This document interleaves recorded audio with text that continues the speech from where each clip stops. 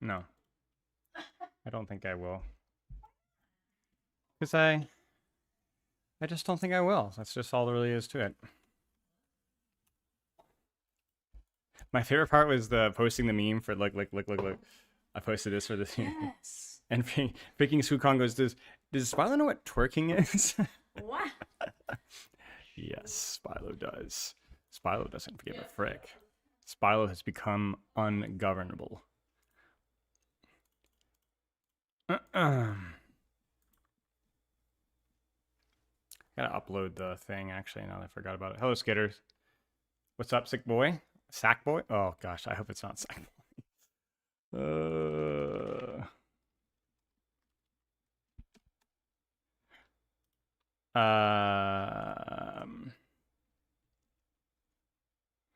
Let's see here. Do I have any memes with which to start today's stream?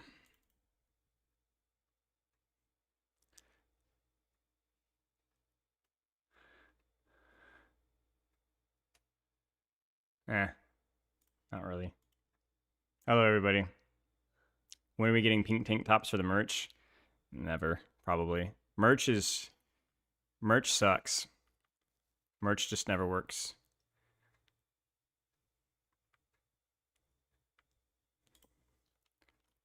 Number one rule of merch, don't do merch.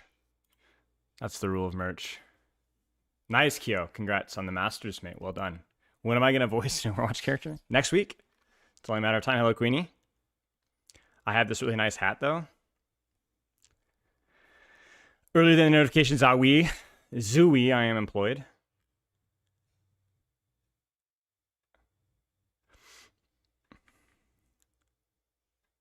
Always throws you off? Yeah, well, there you go.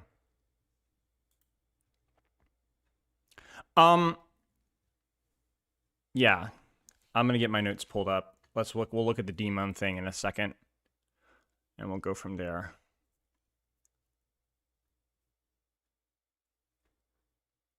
Where are my notes? Oh, there it is. What did they post today? They post like a trailer or anything? What did they post? Play Overwatch. Dmon hero trailer. We can look at that, I guess. Cinematic? Gotcha. We can look at that. We'll look at that in like 5 minutes or so. We'll let everyone kind of trickle in here. Prankster, thank you for the sub. Welcome back.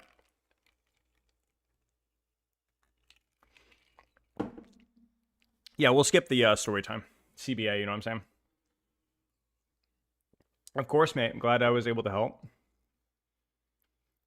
Anderson, how are you? Thank you for your greetings. I would not feel at home without it. When am I going to MMA fight other Overwatch courses? The sweet, sweet content.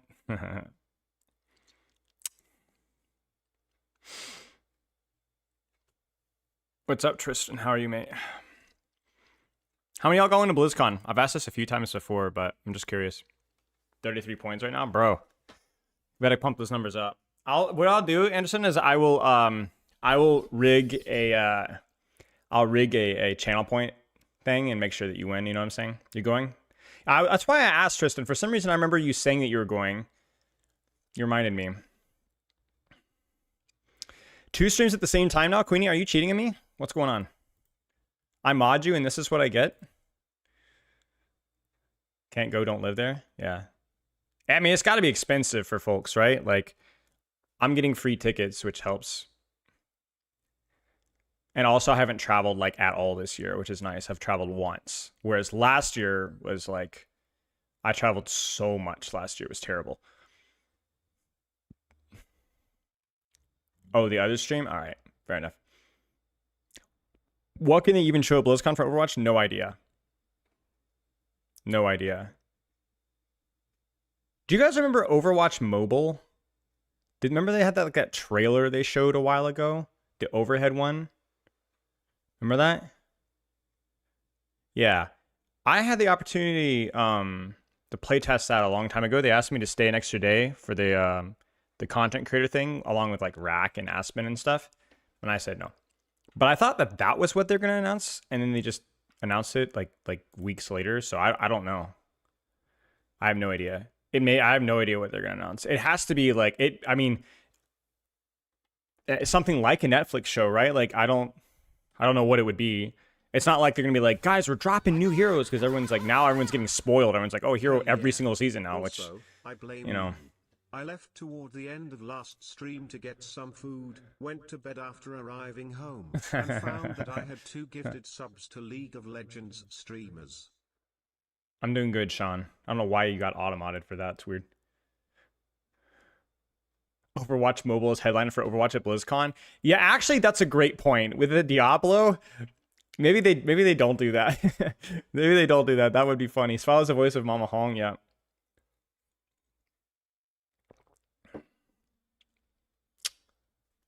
Yeah, I agree with you, Chobit. If they did a Netflix trailer, they would have to like really lean into some like. All right, I'm gonna be honest with you guys. All right, this might be a bit of a hot take. I'm gonna offend some people with this one. If they did a Netflix show, they are going to have to seriously change the writing for this game because I think the writing of this game would make a really boring slop show. Like they're gonna have to, you know what I'm saying? Like, let's be honest, guys. Like, I like the characters, but it ain't Invincible. It ain't freaking whatever. What's the freaking League of Legends show? You know what I'm saying? It's like it's pretty boring. It's pretty arcane. It's pretty vanilla. You know what I'm saying? It's a little corny. You know what I'm saying? You know what I'm saying? So,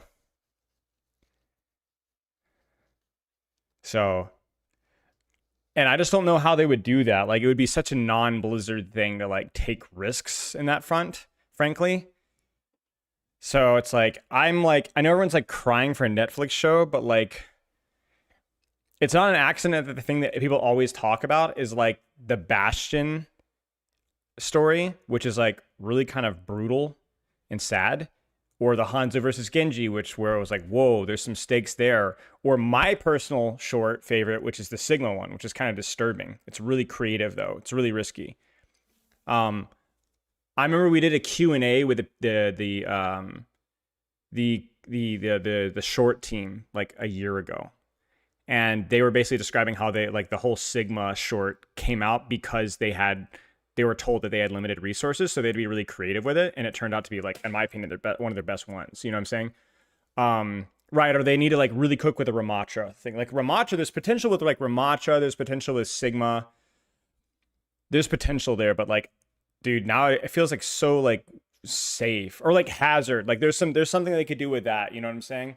I'm not saying that they're devoid of it entirely. It's just like I would want them to be like taking some serious risks, and I'm just not so sure that like I'm not looking at like Overwatch releasing a show and it's automatically going to be good. You know, keep getting hair in my eye, so we'll see. But that's my more cynical take, and I don't really know what they would announce if not that. I mean, it might not be anything. You know what I'm saying?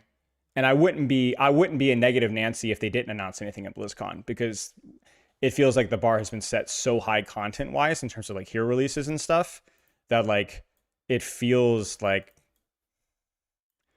I mean, I'm fine with what we're doing right now. If anything, I would like the quality to jump, you know, not necessarily the quantity. So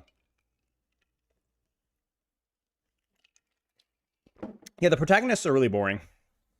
I don't watch a lot of the comic stuff, but I definitely, from what I had, limited what I'm seeing is kind of boring. What am I expecting in BlizzCon? Like I said, I really don't know. Yeah, I'll be at BlizzCon. I will be at BlizzCon, yes. And Pepper's cosplay is almost done. And it's going to be sick. It's going to be sick. So we're going to do what we did in Dallas, where it's like, my cosplay is I'm Spylo, and then Pepper is the actual cosplayer, and yeah.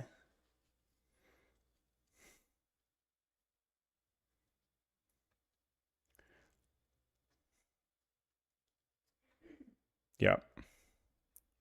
I don't know, Tristan. I don't know. I don't know, Grandma. I can't answer that question for you. I'm with you on that one. Like, I'm not really a Blizzard fan at all. I've never played a single Blizzard game besides Overwatch. And from what I know of the games, like WoW, which is like a pillar of game history. But I steer clear of MMOs, especially given my history with MMOs. It's like it's all or nothing, you know. I don't have any interest in Hearthstone. I have no interest in Diablo. I don't have like any interest in any of the Blizzard games besides that. They're great games for their niche, but I just don't care. And if I wanted like right, Warcraft maybe, but I would just if I was going to spend time in a game like Warcraft, I would just play Age of Empires. You know, or StarCraft, right? So I have no idea. But I'm stoked to be there just because I'm gonna hang out with friends and stuff, and I'm gonna be able to meet people. And Overwatch is always fun. So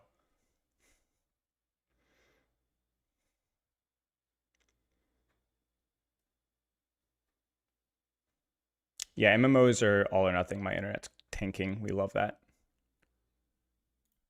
MMOs are definitely all or nothing, which is not something that I can afford time for right now.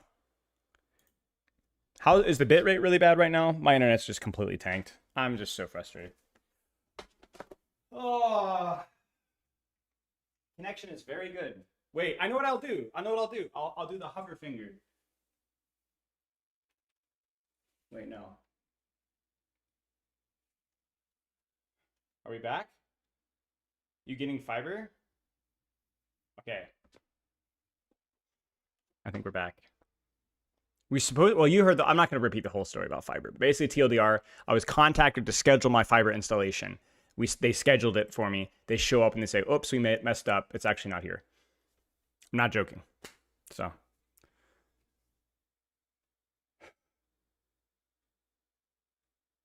Okay. Let's look at the trailer. Let's move on. And then we'll do some 66 discussion.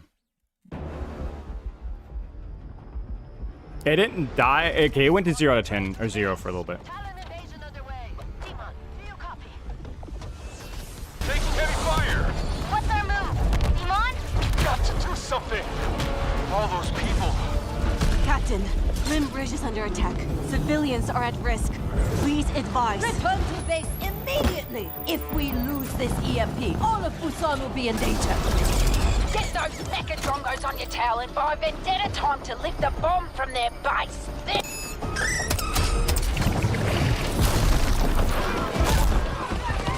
Mecha Squad, return to base! That's an order!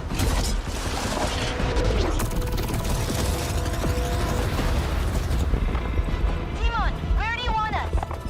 Demon? Mecha Squad, on me!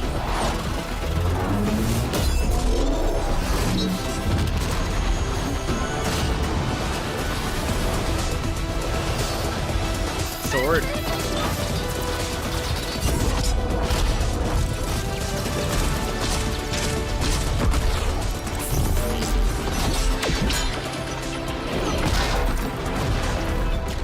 Demon!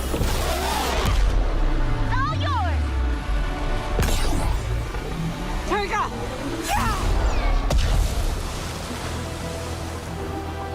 Sword and gun.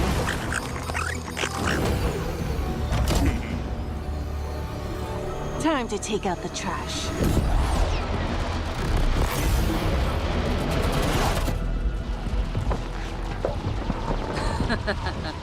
Tutto sta prendendo forma. Because of your insubordination, the EMP meant to protect Busan from the Guishan is now in the hands of Talon. And we will handle that. But for today, Busan is safe. Besides, whoever's inside that thing that attacked the bridge, they'll lead us back to the Junkers. And once they're Back to base. handled, we're going after Talon. Okay. Cool. I guess. It's chill. I like the fact that they incorporated Hammond and stuff and Queen, and that's always nice.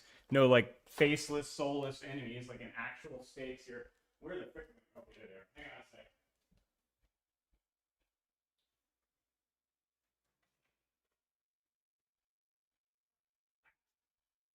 That's cool. That's fine. Whatever. Moving on.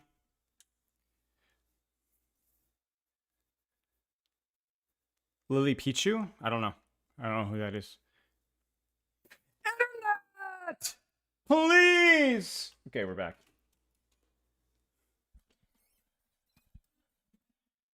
You guys ready for 66 time? I got my notes pulled up here.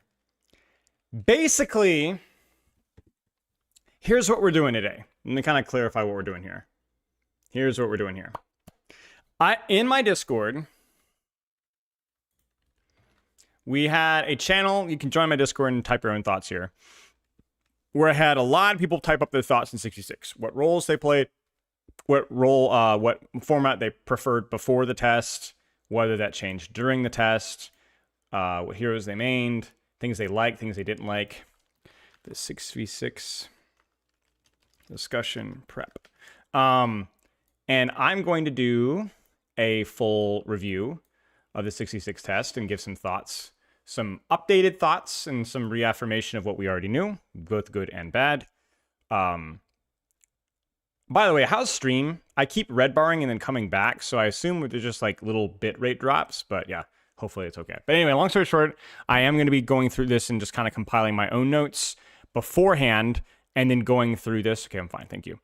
And then I think going through this and adding some details or some ideas or some good critiques or some good positives here. Because I always like, the reason why I open this up to the community is this is not intended to be a poll. I don't think that my community is way too 5v5 pilled, way too high rank. Just the bias off of my community and what I prefer and survivorship bias and high rank bias. So it was less about that and more about whenever I do these kind of things, I like hearing from other people because they give me ideas of good critiques and good positives.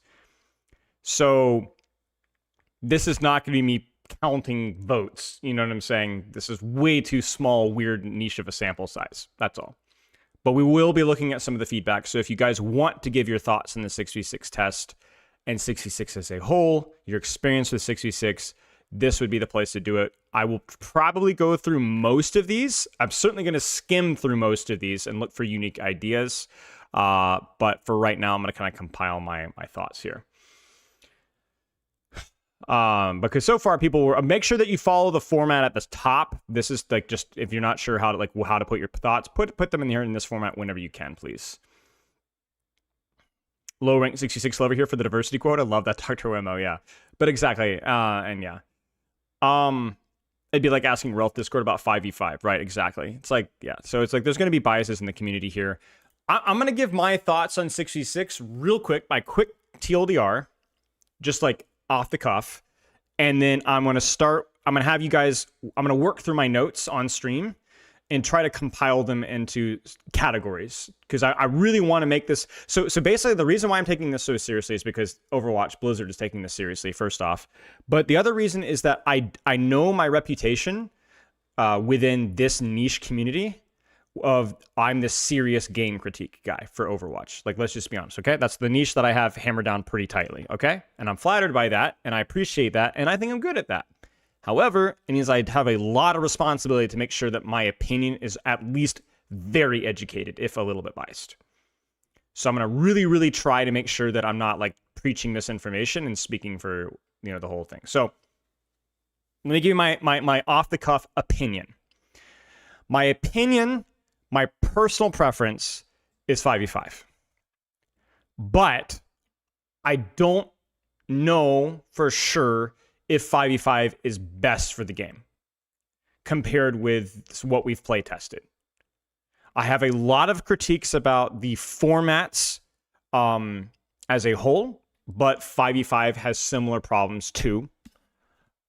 And I was not frustrated about the way that the playtests were handled. I know a lot of people were frustrated, but I do think that if we do something like this again, they desperately need to put a lot of...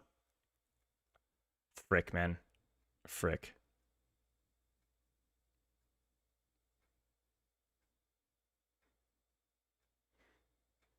We're back again.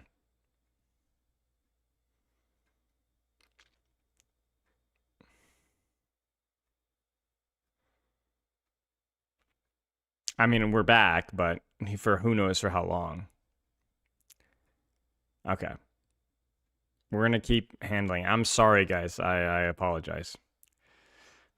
My my frustration, not my frustrations, but my hope is that in the future that they put a lot more effort into preparing the playtest instead of just kind of like letting it rip. You get what I'm saying? Because by far my biggest problem with the 6v6 test was not even the formats of dynamic queue versus 132. I thought they were both like pretty good ideas that were definitely worth trying, but there were so many balance abominations in the game mode that it made it very frustrating to play into. And not just balance abominations, also hero design abominations. I mean, the obvious low-hanging fruit here, everyone is talking about Roadhog, and everyone deserves to talk about Roadhog, because whether the character is bad in 66, whether the character is OP in 66, I think he's a little bit OP. I don't think he's necessarily unbelievably OP, though. I think the problem is that he can be more OP than he is in 5v5 a little bit. But he's literally the most miserable hero in the game to play into. And when you open with a 1-3-2 format or a 2-2-2 format, you see Roadhog. Guys, I know it's a small sample size, but I'm not exaggerating. I had playing off stream with friends and watching games. I probably watched and played probably close to 60 or 70 games. I played a lot, all right? Maybe even more. And I saw Roadhog in literally 80% of those games, 85% of those games. I saw more Roadhog than I saw literally any other tank. Okay? And I just think that's unforgivable. And I just think that that's unforgivable.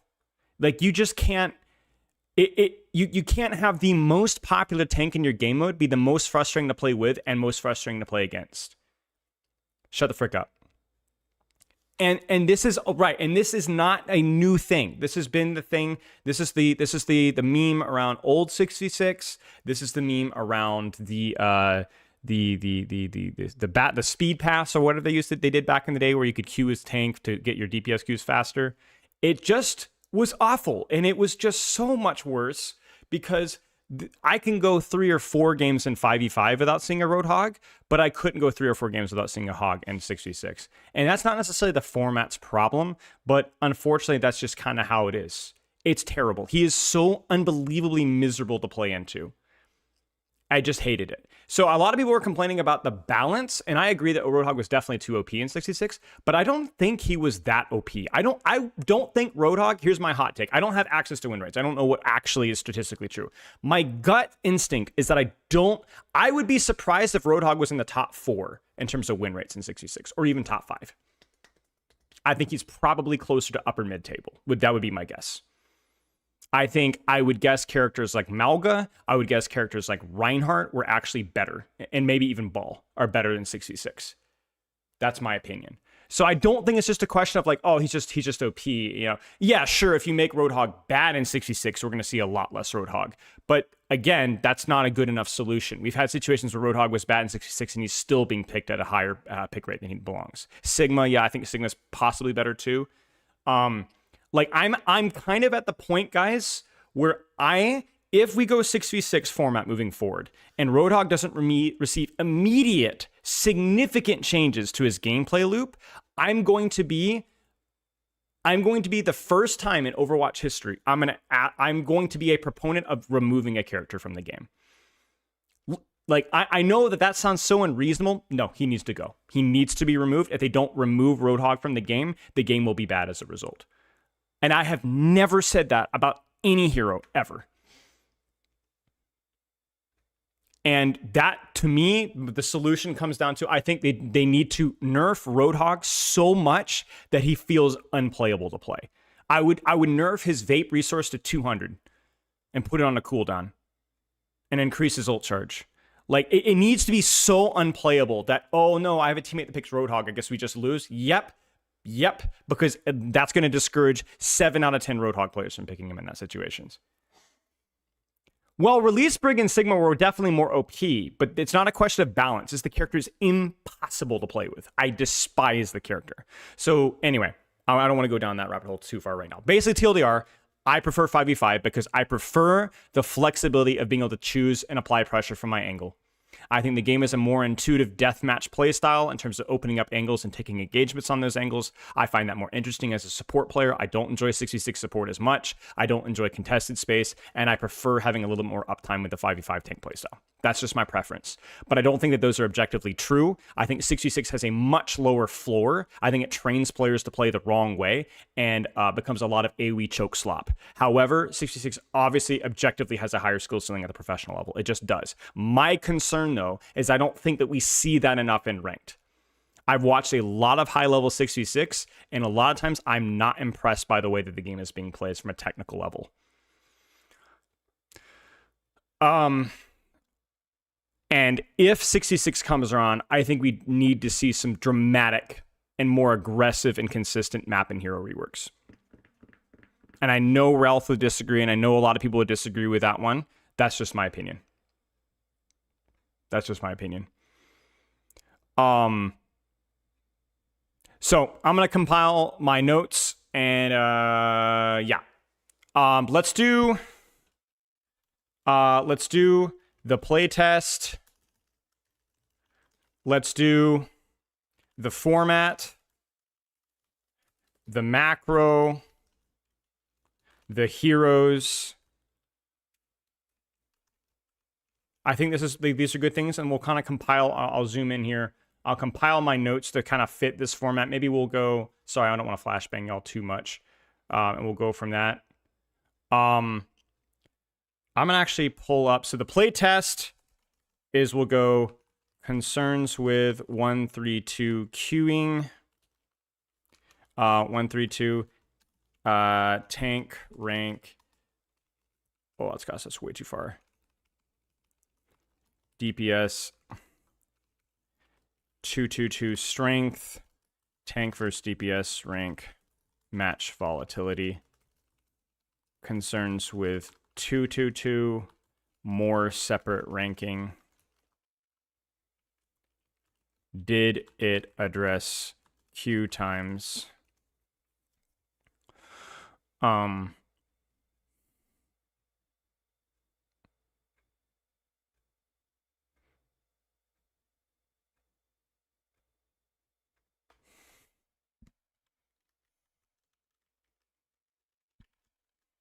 The good, I imagine it significantly helped queue times. Clever ideas may be worth trying.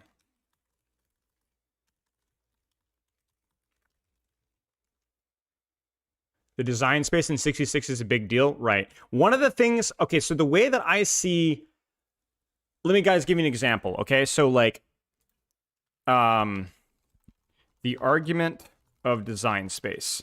How many times have you guys heard the argument that in 5v5, the design space is more limited because essentially all tanks need to be in some way, shape, or form engaged tanks?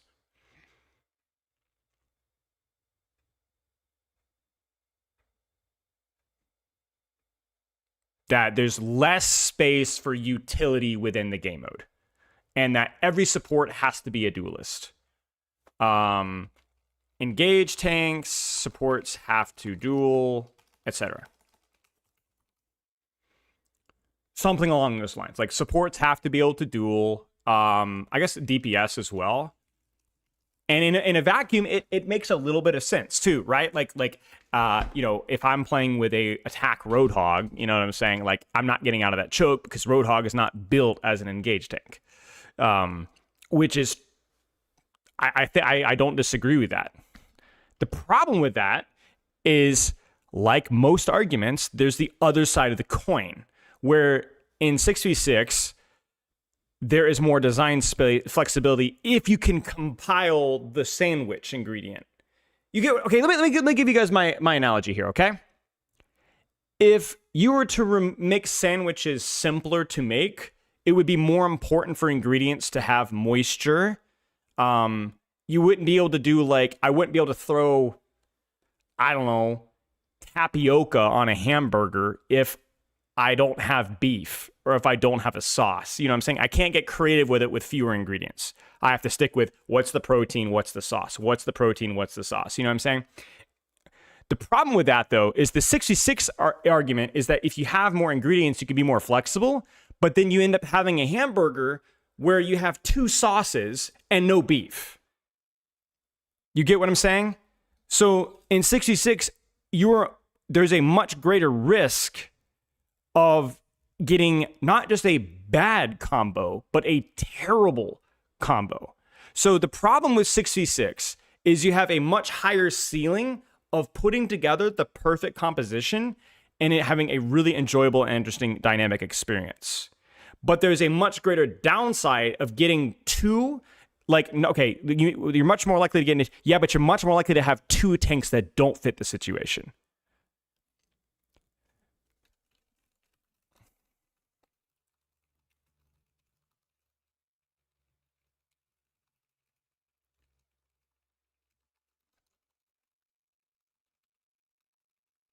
Do you understand what I'm saying? So there's a much greater volatility with comp gap.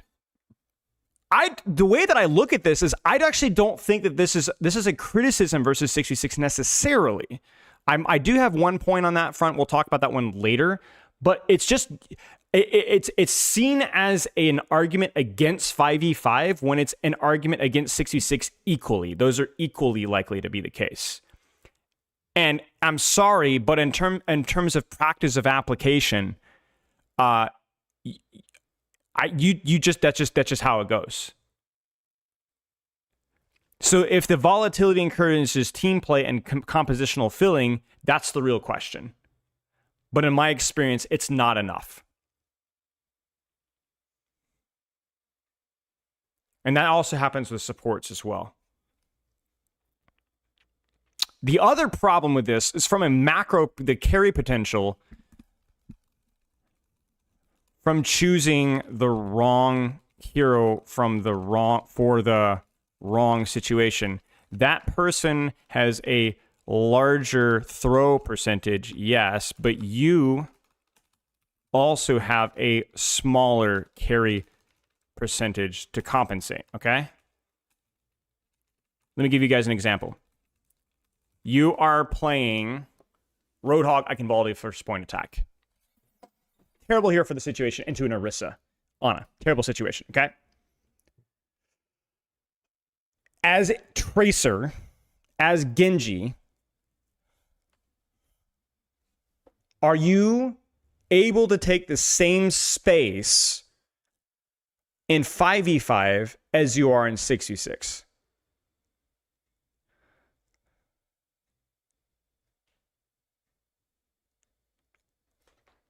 No, you're not.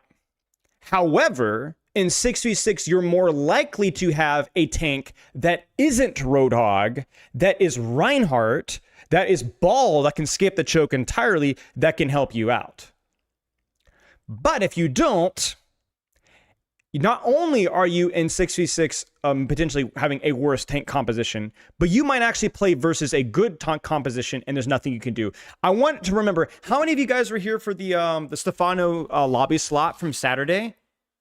Do you guys remember the Nepal game? Do you guys remember the Nepal game? What was the Nepal game? I had DPS heroes that functioned fine on the map. They were okay. With a tank duo that didn't work on the map versus a tank duo that did work on the map. And despite the DPS trying to take space, they could not compensate for the heroes playing the wrong heroes. They could not compensate for it. It was a stomp. So again, I'm not highlighting this as an objective negative. It's once again, a double-sided coin, just like the one before.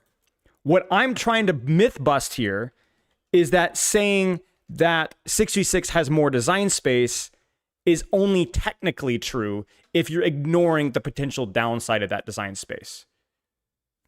And also saying that, oh, your teammates are less likely to throw by picking the wrong hero, and yet you have objectively less agency in the lobby. And I don't understand why these arguments are thrown around. This is what I like to call Twitter slop. And I'm going to be honest, I see this from a lot of people that I do respect. I won't call them out by name. There's a lot of people out there who have some really good opinions, have some really great points about the format, and yet we're still at the point in time where we're saying, oh, I lost my tank Guess we don't, but it's 66, so we don't just instantly lose the fight. I mean, why are we bringing this up as an argument anymore?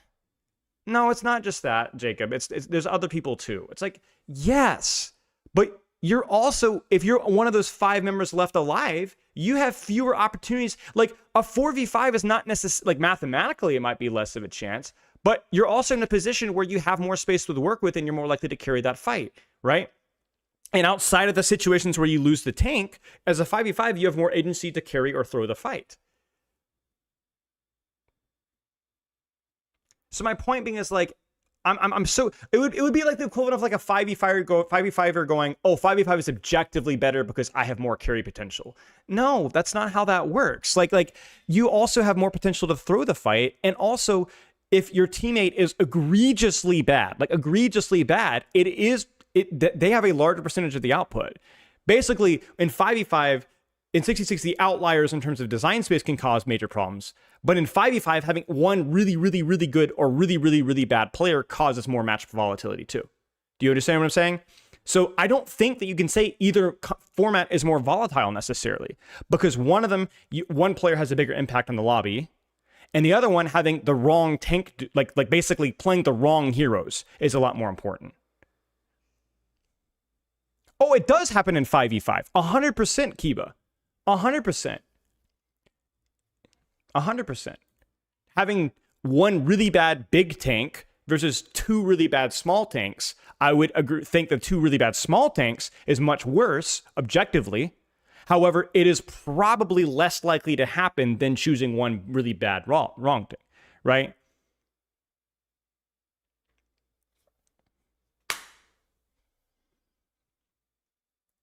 And again, my point being is that these arguments, we have to leave these arguments behind, or at the very least, if we do use these arguments, we need to be very careful to define our terms. We got to be really thoughtful about how we use them. Like somebody in chat says that bad synergy is not as bad in 6v6 as it used to be, not even close. And I actually think that's probably a good point. If you think about, you ready for the spicy take here? Okay, all right. The criticisms that people have levied against 5v5 tanks are exactly why 6v6 feels better for tanking than it used to be. Because having a Hazard Rhine is not bad. Having a Malga Rhine feels okay. Having a, Rhine Domina feels all right. All of the 5v5 tanks, because they're built more for engaging or holding space in their own way, feel better in 6v6 because they're not relying off of, oh frick, I got a Zarya Diva Roadhog. Because double engaged tank or double main tank or double shield tank feels pretty good. So the funny thing is like the engaged tank, solo tank, hero design in many ways has made 6v6 tank combos feel a little bit more consistent. Because you're not going, frick, we have a Zarya Diva nowadays.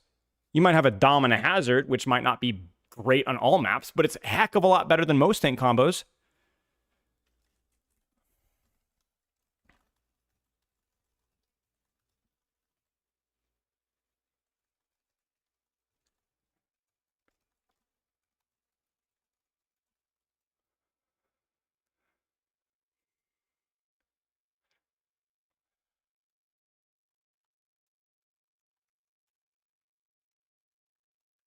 And we saw this again and again. Do you guys remember the pugs? I mean, I've also tested this on my own just in playing with ranked, but tank synergies are overrated, man. Double bubbles overrated and ranked.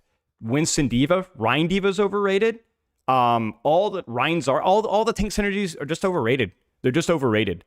And as you said, you need to play the map, not play the composition. I mean, here's another example for this one, and it's not just tanks, even DPS. May less CC bot, more duelist, flexible. Same thing with support, heal passive to be more flexible with angling, brig, etc., etc., etc. Like Farah, like literally, if you think about like all the reworks, I think everything has been pushed more towards keeping their core identity, but not making them like complete caricatures, right? I think May not being able to hard freeze until she gets a major perk, right? That's a big deal. That means that May generally feels like she can hold an angle more often. Farah not being the fly in the sky with the mercy pocket means that she can do a little bit more flexible things versus flankers now. Junkrat has higher projectile speed and does a little bit less damage, right? Brigitte is just not a CC bot. She can actually hold her own, you know? So I don't think that these things are necessarily married to the format, but the reason why I have to address these things is because I feel like whenever people associate 66, they associate it with the old, more one-dimensional hero design that we associate with 66. So I'm not necessarily saying that 5v5 has made 66 heroes better, at least outside of the tank combo. I think like in general, just DPS. But I do think that it's a more interesting and engaging game when I'm not hard countered by a certain playstyle or hero at all times. And I don't even necessarily know if that I think that 6v6 balling up on point is necessarily more important. I mean, it's more possible, but it's not necessarily better. Remember, what do you guys remember when we were saying playing the map? When you guys were spectating the gold players and plat players, and you guys were spectating me playing 66 open queue, do you guys remember that? And when I was playing the 132 dynamic queue, right?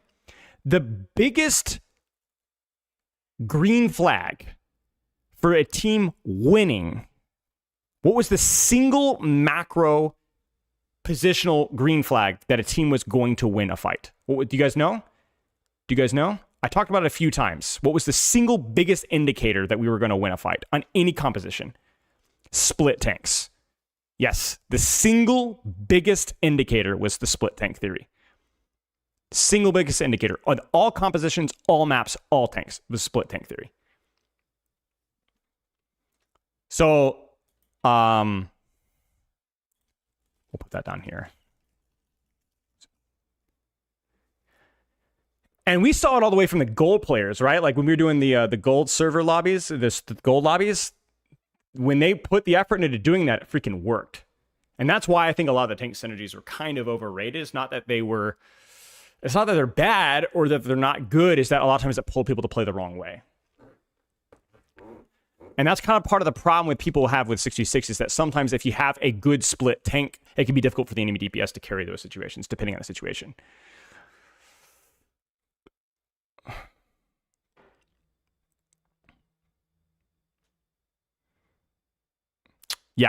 Yeah. We'll talk about split tank theory. We'll put tank synergies are overrated format. The maps play themselves. Okay. Let me kind of clarify why I said this. So this was kind of like my jingle, for lack of a better term, okay? It was my hook, okay? I'm not, obviously, this is not literally true at all times, okay? I was being kind of facetious because it was catchy, but it is more true. So let me explain to you what the maps play themselves mean. When space is more congested, the people that fit those spaces perform better, because you're amplifying the value of that space higher. Let me give you guys an example. Open sniper map. If I'm playing one sniper on an open sniper map versus two snipers on an open sniper map, if my snipers are positioned correctly, I get more value out of the double sniper than the one sniper, because we're amplifying the value that the map provides. If I am playing Lijiang Control Center and I have one DPS and that DPS is playing Widow versus Tracer, that doesn't feel very good. But if I have two DPSs, two Widows, and two Tracers, that feels worse. And if I have three Widows and three Tracers on Lijiang Control Center, that feels even worse. Like the Widows are fricked. They are screwed, okay? Now, think about that, but now apply that to tanks or 132 on the map. If I'm playing Sigma versus Rhine on Legion Control Center, not a good choice. If I'm playing Sigma Hog versus Rhine Malga on Legion Control Center, infinitely worse. And it's not because Sigma Hog is a terrible tank combo necessarily, like macro-wise aside. Just the space is not complementary to them. And so you essentially, and you guys, so when we tested this a lot, and I've seen this again, not just the dozen games that we played on stream, but also my playing, is you could almost always predict not only where teams would get stuck, but where teams would flourish. Because you would look at the composition, you would look at the space of the map, and you'd say, those heroes should do better. Those heroes should do better. Almost to the team fight, we could predict what was going to happen. You guys remember both the Masters lobbies and even the gold players, we were able to predict pretty consistently which team would do better, regardless of the tank synergy, regardless of the hero synergy, because that's where they're going to struggle. Okay, this is where they're going to do well. The support and DPS picks are relevant discussion too. 100%. If not more so, the reason why in the 6v6 I'm bringing this up is because you were talking about one more additional tank. Okay, amplifying tank strengths, huge problem in 132. Sharper hero designs, and chokes, big problem, which we'll talk about chokes in a second. This is actually way bigger of a problem in 132 than it is in 232. Unless you have a terrible tank synergy. It's really, really bad in 222 if you have like Roadhog Sig versus, speed boosted Rhine Malga, right? That kind of goes without saying. But this becomes a huge problem with 132 if you're playing bad DPS on the map. And this is more common with damage than it is with tank, because tanks are generally, I wouldn't say flexible with space, but you could brute force your way out of chokes. That's really what you want your tanks to do, right? But if you're talking about DPS, if you think about like what's a poke tank versus what's a brawl tank, you're thinking about like who's good up close. Ramatra versus Sigma. Who wins up close? Obviously Ramatra, but it's not like Sigma instantly dies. Like he can shield off some pressure, maybe get some healing, hit the accretion, force some block. Like it's like you're not completely helpless. It's just bad, right? It's just bad, okay? But if we're talking about Widow versus Junkrat, right? Or like Genji on verticality versus an Ashe, you know what I'm saying? Like it's rough. And yes, the Runasapi game was an example of this. I've seen this in a lot of the other games too. More so than any other composition, even more so in my opinion than a bad 222. Running triple DPS that don't fit the situation or don't fit the map very well is just a death sentence. It's an instant death sentence on a lot of maps and a lot of situations. Instant death situation. If you're playing Havana, and we get to like third point, and you have brawl slap, and the enemy team has a little bit of poke, you're in serious trouble. If you're playing Runasapi, and I'm not gonna name any names here, Lukigo, but you're playing Junkrat Mei Genji versus a double tank with a soldier flanking, you're fricked, man. It's over. It's over. And it wasn't just Lukigo, right? It was also the fact that we were running Mei, who wasn't flanking very well, and Genji, right? They swapped the Tracer at the end, but it was too late. You're fricked. It's way too open space to not run a single poke character. And the solo tank was fine there. The people were like kind of blaming, solo Ryan. Dude, solo Ryan's fine. One of the best solo tanks you can play. The guy was just shield botting on main and trusting his DPS to take angles in space and win their duels. And spoiler alert, they did not even close. And this has been consistent in my theme with 132. So this is more of a strike against 132 and less about 6v6 in terms of like, but it's definitely a strike against 222. Yeah, well, the thing, Lukigo, is it wasn't all on you, right? Like, you Junkrat on Runasapi isn't terrible. There's lots of small rooms that you can play. The problem is that those small rooms were you, Mei, and Genji, all kind of in the same space, a lot of times. So it was like, you just had a million people around you at all times, and you guys were not winning your duels.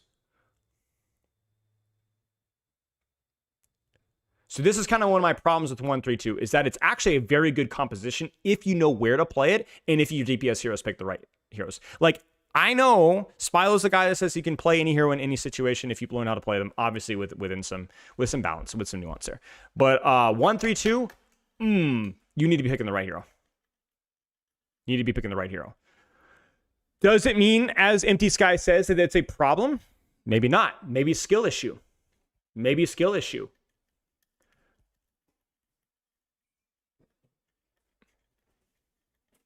But I'm not sure.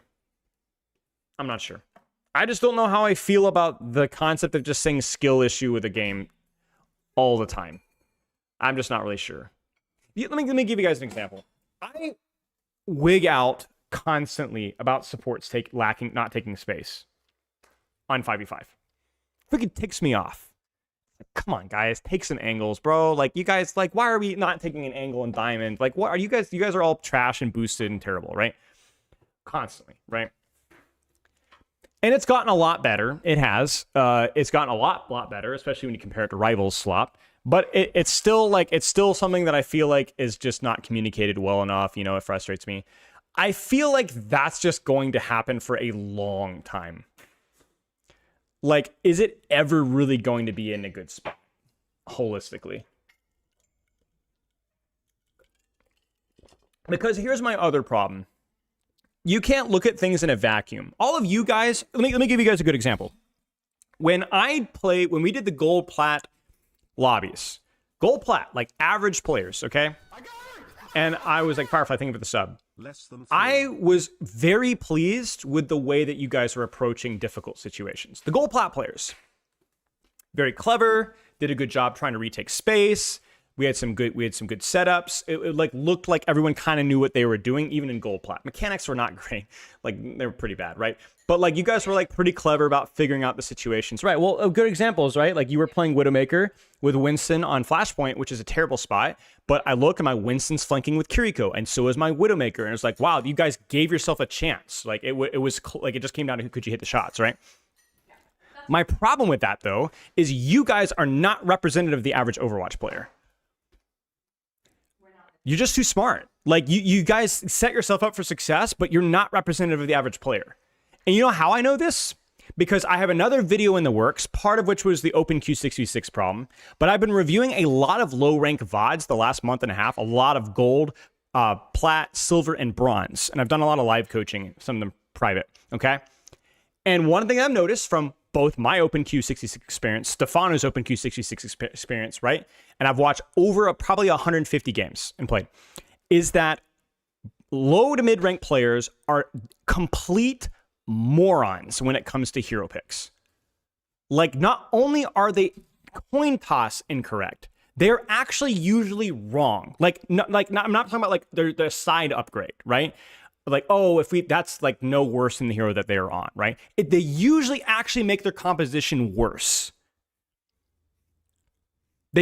So the concept of like, okay, skill issue, yes, that's true, but I am convinced that the average player and bad players are going to be playing wrong heroes, wrong way most of the time.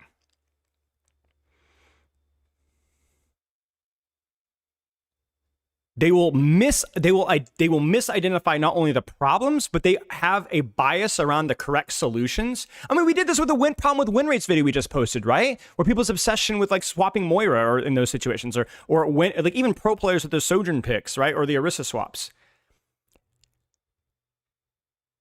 Right? So I'm really concerned that we're going to have a large percentage of the player base that will be incapable of knowing what is needed to be done to win games.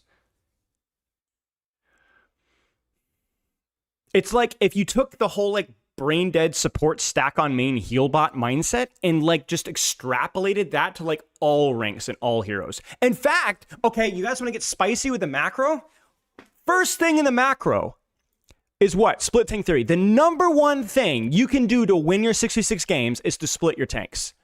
If you want to boil it down to the simplest thing to increase, like the biggest percentage increase, like 5-10% chance, more so than anything else, it's not healing output, it's not the right DPS composition, it's not having a tank scenarios, it's just splitting your tanks. It's splitting your tanks. Okay? Up until Diamond or Masters, The amount of time fights where tanks on either team actually split was in like 1 out of 10 situations. It just didn't happen. It literally almost never happened up until Diamond Masters. So we talk about like, oh, Diamond players or support players are all boosted. Bro, tanks suck in 6v6. They are boosted in 66. They do not know how to play 66. They have the wrong mindset. Their bias is the same reason why support players are bad, because support players don't think like duelists in 5v5, right? 66 players don't think about anything but the tank duo dynamic and the objective. Tank players are the problem, not support players in 66 in terms of the macro. And is that going to change? Is that going to change? I don't know, man.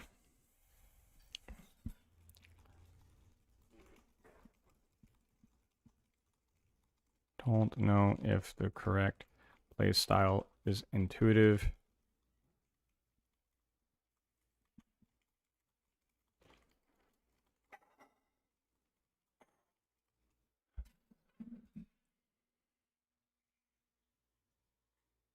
Right. You think back to like early Overwatch 2 support and how unbelievably strong those heroes were. I want you guys to remember that like basically almost without exception, all Overwatch 2 supports when it first happened had higher healing per second, like the combat heal kicked in way faster, and had like lower cooldowns, more powerful cooldowns than whatever else. Like I think 5v5 support was, the first 6 months of Overwatch 2 support was completely broken.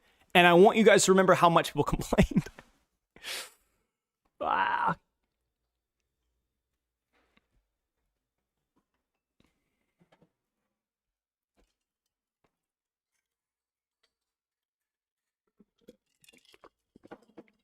Dude, I'm a huge Seagull fan.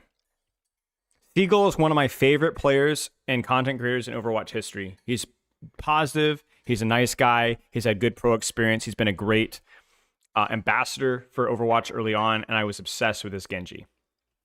I didn't watch his video, no. But I was watching him play 66 Open Queue recently on support and a little bit on tank. It wasn't great. Mechanics are obviously fine. His cooldown cycling was honestly fine. The entire lobby just looks like a plat game or a diamond game. It just does. It just wasn't good. It wasn't good. It just wasn't good. And this is my problem. Is it's like we've already established that Open Queue is, you know, sus rank wise. But I'm just scared that that's what the game is going to look like holistically moving forward. And that's been my biggest problem, is how much less interesting it is if that's what things look like. It's like, if it doesn't taste good in the blender, it's not a good food. And that's what concerns me. That's what concerns me. And I know a lot of that skill issue. Just don't put in the blender. But dude, 90% of your player base is going to put their food in the blender, you know? And they're going to judge whether the character feels good or bad off of the blender. You know what I mean? Does that make sense? Like, that sounds like a goofy analogy, but you understand what I'm trying to say, right? They throw it into the blender. If it works, great. If it doesn't, it doesn't. And that's kind of how it goes. So that's my biggest problem with 6v6. And the reason why I can't, like, in good conscience say that it's objectively bad is one of two things. One, as you guys are mentioning, it could just be partly a skill issue that will get better with time. You're not wrong. I don't know that. You don't know that. It could. And the other side of the thing is, and this is the really, really, really painful part, what if that's what people that play Overwatch want?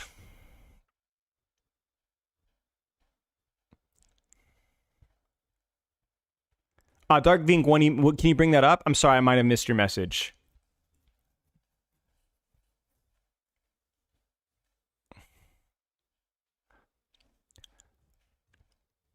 I will read it. I missed it. They're comparing today's 6v6. As in what I said earlier, like people will get better.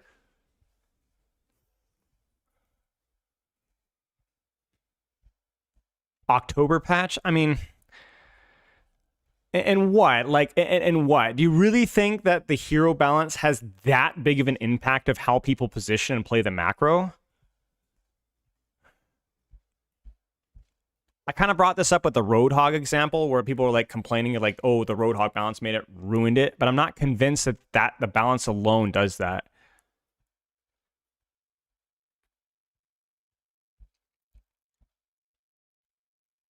Yes, 100%. I mean, you could be right. You could be right. I mean, I listen, I'm definitely for it.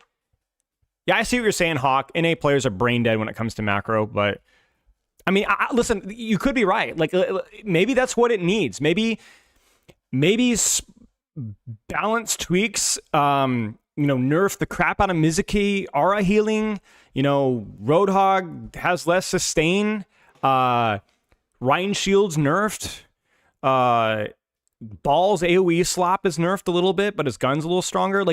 You're not wrong, right? To me, it's like, it's the same argument of like, if they open up maps, maybe that helps too.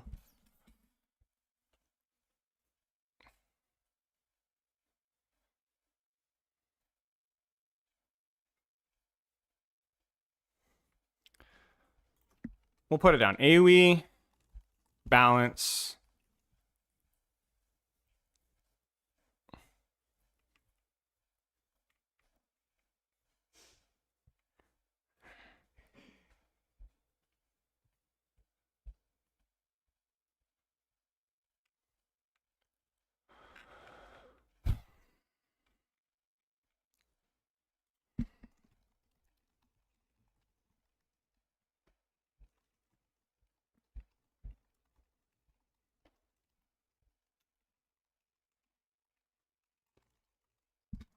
Yeah, I mean, you're not wrong, Hawk. Like, this is my problem. I've had this discussion a lot with the Overwatch devs recently with map voting. So let me give you guys my like little anecdote here. I like map voting, but I've been pushing for them to like make some adjustments to map voting because I think, ironically, if you debate, you need to anticipate the response. Like, okay. My argument has been that I suspect okay. Let me step back one step further. I'm sorry. I've told you guys the Dark Souls, the Science of Game Design video that I'm working on. I've been working a lot on that, doing a lot of research into human psychology, risk aversion, and so on, okay? And trying to find the balance between like, what do people actually want? Do we push people to take risks in an uncomfortable player base? You know what I'm saying? And I've learned that oftentimes players do play the wrong way and compromise their own enjoyment because it's safer. And that if the game encourages them or slightly pushes them a little bit outside their comfort zone, they do have a more fun time, depending on the intent, the direction that the game wants to go. Okay? I'm not saying that Rivals needs to be Overwatch, but I'm saying that like, if this is what people want, then Rivals is objectively a better game than Overwatch. You understand what I'm saying? But that doesn't make any sense, right? Like, why isn't everything a slot machine? Because people do want to engage and think and be challenged and be punished. It's just where along that spectrum. Anyway, that's the kind of the nuance with game direction. So I've been talking a lot about map voting. Bear with me. I'm not going to be answering questions for a second. I'm trying to like stay locked in. And I was talking about map voting and how a lot of low to mid rank players repeatedly vote escort hybrid, and that map voting prioritization will often mean that if a player keeps voting for escort and hybrid, that's most of what they will see for map voting. Like it keeps prioritizing those maps and those game modes. Okay. And my argument was that I don't know if that's good, because I think overly tailoring your experience, especially on a risk-averse game mode that has more chokes, might actually be making lower ranked players, mid-ranked players, enjoy the game less. They just don't know it. Because it's such a tailored lack of agency, lack of angles, choke slap experience, as Hawk was mentioning, that maybe you do need to push them outside of their comfort zone, and maybe that would actually make them enjoy the game more. In the same way that they remotivated people to vote for Antarctica, right? A game mode, a map that people didn't really like before, but they incentivized people to play it. And I think a lot of players realize that, hey, this map isn't so bad. And even now, you still see people. I had a conversation with, who's the stats guy? I forget what his Ben. And Ben was showing that, like, in general, like some of those map voting preferences stick a little bit. Like people actually keep voting for it even after it's done. We had a long back and forth with it, me and Gavin and basically my point being is that I think that algorithm slopping Overwatch, as Matthew's saying, compromises long-term competitive engagement with the systems. Is that you want to push players to be more strategic and thoughtful and creative with what they're doing. And you do want to punish them for not doing that. My analogy there is that if we say that this is what players want in Overwatch, is a game mode where you focus more on frontline trading and choke slop, I'm not convinced that now again, I'm not saying that that's the only, I'm not saying that that's what 6v6 is. I'm saying it is more of that. But that is more of what we've seen in 6v6. It's just how it's just the limitations, right? And I don't know if that's the philosophy that I want the game to approach. And what I'm saying is that I have nothing against 6v6 as a format exactly. It is, I see it, I think you guys can kind of see my point, whether you agree with me or not, is that I associate 6v6 with a less creativity and less initial engagement on a floor with the systems and the space around the map. And my argument is that if there were going to, that we must force players to be able to be more dynamic with how they're approaching space. The poke of the choke, not optimal, is still game of the year. Yes, 10 years ago. 10 years ago. Right?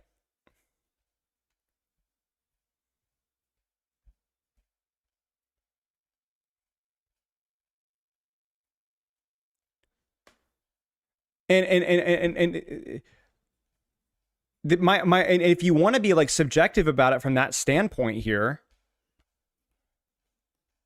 my argument here, this is the quote I always bring up, right? Maybe a faulty appeal to authority here, but guys, the Jeff Kaplan quote is, if I were to make a shooter now, I would make the shooter less team focused, more on individual contribution, because it's what people actually want. So maybe a little bit of faulty appeal to authority there, but that's my little gotcha card, you know? Oh man, but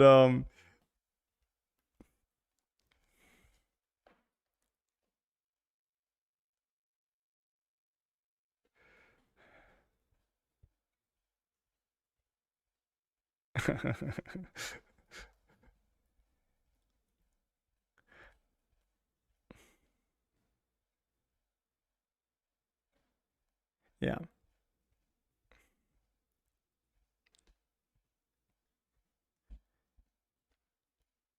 He was the eventual downfall of the live service. Yeah, true. I guess my point being is, if you think back to what was the downfall of 6v6, right? Sustain slop, choke slop, right? So if we go back to 6v6, we have to really make sure it's not sustain slop, choke slop, because that and the lack of development in the game is what killed it. Because I don't think it was just the lack of hero releases. I mean, Hawk will back me up on this one, right? We all remember release BAP. We all remember release Brig. We all remember release Sigma, right? So, all right, let's keep going with our notes here. Let's try to catalog this.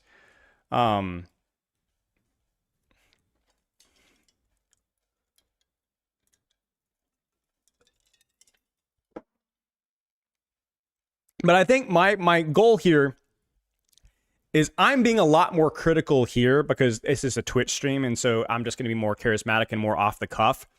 So I am not going to be this hypercritical in my video, because it's going to be more of like this is my opinion, I'm pushing it forward, these are my concerns. I'm going to be a lot more professional with it.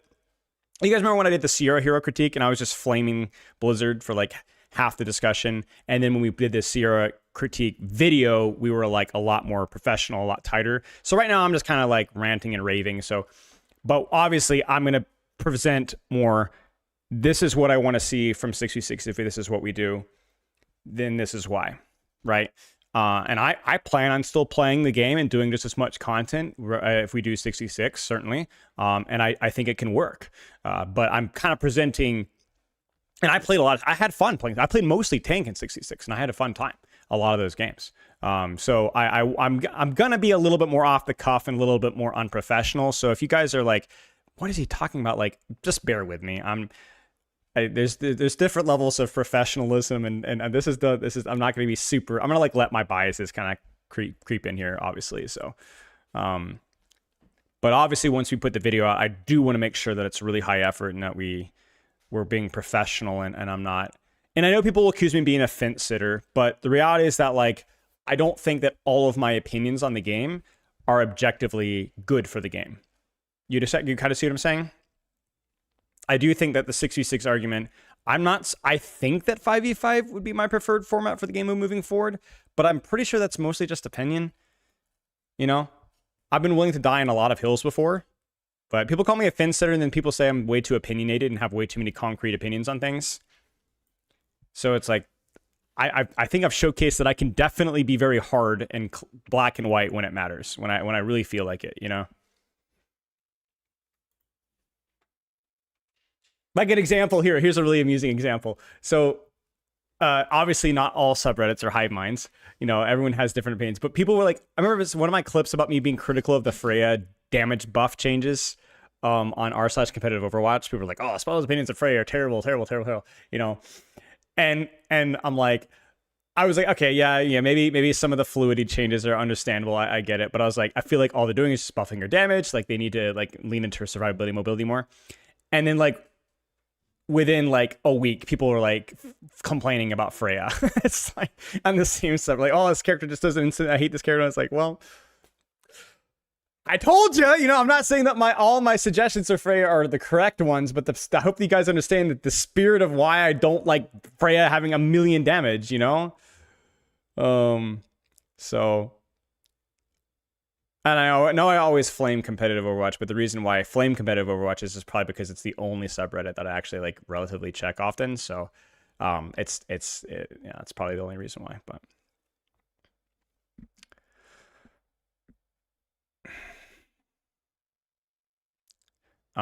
okay, let's go through these and kind of start to categorize our thoughts here. Overall upsides and downsides, of course. I don't honestly know which format is best for the game. The game has clearly demonstrated that I can do extremely well performance-wise in both formats, and I think that while there may be a correct choice, even this competitive integrity guy hesitates which is best, certainly for the game's health. Okay, that will be my intro. I forgot that I even wrote that, so. I think that's the big thing here is that we've seen both 5v5 and 6v6 do very well now in terms of like even player perception. So like, yeah, that takes a little bit of heat off. So you should check the official forums. I mean, that's what I'm saying, right? Like, no way. No way, man. I used to use the forums back in like 2017, 18? No way, man. Now I know if I made a lot of videos, but there's objective problems with the format. Just if the shoes on their foot, it'd be just as harsh in 5v5. I think that's the key thing that people don't understand is that like when 5v5 was announced and released, I was busy coaching Overwatch League. You understand what I'm saying? Like I wasn't doing game design critiques at all.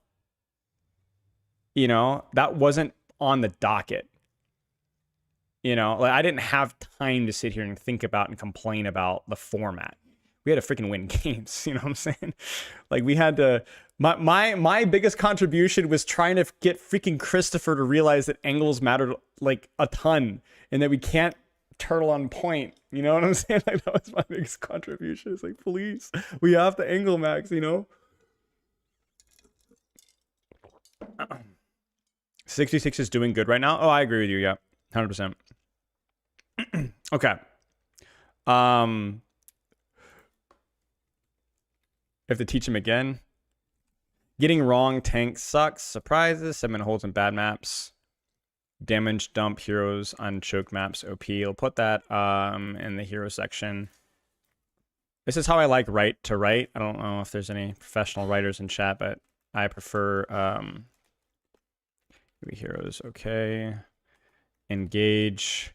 Shield tanks. Very consistent. Tank synergies are overrated. We'll put that down there. I like getting my kind of my ducks in a row and then filling out the tendons and flesh. You know what I'm saying? Oh, that was gross. But you guys know what I'm saying. Like get the bones set up. Your formatting hurts me. Yeah, well, I'm using Notepad, so you get what I'm saying. So it's not exactly a great start. Fights are a lot more volatile and devolved. Ult combos Um,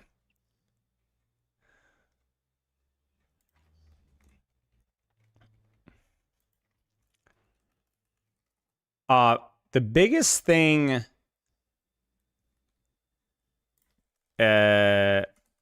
is devolved. People talk about like, okay, so you guys, the reason why I find devolved fights to be a lot more volatile in 6v6 is because not the mathematical man advantage thing, but I find that as these fights devolve, it gets more clumpy, which might be due to the 6v6 thing, I don't know. And so like I just see like people down 3 and then hit a 5-man shatter.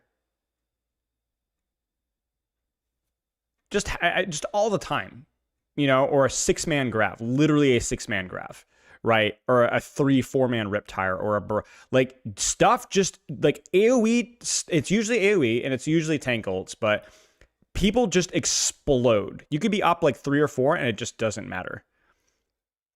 Yeah, huge plays feel very frequent in 6v6, which is that an insult? You think about what we just said. Huge plays happen more frequently in 6v6. Is that an insult? Not really. It's just, I mean, you know, you're just kind of how it goes. And the difference between rivals and Overwatch is that rivals sustain can just say no, but Overwatch doesn't have the amount of sustain to deny those ults a lot of the time. You know? My problem with the playmaking potential is that it can feel way more biased towards the area of effect style of it. But I don't know. I do think the staggering is kind of rough.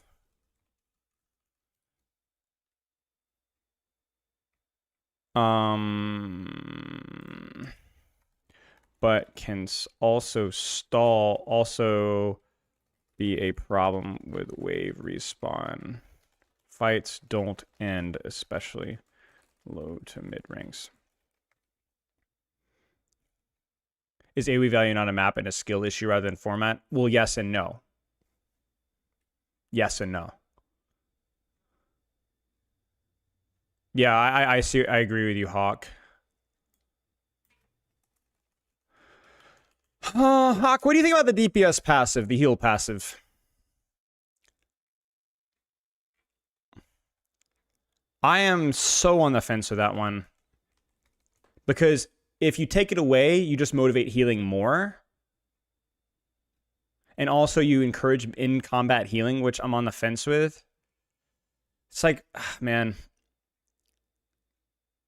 Do you take it away and then just nerf healing and then just make damage, you know, point for point, a more valuable action to take in most situations for supports?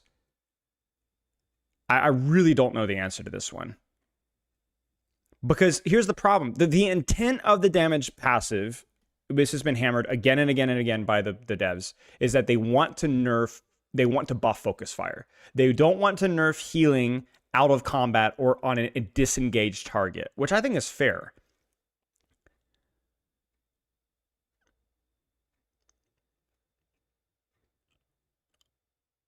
I don't know, man. Maybe it's just fine.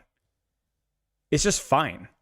You have larger health pools, but it's just fine. I don't know. Because if you chop it, if you remove the DPS passive, you just insta-giga buffed healing, in combat healing. And then if you're like, well, then we'll just nerf healing. Sure, I get that. That was my initial argument too. But then now you make it to where in combat healing is as value as out of combat healing. And like, is that really that much more of a big of a deal? I kind of like the thought that you're not punished for healing out of combat. That's because that's indirectly what we're doing, is we're rewarding out of combat healing. That's what the damage passive does. And to me, that's not a bad thing. That just means that you're right. You can get, if you're rewarded for getting in and getting out. If anything, you're rewarded more for downtime, which I hate to say it, I think that's kind of an important skill expression. Especially for tanks, is your ability to manage downtime. You should be rewarded for managing downtime as a tank. You should be healed up a little bit faster.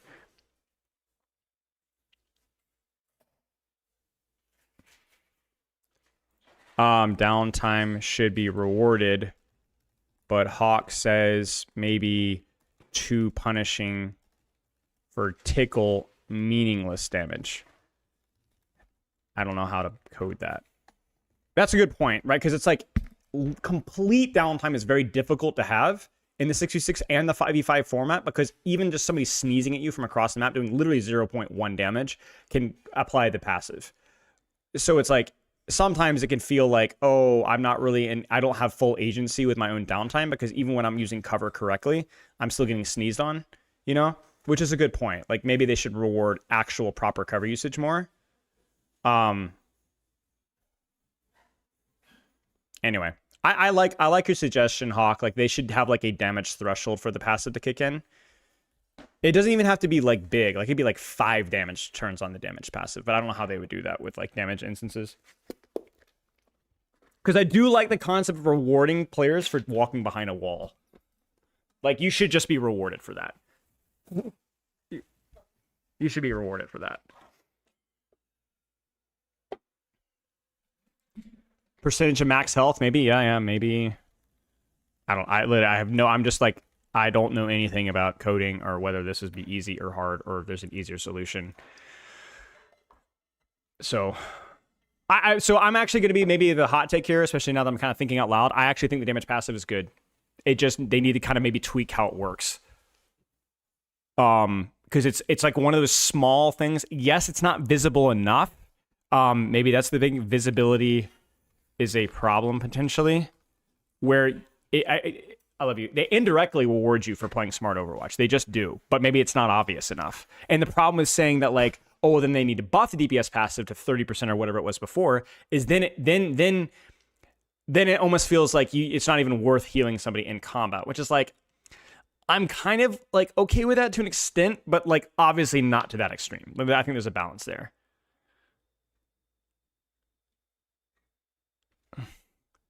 Like maybe 30% is just too much. Like maybe there is a balance.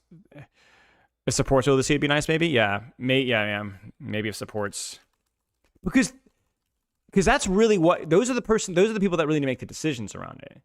You know, they've done a pretty good job of displaying it in the HUD and without making it obtrusive. So I'm not. I just think it's a really difficult thing.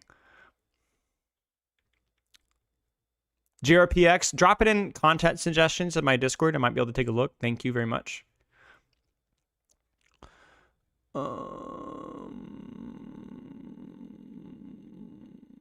Where's the Jeff Kaplan code? We'll do this.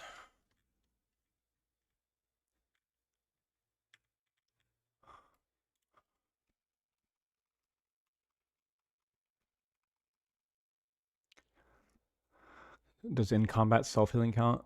Self-heal while doing damage have higher effective health pools.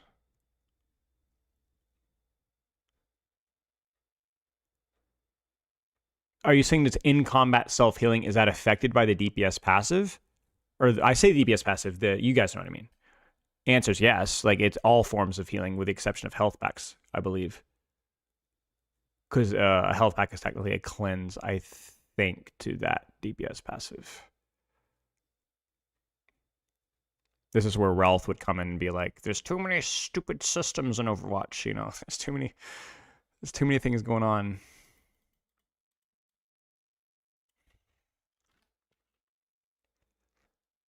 If burst value was nerfed across the board, mitigation damage and sustain is a DPS passive even needed. Well, the way that I look at it is that burst damage and burst healing is the thing that is not affected by the DPS passive. So I don't like look at like, oh yeah, burst damage. That's the thing that kind of skips DPS passive. Even burst heal to an extent, like as burst heal as in like Suzu or something like that, you know, where it's more of like a cleanse or invulnerability, you know. I think it's more about like, if anything, sustained damage upcrease and sustained healing upcrease is the thing that's affected more by the passive, I think, because there's certain things that just kind of skip it or go through it. Suzu cleanses, Railgun's just going to shoot you right through the head, and it's not going to matter whether you're DPS passive or not.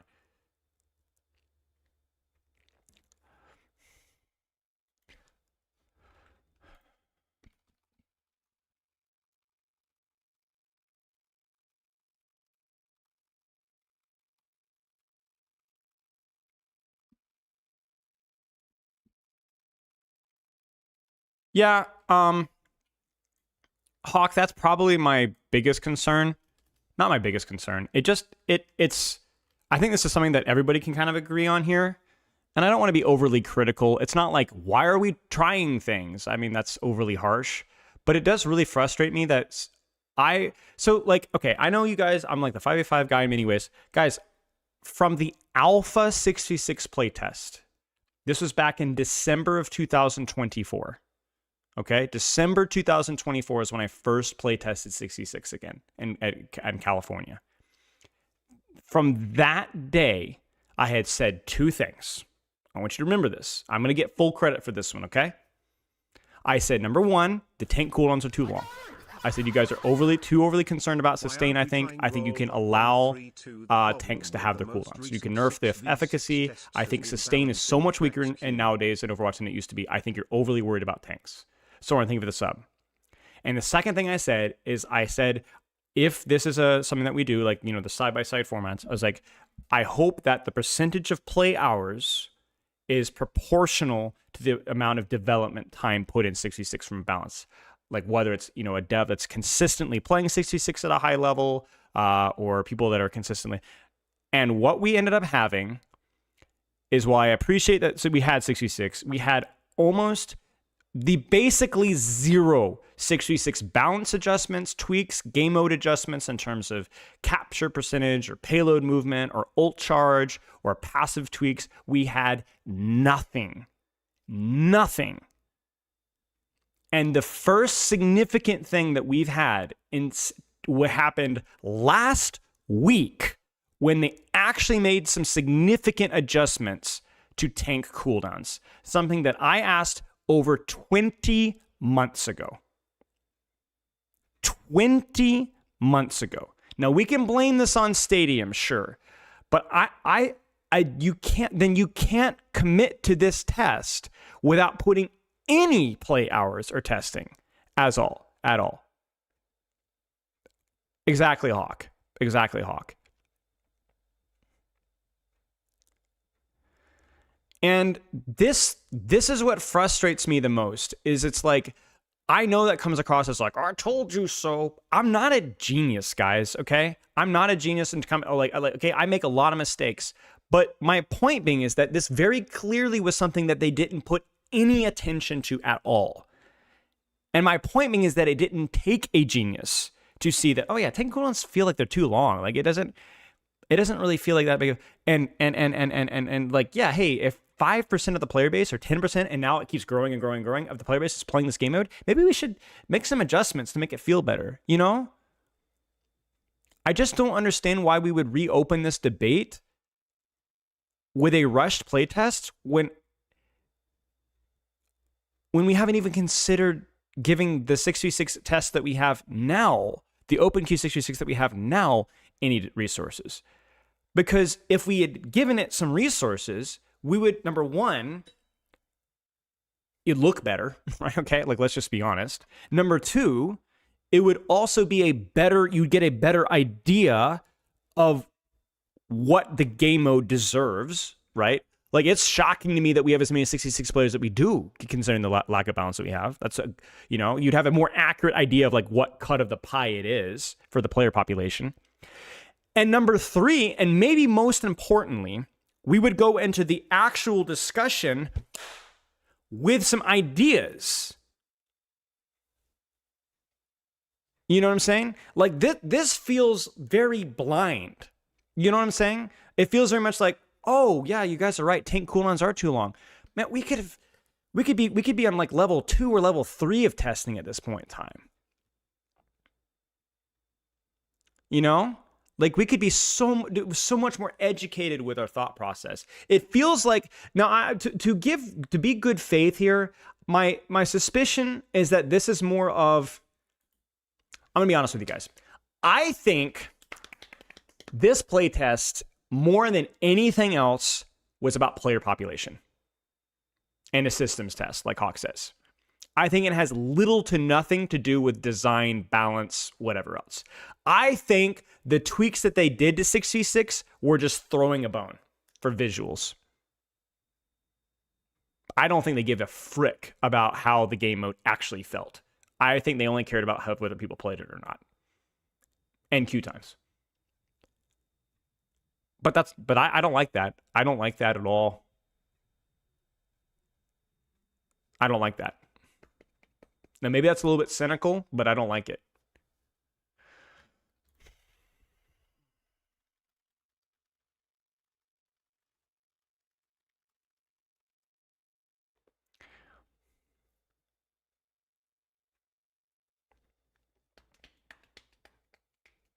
So we'll see.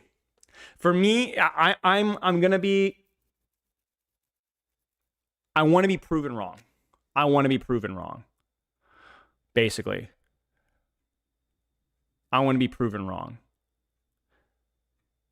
But the thing that concerns me a little bit is if the 66 test was just more of a queue test, what does that say about what they would do when they make 66 the main game mode?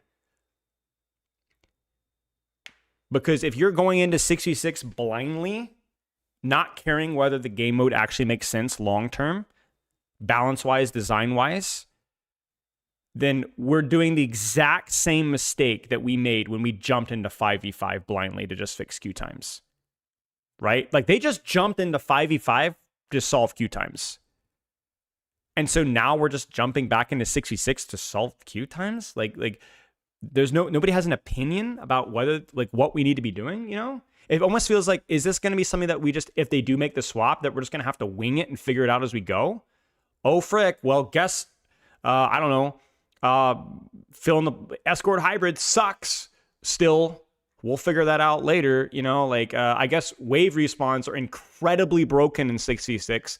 We'll fix that later. Oh, wow. AoE heroes like Mizuki are incredibly broken. We should probably look at his aura, you know?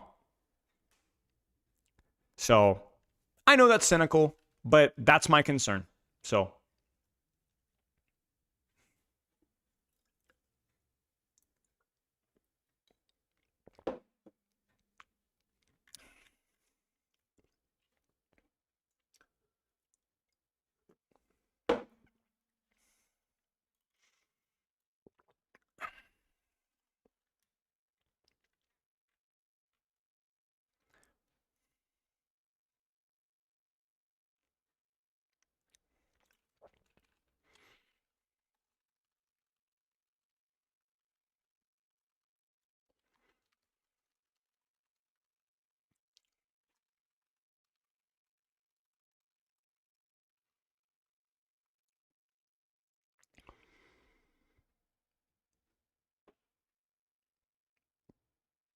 thank you, Karma.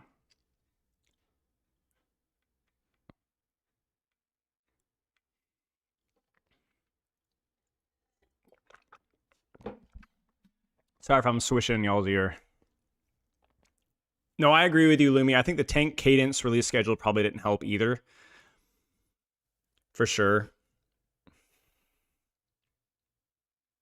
I just feel like if there was more resources put into OpenQ 66 over like the last year and a half, we would have learned a lot more about the format. Blizzard would have learned a lot more about the format. And so we would be able to make this test a lot more educated. And I would have a lot more confidence in going back to 66 if I trusted the team with the experience that we've gained over the years. You see what I'm saying? It wouldn't be a venture into ignorance. So it'd be like, yeah, we've learned a lot. You know, I think we're prepared. I will say one thing. To my knowledge, I do think the developers are very aware of the choke problem. That seems to be the thing that they're most attentive to. So that's good. Like for me, they definitely seem to be aware of like the choke problem, and to the point where I think people were like assuming that like the Ike and Power ESO reworks were like, oh, a return to form of 6v6. I can tell you right now that those things are decoupled. Like the Power ESO and Ike reworks have been a thing for quite some time before I think even this whole playtest was considered. But they are aware of the choke problem. They are aware of the choke problem. So that's good at least.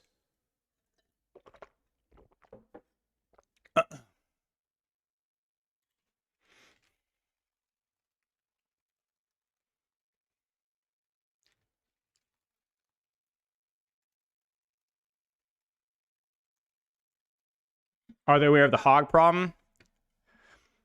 Guys, I rarely, if ever, complain and whine like a child in the creator Discord? I did with the Roadhog problem, and I wasn't the only one. I think everybody has to be aware of the Roadhog problem. Yeah, I think everyone's aware of the Roadhog problem. I die in very few hills on that front. I try to be as respectful as I possibly can, but I said in so many words, yeah, this character completely ruins the entire playtest. I hope you guys know that. Yeah.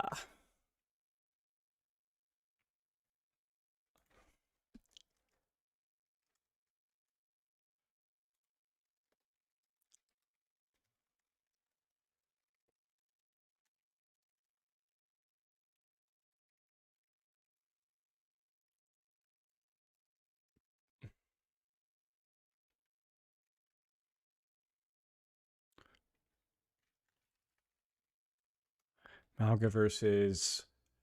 I think what other tanks that felt really bad. I mean, probably like Winston in that aspect.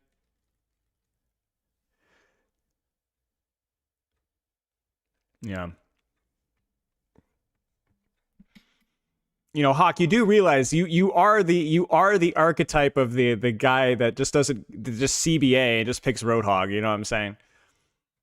You are that guy. I know what you do in ranked. I know who you are.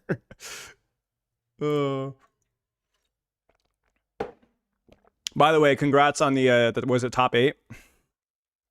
Well done.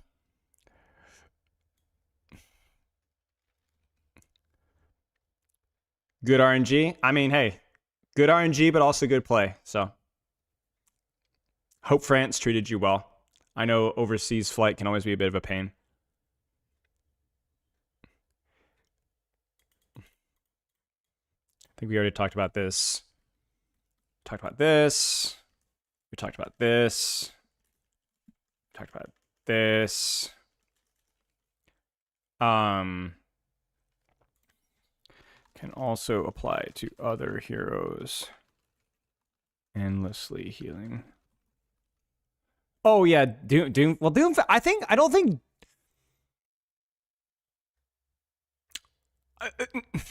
Okay, so my problem with Doomfist is maybe exaggerates certain hero problems, maybe. But if you think about Doomfist, so the problem with Doomfist is not unique to 66. Like, I think balance-wise, he's too weak. Like, I think he probably needs 25 more health.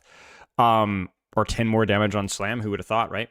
But I do think the problem with Doomfist is that, again, you guys, the whole video, AoE slop, right? That's a lot more prevalent in 66, which is great. However, when you off-angle with Doomfist in 5v5, you're just a terrible duelist. But at least you have health for it, right? In 66, you don't have the health for it, and you're a terrible duelist. You get what I'm saying? But I don't think that's necessarily a format problem. I just think Doomfist right now as a design is way too much of his value is revolved around just like AoE. And he's too bad on the flank. He's way too bad in the angle.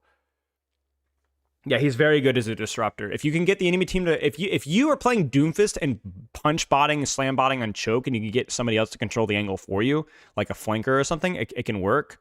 It's just like, if you have to be the guy angling, and then you run into like a Cassidy or a Tracer on the flank, you're kind of fricked. Like, it just... And it's... But that's also bad in 5v5. The only thing that carries 5v5 Doomfist is his health bar. You know, so I don't think it's just simply like, oh, Doomfist is really bad in 66. I agree, but I think he has problems in 5v5 too, you know? Yeah. So, yeah, 50 damage Slam is a meme. 2 years of me asking for them to buff. No, actually, 2.5 years of me asking for them to buff Doomfist Slam damage. 2.5 years. Remember, the reason why Slam was 50 is because health pools were 200. And when they buffed Season 9, they buffed all non-aim related projectiles that didn't benefit from the greater hitbox. Remember, the intent of Season 9 was not to make TDK worse for everybody, just a little bit slower for burst damage. A 60 damage Slam is not an increase in burst damage. And there were so many non-projectile size related sources of damage. Rhine Swing, Fire Strike, Doom Slam, Diva booster damage, Doom Punch for a while, I think. Don't quote me on that one. What else? I think Zarya Beam. I mean, like there were. I remember we compiled a list of like 40 different damage sources that they forgot to buff. And Doomslam has never been buffed. So, yeah, Briggs damage, right? Exactly. They just never buffed Briggs melee. Yeah, 50 damage. It is what it is. Yeah, no, Winston Leap, right? No, they've done it since then. But you guys need to go back to the patch notes of Season 9 and look at how many damage sources that they forgot. Whip Shot, Fire Strike. Yeah, there was a ton of them. There was a ton of them. So I'm convinced that the reason why people are so apprehensive and angry about Season 9 is not necessarily the idea of Season 9, but the execution of Season 9. See, Winston Jump took over a year, yeah. Yeah. Okay, my hot take for y'all is that I don't think the idea behind Season 9 was bad. I don't think the idea was bad. The out of combat healing was fine. The hitbox thing is like whatever, but the overall intent to increase TDK for a lot of burst damage sources is not something that I disagree with. And I also like the more flexibility of having 175 to 300 HP pools. I actually don't think it's that big of a deal. I think the execution on the day of was fine. I think the reversion of Season 9 burst has been what's frustrated me the most. And yeah, but I understand the arguments for both. And I haven't really done a full investigation of Season 9 hitboxes. That's the one that I'm most ignorant of. That's probably the most accurate critique of Season 9, because a lot of the other critiques don't make sense to me, to be honest with you. But the one that holds the most water for me is whether they were consistent across the board with hitboxes. And I haven't tested enough to know if that's the case or not.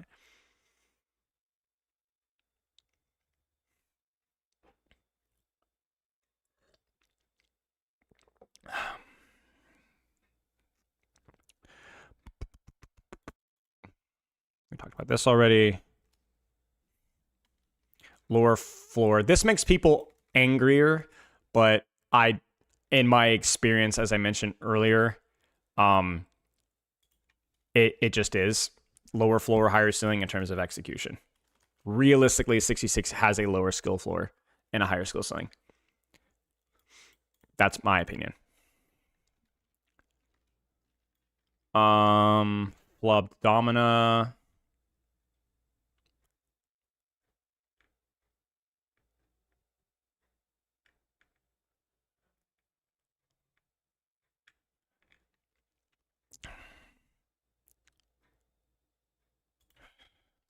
Tank queues. Shame we wasted Domina.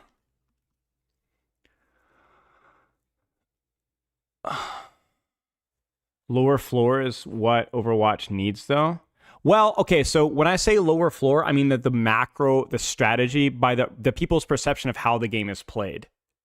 Do you understand what I'm saying? I'm not saying a lower floor in terms of understanding. Like, Overwatch needs a lower floor in terms of understanding what's going on. Overwatch does not need a lower floor in terms of how the game is actually played. Do you see what I'm saying? Good to understand what's going on, bad to play it correctly. Like, my argument of skill floor here actually is that I don't think people reach the skill floor of 66 Overwatch until they've reached Masters. I'm kind of drawing the line to saying arbitrarily. I don't know if it's Masters or not. But, like, I don't see... Let's put it this way. I don't see tank splits. You know, I don't see tank splits consistently. You know, or like until Masters. You know what I'm saying? It's not like an objective truth. It's just that the way that the game communicates itself in 66, I feel like, is more often than not misinterpreted. So I'm being like really loose with the definitions, which I apologize. What rank is the floor for 5v5? I don't know, man. Like, I'm already regretting that analogy. Diamond, who knows? I don't know. You know. And by floor, I don't mean, I mean the floor is really high in Overwatch. Like, people don't play the game correctly until a pretty high rank, you know? I don't know what's like in other games. I don't really know what it's like in other games, really.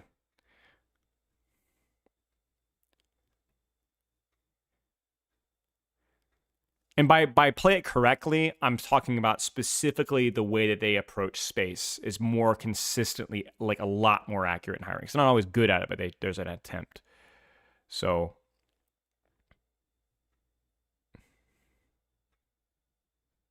like, the way that I would describe it is, like, even watching low rank Deadlock, you can tell that there's, like, an attempt to play the objective and to split your lanes. And, you know, it's like, imagine if Deadlock, everybody 5-man the same lane up until, like, a certain rank. You know, you'd be like, bro, what are we doing? And yet that's what I see sometimes. Like how we read anything for this channel. Well, I'm almost done with sorting out my thoughts. So, yeah, I'm sorry, guys. I take forever with this stuff, but I really want to make sure that MOBA is good at teaching natural sense of objectives. Right. Yeah.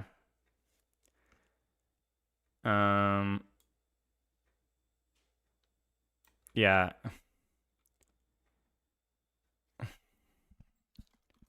Reminds me of Season 9. Could be good, but rushed test execution could ruin good faith. Did we talk about burst healing? I mean, is burst healing really that big of a deal right now? Like, is it, I mean, I'm not saying that, like, there aren't some things, but I didn't really think that, like, 66 healing was that big of a deal, to be honest with you guys. I have very few examples, usually a synergy of a couple of things, like Suzu Brig Armor Packs or Suzu Hog Vape or something, you know? It's more of like a hero thing. I don't think it's a format thing.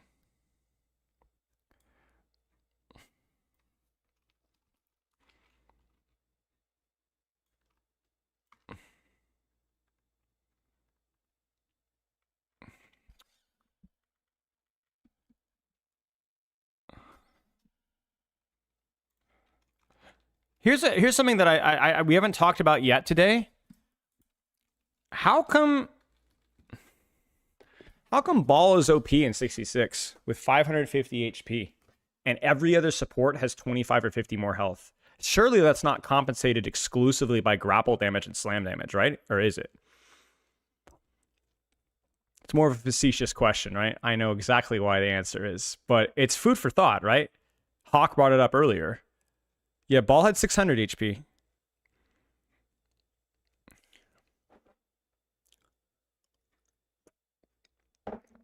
A lot of you guys are saying perks. Okay. Is it bad when a character has more perk value? I think most people would probably say probably yes. Probably yes. Okay. Well, then let's step this way. Is it bad that Ball gets more value out of, like, let's say, grapple slam than he does out of gun compared to the old days? I don't know if that's necessarily true, but just bear with me.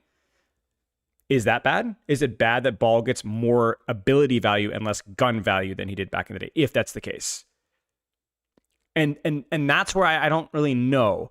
But my point being here is not that this is always bad, but this is one of those things that we needed to play test and consider a year ago.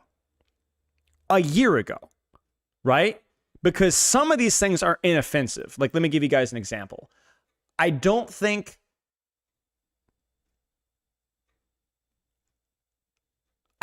Ball's ability damage being on paper may be better and post season 966 is a bad thing. I don't think it's necessarily a problem. I think it's okay. But I don't like the fact that he gets a lot of value around his perks. At least it feels like a little bit inconsistent and power spiky. Another one that I don't like is I don't like that D.Va has less health and has more burst damage around perks. When I play D.Va in 66, I have a lot more enjoyable time playing more to support people and controlling space. And yet, you do have a bit more burst and less sustain until you get your major perk, right? I don't think that's healthy as much for D.Va.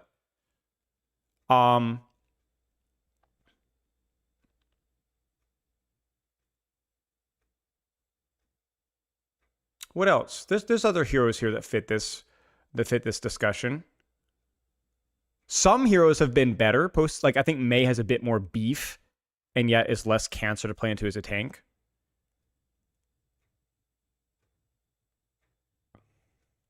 There's not a ton of things, but it is interesting that like we haven't really paid attention to like for example, I think Ryan feels a little bit better if they just remove some of his shield HP.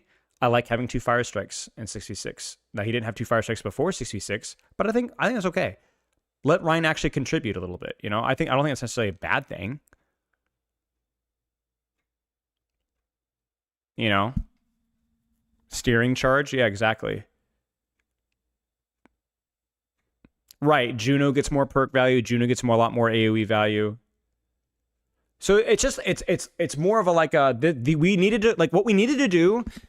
We needed to go through the Overwatch hero list, go through every single hero's health, utility, AoE utility, survivability, and like go through with like not even a fine-tooth comb for hours. Just we could probably do a decent job if we took an hour on stream and just made what was 1 or 2 tweaks that you would make to every single character in 66.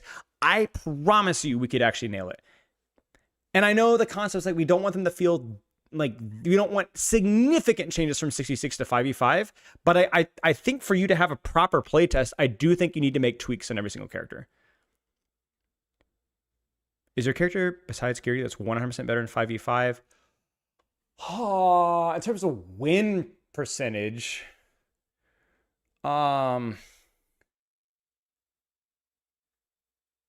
maybe some of the, I mean, it has to be, right? Like, just based off of win rates, it has to be, right? Like, some of the flankers probably has to be, right? But if you mean in terms of design, I'm not sure.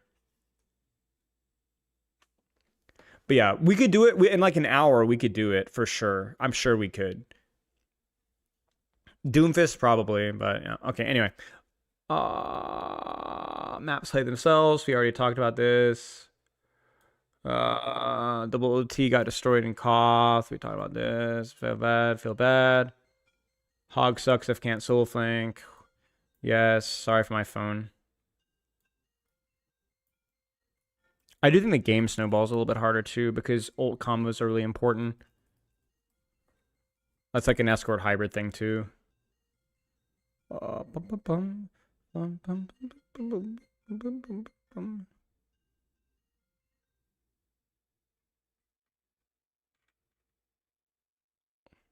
Okay.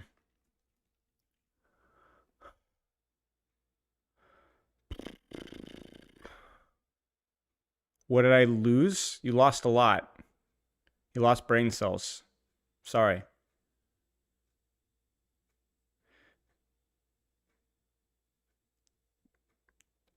Spectre, that is a question that one day I would like to talk about, is how to make angling and map control slightly more intuitive in Overwatch.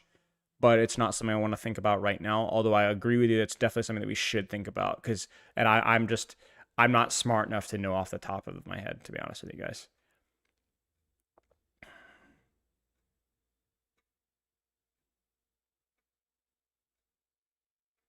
Lower when you think about an individual's deaths. Well, Gavin, when I think about stomps, I think more about objective progress, if that makes sense. Like, how many 3-0s do you see on Flashpoint or Escort or Hybrid? Or, like, stats are definitely higher in 6v6, eliminations-wise. Like, everybody gets more kills. Everybody's stat usually looks a little bit better.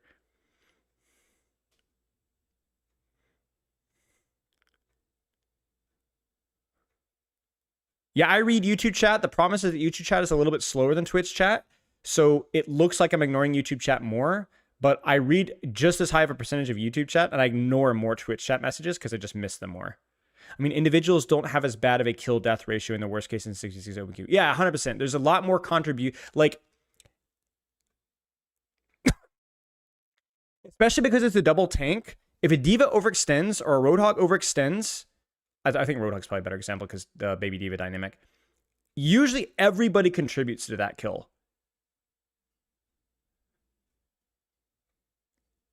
Usually everybody contributes to that kill. So everyone gets their little, like, participation trophy. You know? Like Hawk is saying, people rarely go James Bond in 66.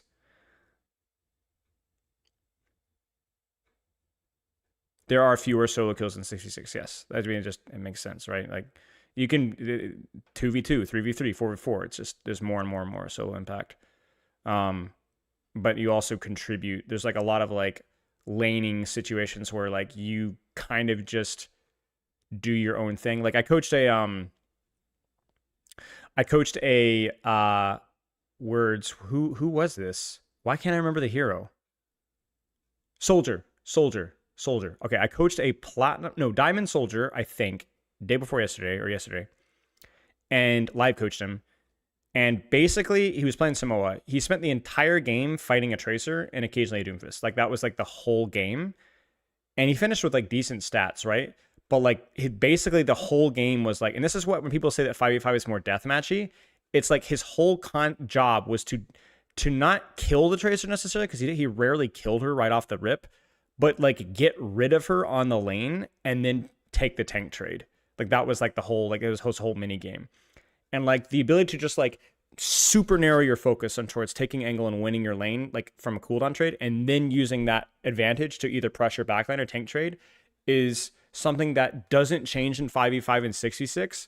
But in 5v5, you're less likely to have, like, a 1v1, 2v2, and you're more likely to have, like, a 3v2, 3v3. Like, there's a much more of a more complicated dynamic on that space. Which is why 66 definitely at the pro level has a higher ceiling.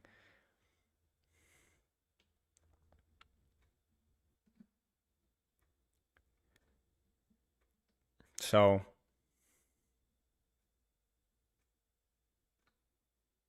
my point, I think there's a misconception that like 66 space matters a lot less more. That is not my point. In 66, it's less intuitive of how space matters, I have seen.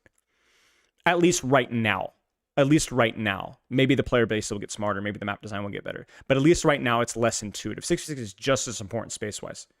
Essentially, right? It's just there is more things to do that are convenient, and so therefore it can feel more of an opportunity cost to migrate into different angles and lanes.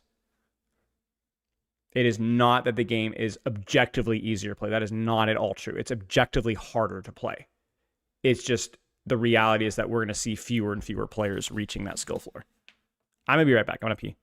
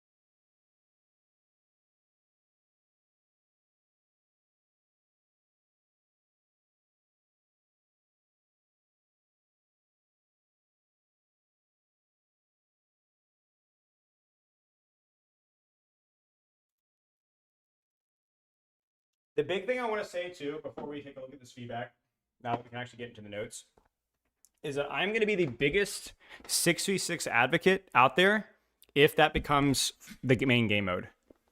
Because my mindset will be that, okay, if this is what we're going to do, then let's make it the best that we possibly can. Let's make angling more intuitive. Let's make sure that we're opening up opportunities for tank synergies without like while raising the floor of how bad. Like we're gonna rework Road. Like I'm gonna give all my feedback for making Roadhog a more interesting tank partner or making fights like maps feel better. You know what I'm saying?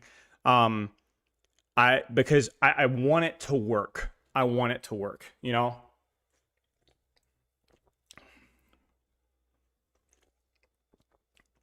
So, okay, that being said, we'll jump into some of the player feedback here. We'll drop it on the bottom here. No, we'll actually go and plug and play. We'll plug and play. Just a heads up, this is going to be biased towards 5v5 because survivorship bias and also my community. And this will also be higher rank bias, which is also 5v5 biased, just again because it is the more competitive game mode and has been for some time. So you're more likely to be a 5v5 player if you're a competitive player. There's just inherent biases towards that. Okay. In addition to that, you could also argue that the need to be positive quality of the 66 playtest may or may not have shifted people's opinion about how the game mode works.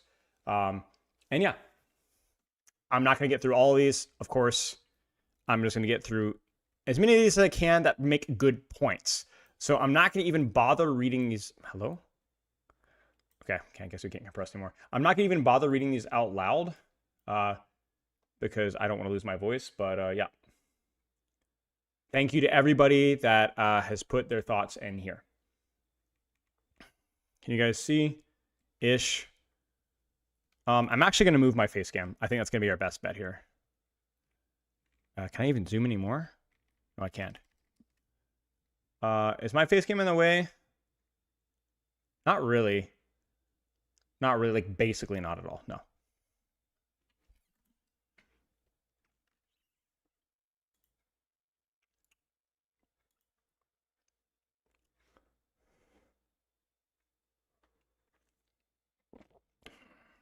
Okay.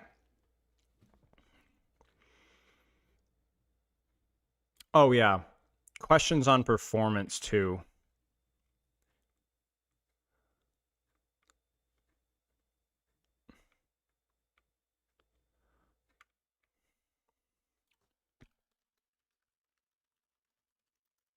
I assume that they know that this is already something, but it is worth just kind of pointing.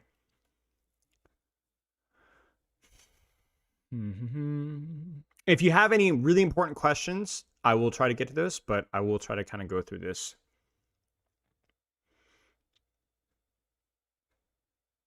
Charge their ults too fast.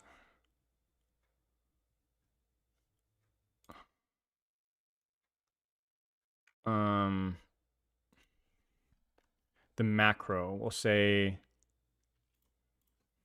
neutral fight versus ults.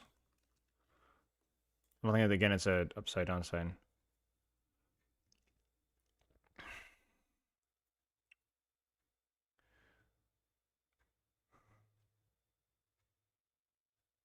What did you guys think about the tank passives and the balancing of the passives as a whole? I don't know how impactful the DPS passives were or the support passives.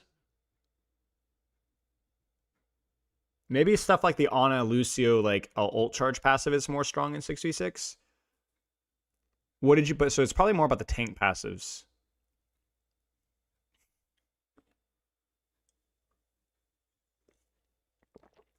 I really didn't notice any of the passives, to be honest with you guys.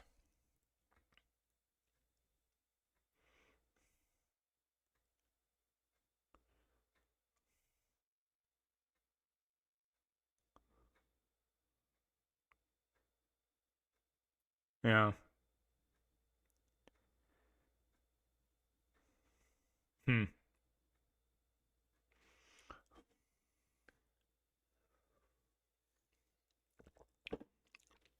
It did feel like I felt like I noticed most of them less in 6v6 than I did in 5v5. But I don't know if that's just because there's more happening on my screen.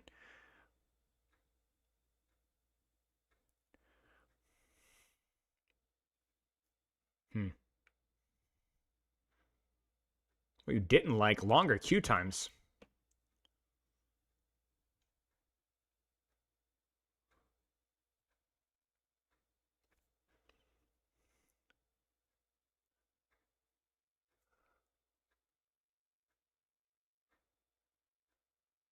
Oh, an abomination. Shion, Freya, Ana. I agree about the roll queue thing. I didn't know we didn't really talk about open queue today because frankly, guys, I just don't think open queue will ever happen. And if it does, I will be a huge enemy of open queue. Open queue is like if we talk about like the slight increase in volatility in 66 compared to 5v5, just like higher highs and lower lows. I feel like open queue like dials that to such an absurd degree.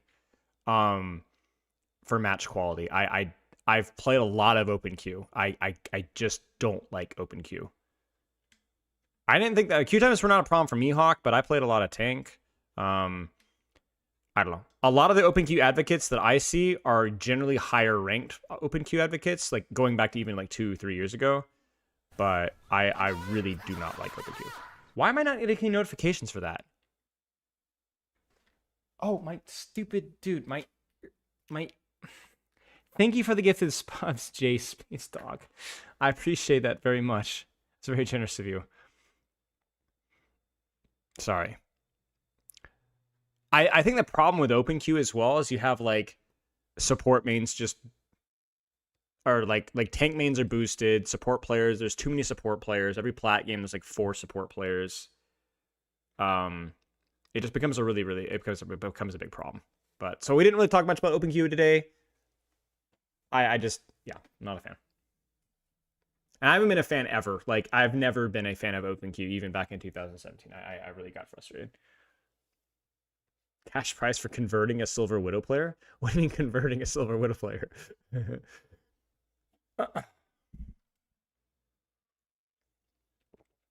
Support is such a... What do you guys think is the most volatile role in 5v5 or 6v6? Which role can't make up its mind? I mean, obviously not everybody has the same thoughts. I think the obvious one is tank. Like everyone's like, oh, tank is objectively better. Tank is objectively worse. But honestly, dude, I see so many support players that are on the fence of it too. It's either support or tank. I think even more so than definitely more so than damage. I think in my limited experience, dude, people either love 6v6 support. You know what's funny? I love the meme of this meme from Inglourious Bastards. You know, because that applies so much to people that love 6v6 support.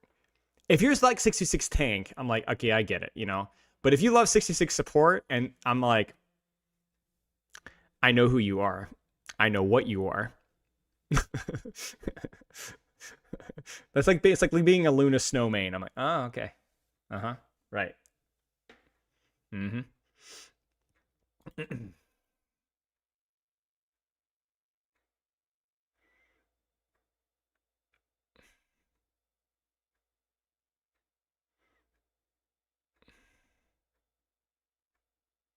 I guess I should say it's more of like your rival's support player, you know what I'm saying? Oh, the GM tank main. Right, J Space Dog. Got it. Oh, well, there's my cash prize, man. Thank you. Yeah, the funny thing, Hawk, is I don't necessarily disagree with you. I don't necessarily think support has like less angling agency. I think there's like that balance of it feels like you have to like fight the urge to heal bot the whole time. It just maybe it's not as intuitive, but I agree with you. I agree with you. All right.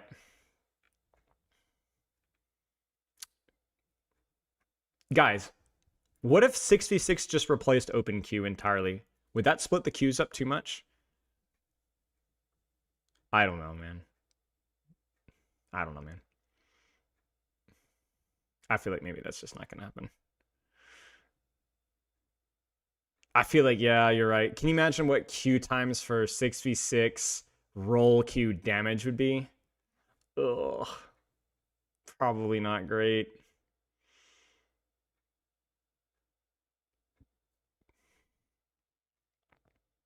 Bummer.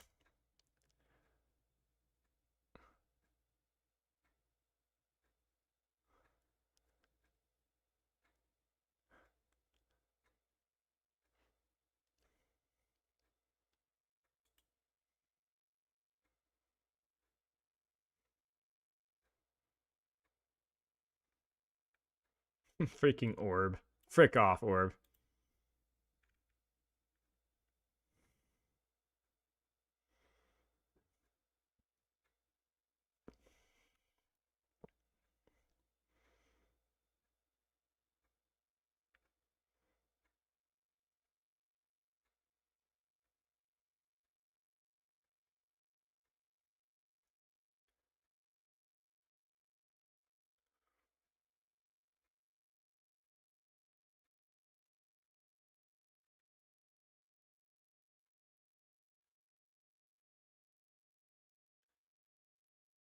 I'm pretty sure DPS is the most popular role, but I think the gap is. I think we're at the point in time now where it might actually depend on the time of day. Like I don't know, Gavin's probably the guy to ask, but it's probably DPS most of the time. But I think it depends. I bet support can compete with it. I think it's just there's been a lot of like pretty popular supports for people that people enjoy playing a lot. Like I think Juno is a big W for a lot of support players. Wing is a big W for a lot of support players. Who else? I think Mizuki is pretty fun for people too. Cat.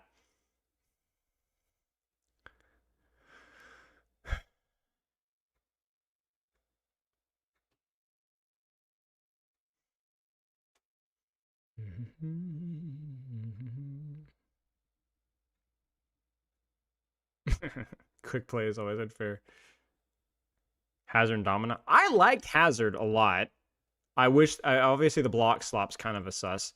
And I'm still tilted about Domina. Don't get me started on Domina. Domina is such a cool kit. Freaking, yeah.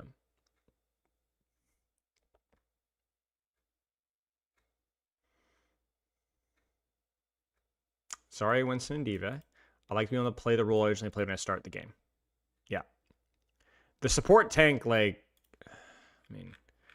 I mean, let's be honest, guys. Like, the support tank freaking does feel good. The support tank exists in 6v6, especially if you know how to play it. You guys saw me fumbling around on Diva Zarya during the playtest, and my mechanics were so bad on Zarya Diva, and yet split tanking and then matrixing tank or matrixing angle and then bubbling tank. Like I had like 100% win rate in Zarya Diva with my horrific mechanics. Because you could just do so much with that role if you play correctly.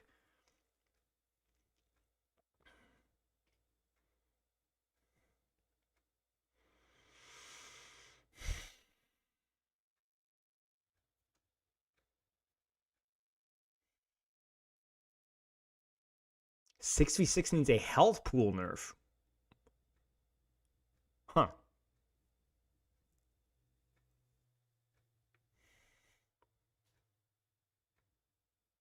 Is a Jackson here?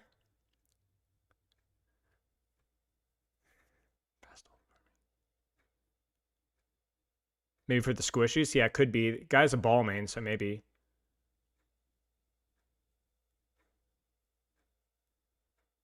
The squishies in the roster? Yeah, I think you're right.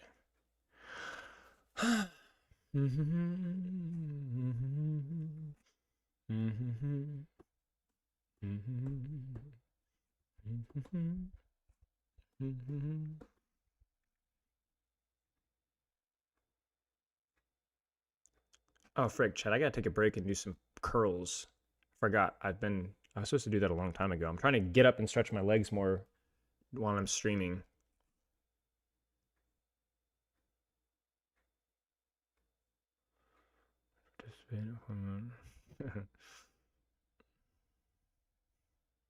Dude, the thing one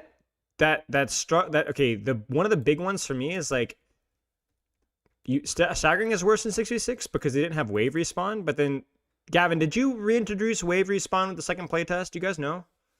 Felt like you did. Maybe I'm gaslighting myself because some fights felt like people got back. Like fights never ended, like never ended on the second playtest.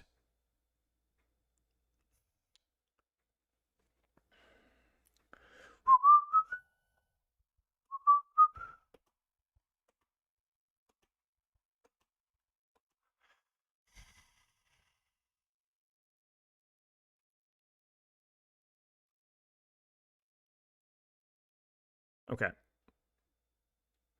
I understand. Thank you.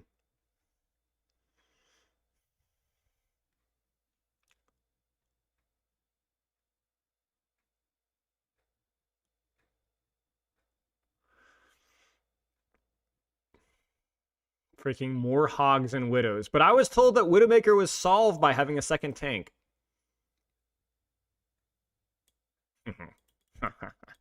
Sassy Spilo. He's at it again. Nobody can stop that feller.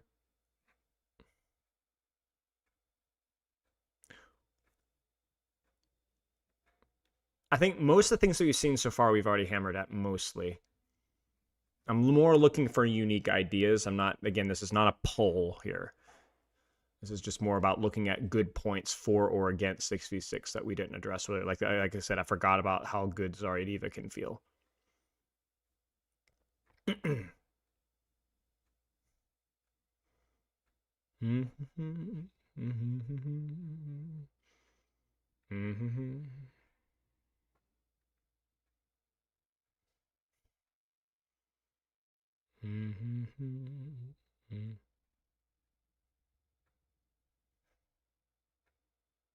you can one-shot tanks sometimes, basically, yeah.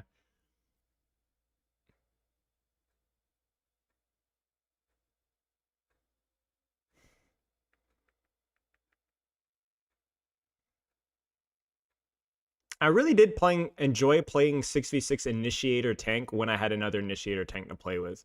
Like, Ryan would go from being like the worst experience ever to being like really fun, depending on what my other tank picked. Not Zarya, not Diva, not Hog, but playing with like a Ball or a Winston or a Malga or a Ram on some maps felt really good.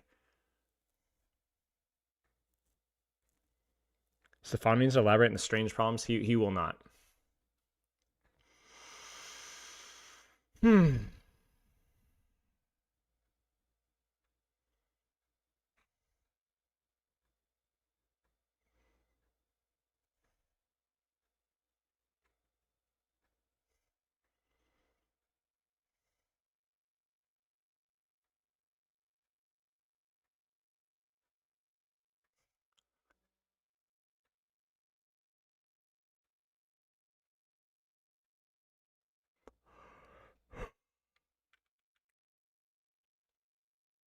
All right, I'm gonna stretch my legs, boys. Give me a second. Where's my dumbbell?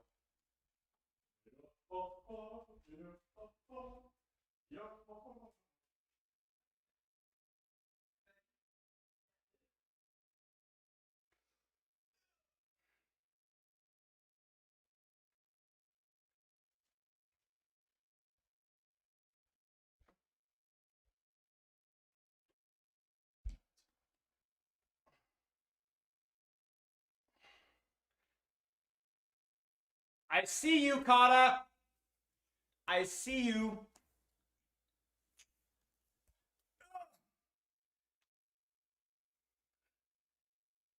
My eyesight's not that bad. Ugh. Health maxing.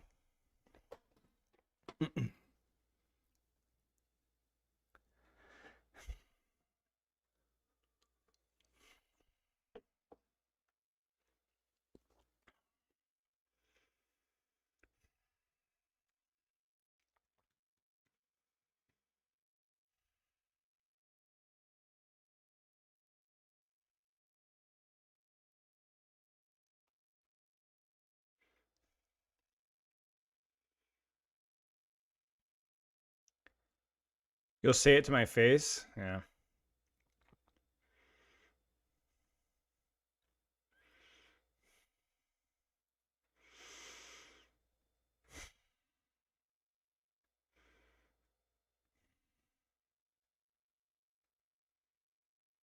Dude, it feels like literally every other one is complaining about Roadhog. It makes me feel less crazy.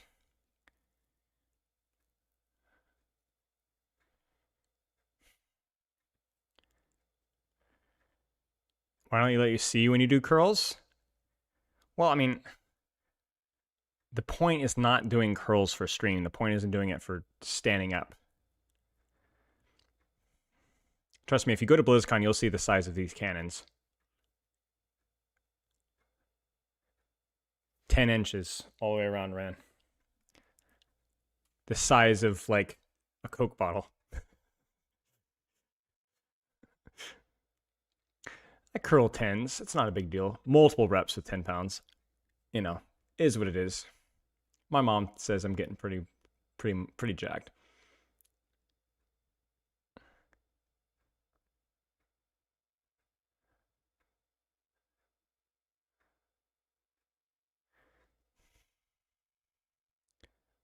Oh, hey, you're a hero, Jackson. Aren't you and Pepper the same size? Is that a legitimate question? I outweigh Pepper by 40 pounds, I'll have you know. 40 pounds. I count them every single day. I'm like, okay, well, I've still got it. I've still got it. I don't remember what I was going to ask you, A. Jackson. Chat, what was I going to ask A. Jackson? Oh, I remember what I was going to ask. I was going to see, did you see what I posted on Spilo Clips today? I saw your profile picture and it reminded me of what I posted. Thank you, Queenie.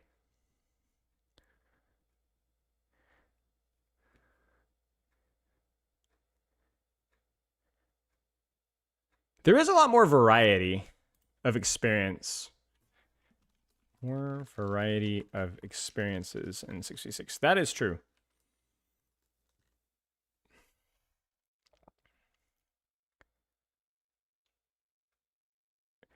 $5v5 is staying guaranteed. Too many gold Andes, love it. You know, Dark Vader, you do realize that that's not a good thing to say. That's a concern. Too many gold Andes like it. Do you see that that's not a good argument for taking away or bringing in or not bringing in 66 here? Counter argument. Gold Andes. You know, too many players like the game. We shouldn't change the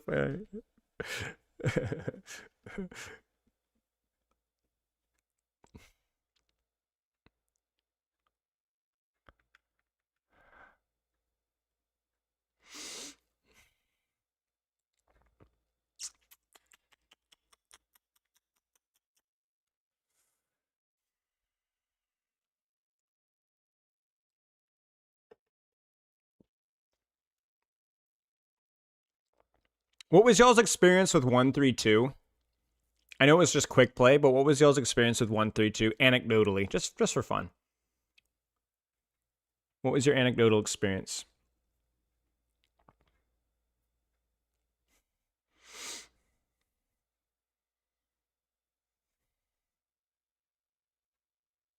I'm sorry. 132Q. I'm not saying the lobbies where you were playing 132. Does that make sense? Sorry, I should have clarified. As in the first play test where it was all 132 with the potential to go 222. You get what I'm saying? Flex Q, I think would be the better. What was your experience with Flex Q? I guess what I was saying.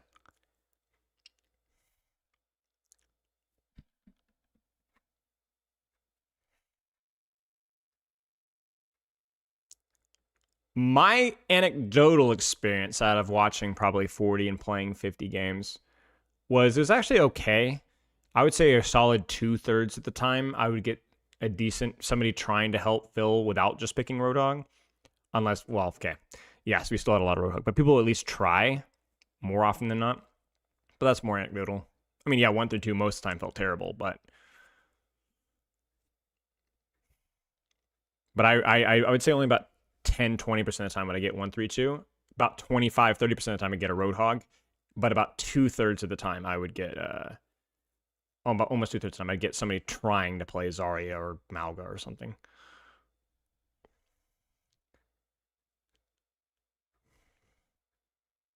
Draft matters more in 66, so stubborn teammates are more frustrating. True.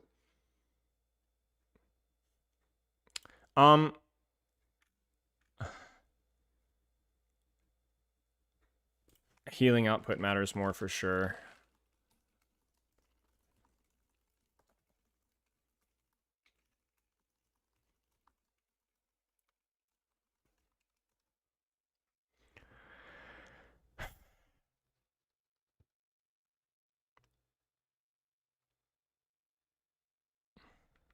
I don't know if there's a solution to the quick play rule set.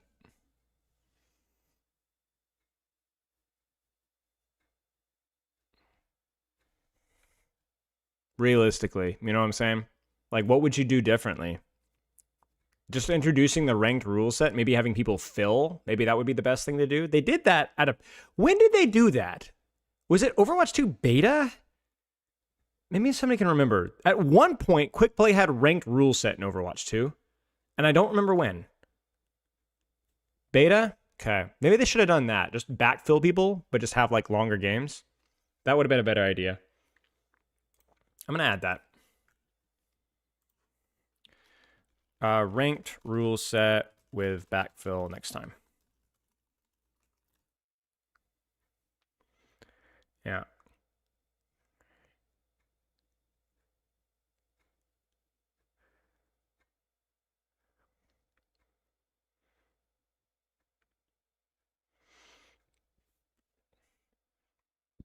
Meaning main heals are required? Not required. It depends on your tank combo. Like Zen Lucio, Lucio Mercy, that can absolutely work depending on your tank duo. Sigma, Roadhog, Ball, to a lesser extent, Domina, Zarya, Junker Queen, kind of. But there are a few tanks where it's like you're running Reinhardt, you're running Winston, you're running Ramatra, sometimes Malga, Diva to a lesser extent. Well, definitely Diva. It can be really bad to not have a quote-unquote main healer. We'll just say somebody with higher healing output, you know?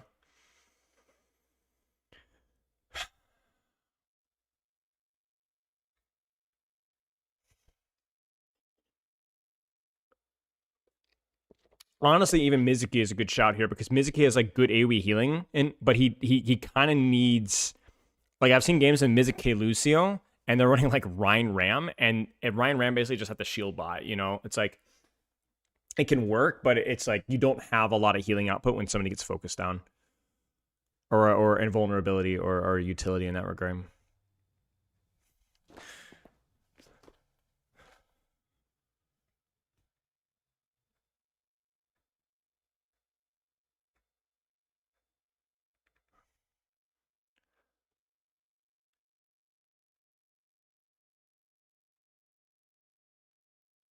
Yeah, we will, Gemini. We already made a note of it. The inherent flaws of 132 is by far is the split queuing for tanks queuing up for tank in the DPS queue.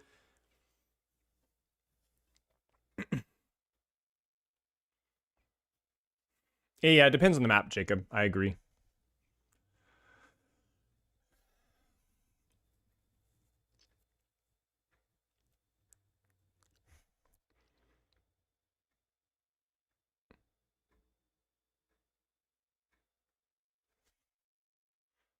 More Roadhog hate. All right. Curl time. Is Bap strong again in 66? He is much stronger in 66. More AoE? Yes. My camera's really hot. More AoE equals Bap is better. Yes, 100%. Also, a lot more dynamic rotations, which means more static characters do a little bit better in 66.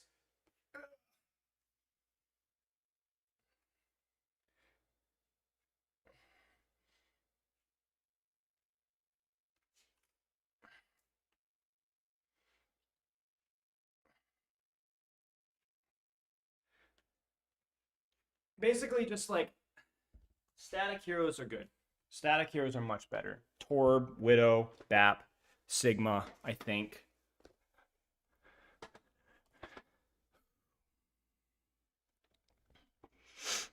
I don't know that I would describe them as OP, though.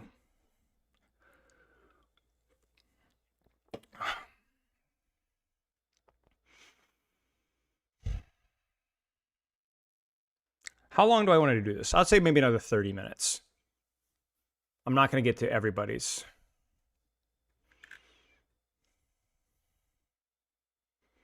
$12:06 p.m.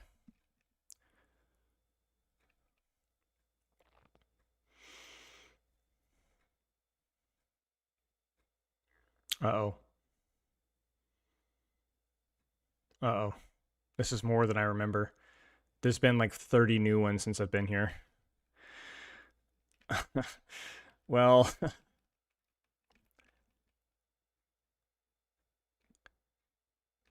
I mean, we've made a decent chunk, you know? Like, we've gone through a bunch, but... Rip. Well...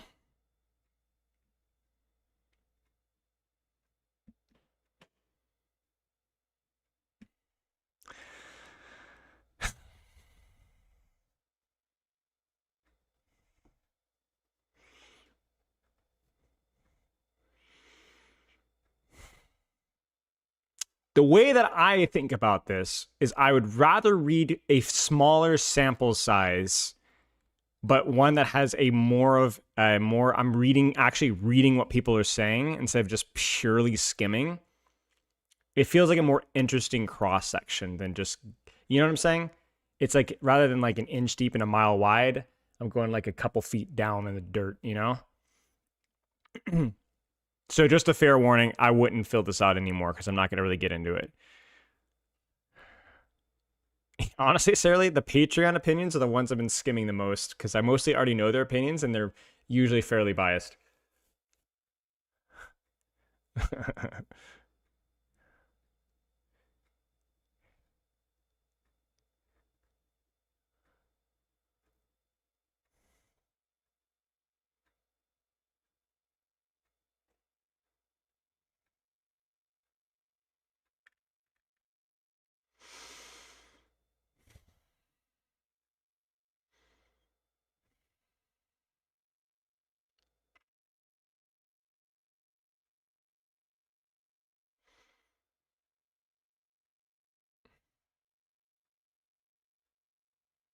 Mm.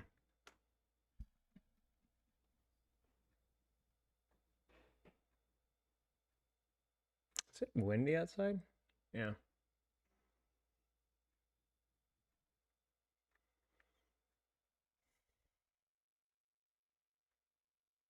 Hmm. Hmm. I need to remember this. I need to put that down. Yeah, Tank Buster.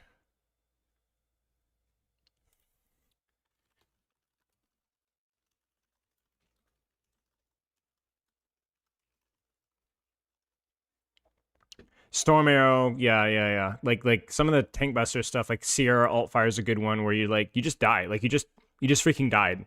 If you and yeah, that was interesting.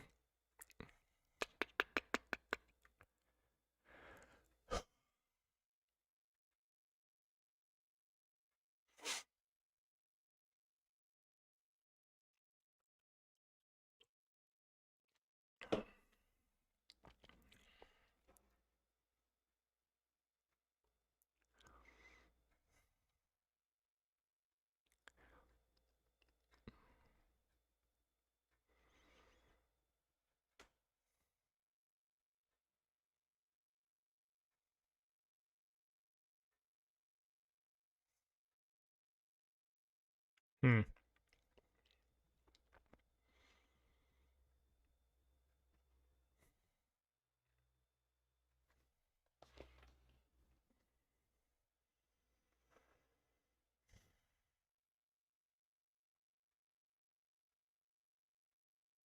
Hmm. I mean, Storm Arrow is stupid, man. Storm Arrow is really broken. Very frustrating cooldown to play around. It's like it's very not super dynamic, and it's like the only reason that Hans is like even a relevant hero. So it's like it's rough.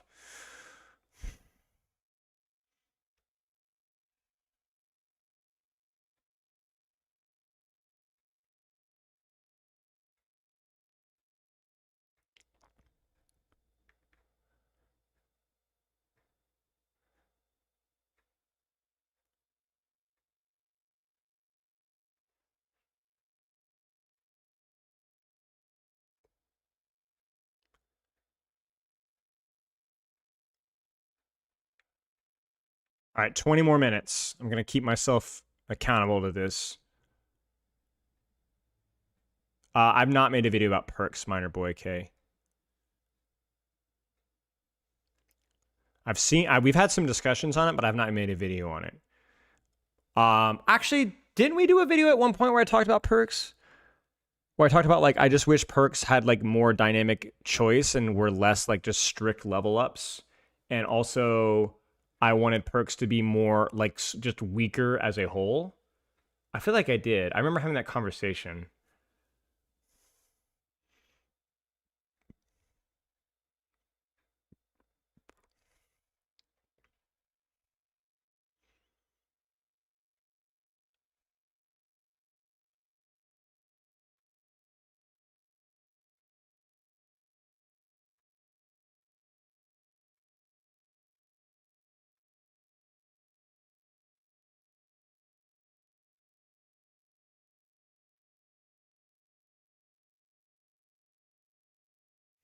Yeah, this talks a lot about like how a game things can feel better and compromise it.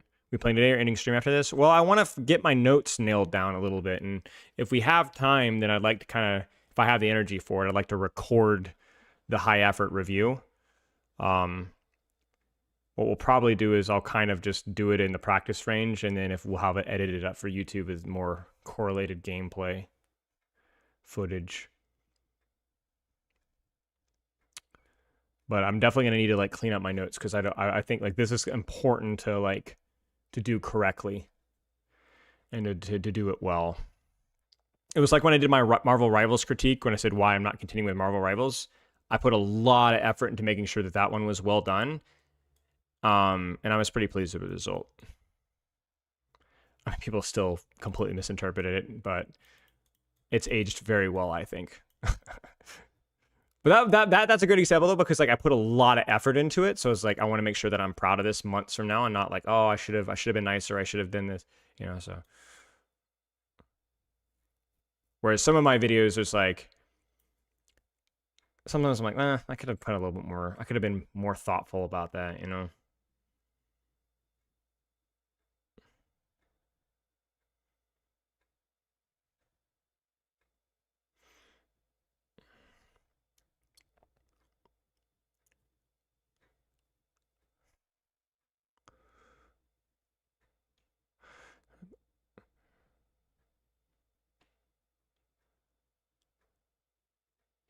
'Does Bastion count as a tank buster? I think so, yeah. Kind of depends on the tank, though. Let me check the weather really fast, Chad. It's getting windy outside. Thunderstorms. Freaking love thunderstorms. Any storm axers in chat? Yes, scattered thunderstorms. Potentially.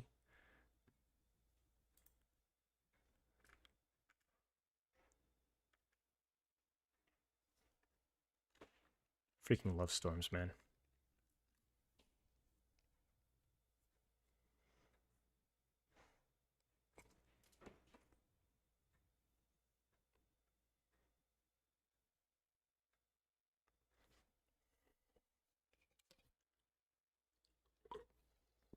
$15 minutes.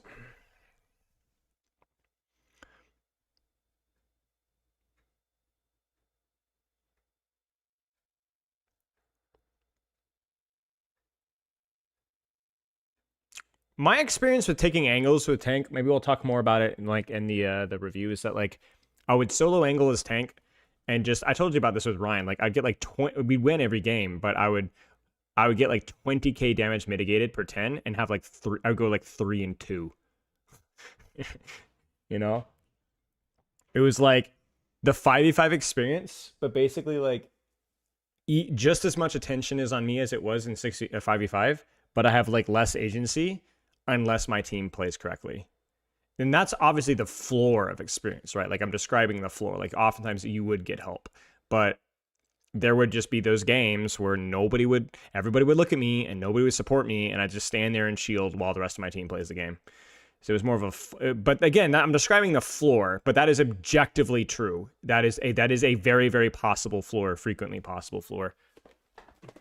So, ow! I'm gonna do some curls and turn on light here.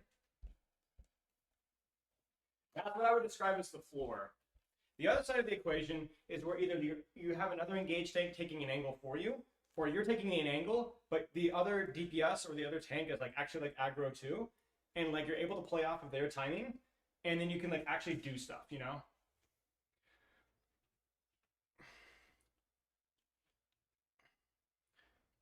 Ugh.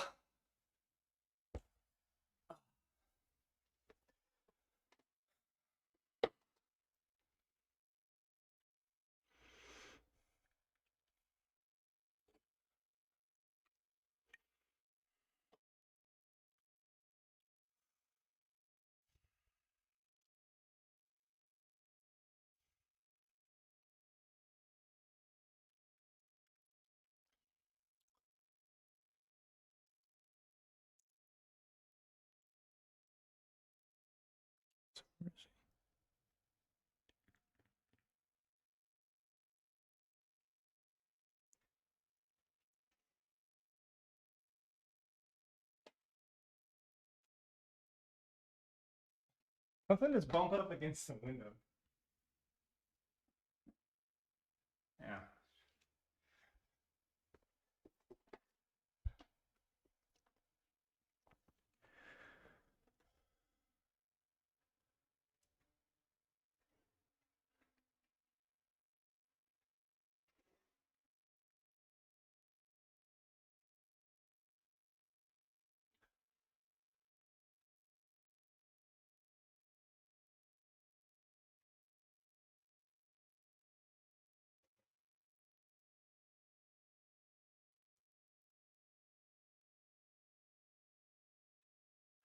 This is kind of like, I understand what's being said here, but like this is, you just can't do this with OpenQ. Just being like, oh, just like let people choose chaos or order.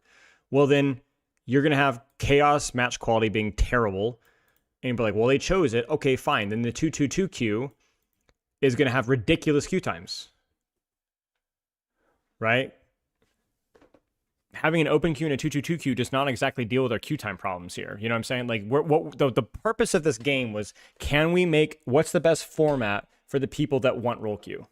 That was the answer. Like, in saying, oh, just open queue, it's like, that doesn't solve the problems. As we mentioned earlier, there's a lot of people in this game right now, including me, that will not play Overwatch if it doesn't have a roll queue. I'm sorry. If I would be honest, I'll be honest with you guys, if Overwatch were to go open queue, I would strongly consider quitting. I would. I would strongly consider quitting the game.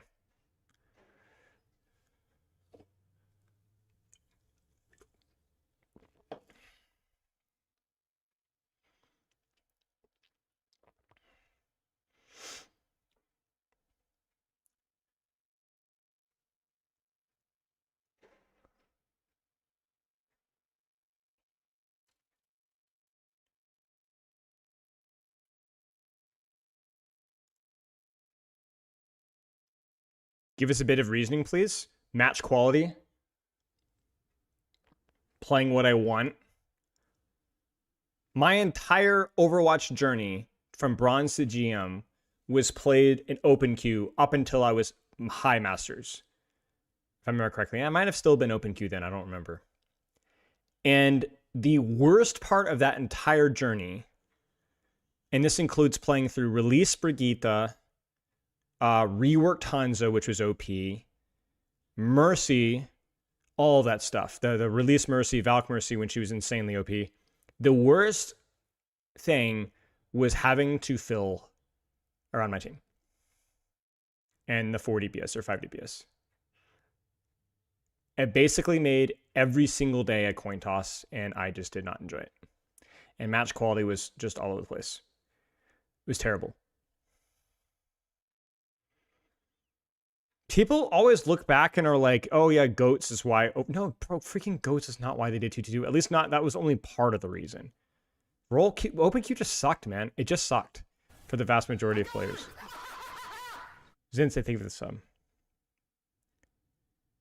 It gets better in higher ranks, but it was just miserable, man. And it was also a huge source of flaming too, like a toxicity. Huge source of toxicity. It was like the most biggest contributor to toxicity. It's okay, Grim. Don't be scared. Grim, it's okay. Grim. Come here. It's all right. Come here. Hey. Come here. It's okay.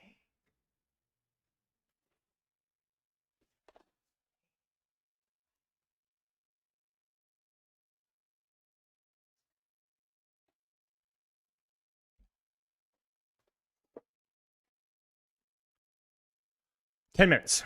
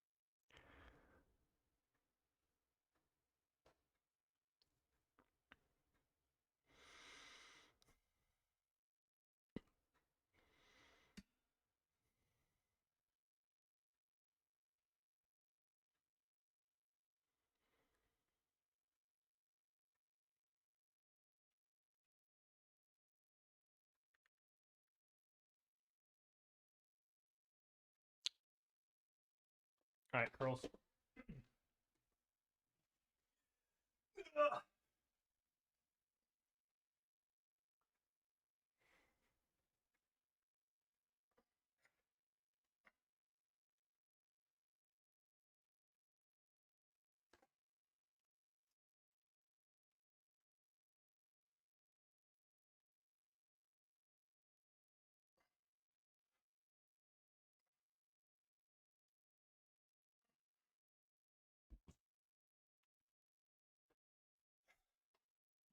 Do 4 people in select DPS and plat? No.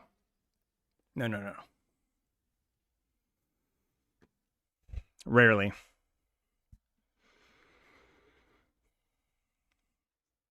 I mean, I've actually played a lot of Open Q66 actually leading in the last couple of weeks. Watched a lot of Open Q66. It's actually people are okay at filling most of the time. It's more about the quality of player you're gonna get on the hero that they're filling.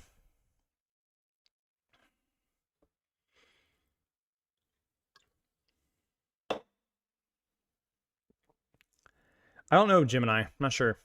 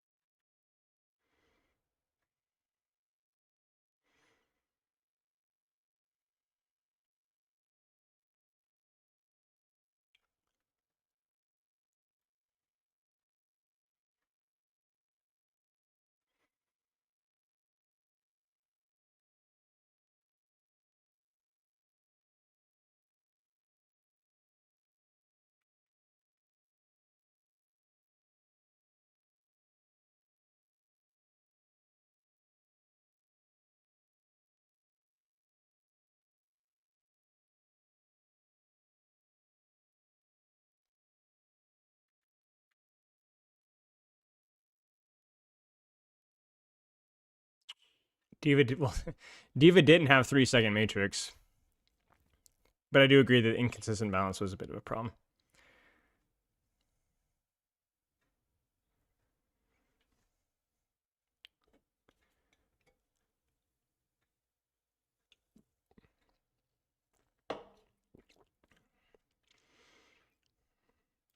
Yep, good critique there. We talked about that earlier.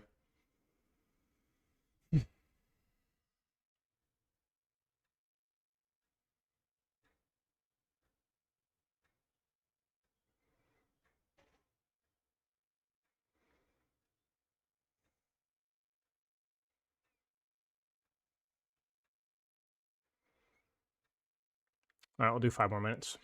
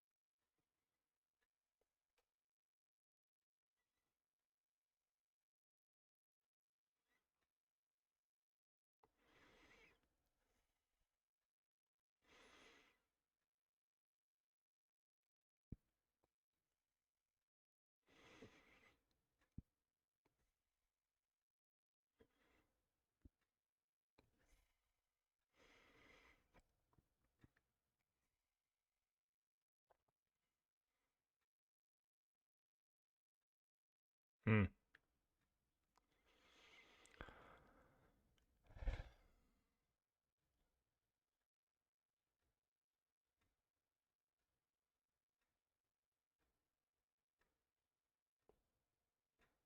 Tell me about it, man. Holy frick.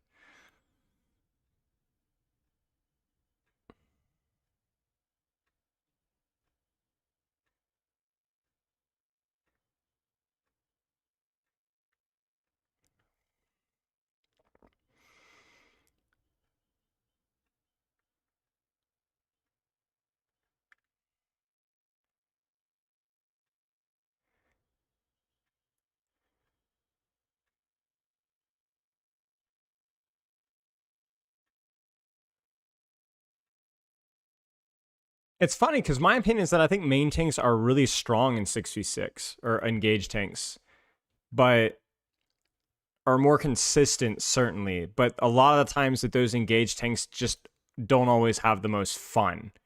Like, I think Winston and Ryan are really good, but don't feel great. And Ball can feel kind of bad too, even though I think he's quite good. You know what I'm saying? I understand the argument that, like, oh, off tanks are OP, but like, off tanks are OP if you like played them perfectly well and knew exactly what you're doing. But I think a lot of people just kind of played the off tanks without really understanding what made them good, you know?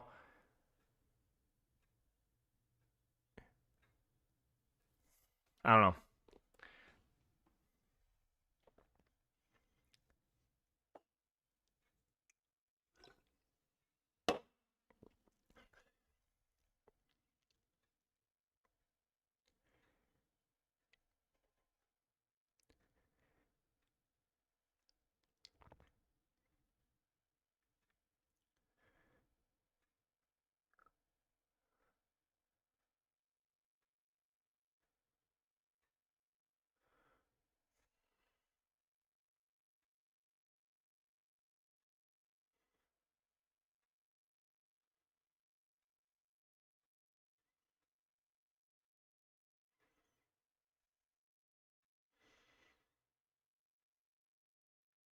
Hmm.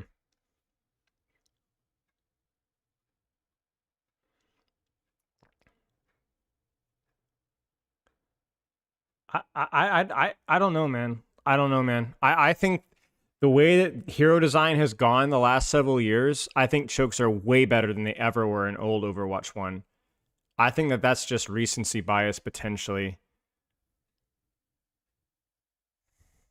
Like, if you think about like the reworked Hanzo, old school Junkrat, the changes to Mei, the changes to Orisa, the changes to Sigma, the changes to the damage output of a lot of the or the flexibility and dealing potential versus the spam and heal output on supports.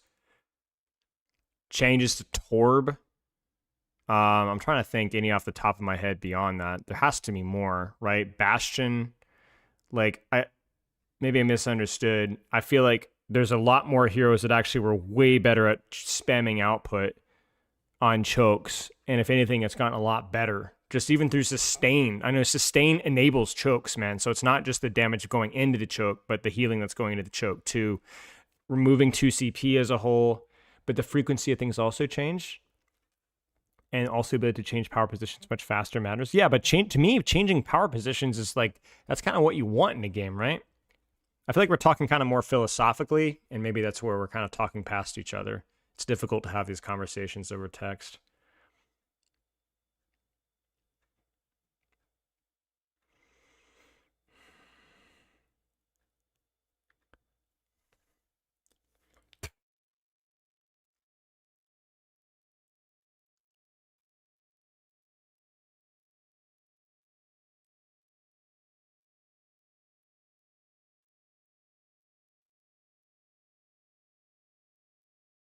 Hmm. Should bring people on stage like last time. If we ever do a debate style thing, we will.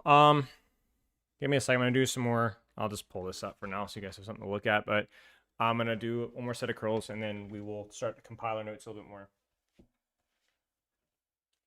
Maybe for those of you guys that are here, is there any like last points that you've not seen brought up that maybe are worth considering that I can shoot down and make you feel bad about yourself?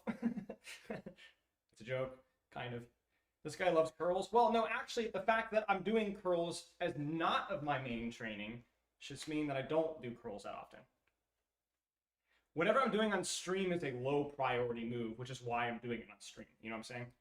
Like, the training I did early in the day is more important stuff. Oh gosh.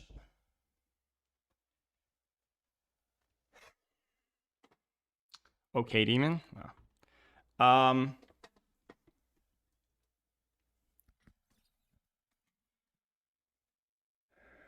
Yeah.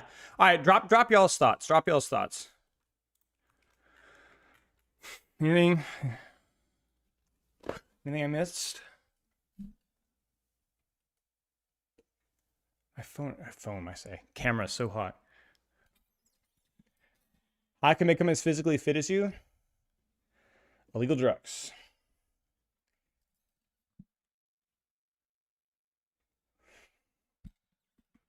Still feel like I was looking back at like the that's too high. The finals review, and I was like, I look so slouchy.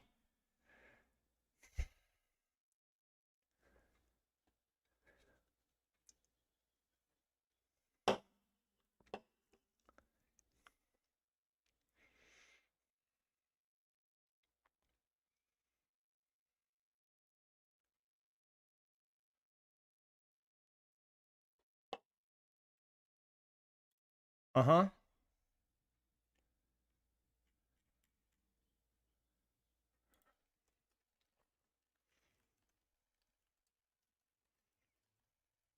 Good point, Lukaku.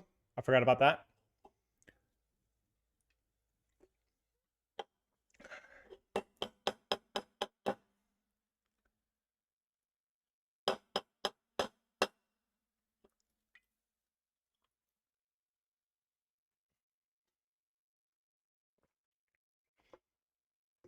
Man, I'm out of water.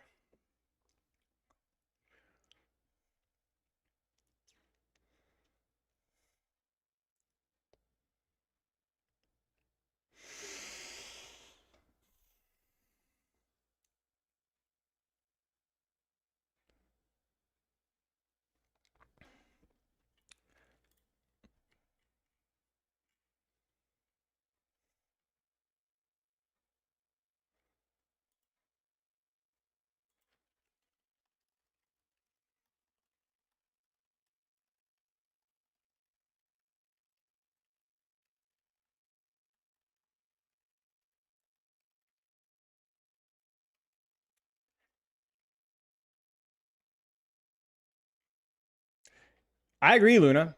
I agree, Luna. From like a communicational standpoint, to bring up the 60, to re-bring up the 5v5 66 debate instead of just putting more reasons, like, let me give you guys like an alternative universe, okay? Let's say instead of doing this whole 66 playtest thing, they said, you know, Stadium's taking a step backwards, and instead we're going to be devoting some extra resources into 66 balance and design. It's been a game that's been gaining more popularity, and we're going to be putting more consistent development resources into balancing the game mode and how the perks function, hero balance, hero design, and how heroes function within the and then maybe we're going to be experimenting with, you know, dynamic queue or something like that. Like, they probably could have just slapped, open queue people would have been mad, but they probably could have just slapped dynamic queue into open queue and just let it rip, you know? Anyway, like, long story short, like, just not even that. If they don't want to do that, it's fine. But they could have put, like, just basically, and everyone would have been happy there. What would have happened is everyone would have been like, the 5v5 players wouldn't have cared, right? The 66ers would have been like, yeah, freaking darn tootin' time, you know? We're, like, the second biggest population in this game, and now we're finally getting the resources that we need. And then, you know what I'm saying? And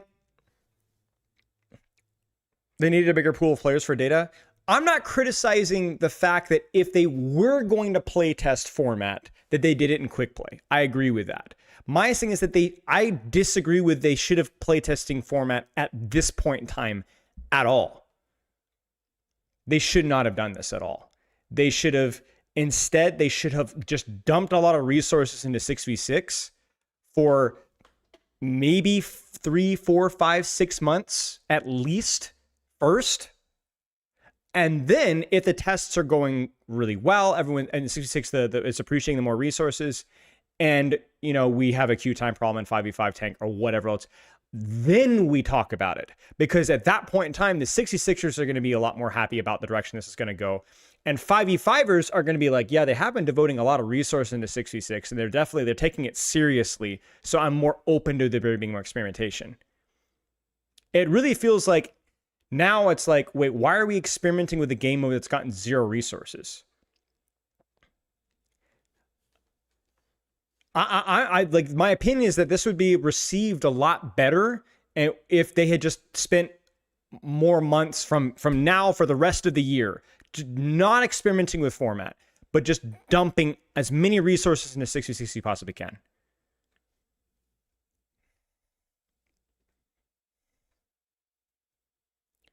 You know? And just like let it cook. Because I think the argument is that Luna's making is that it feels like we're making this about us versus them in like the worst possible way right now, you know?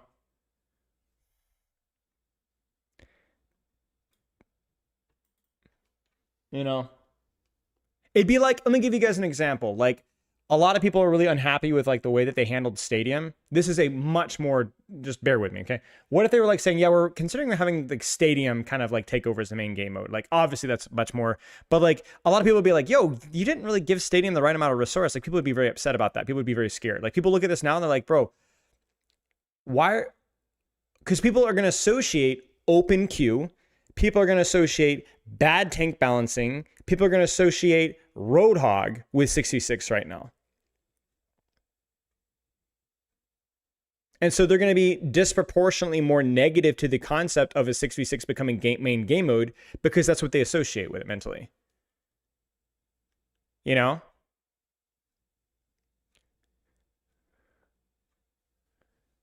They don't associate 6v6 for like, oh yeah, carefully constructed balanced tanks, or they've worked on addressing Roadhog, or that gets a lot of design discussion, and you know, it just feels like bad timing or bad setup.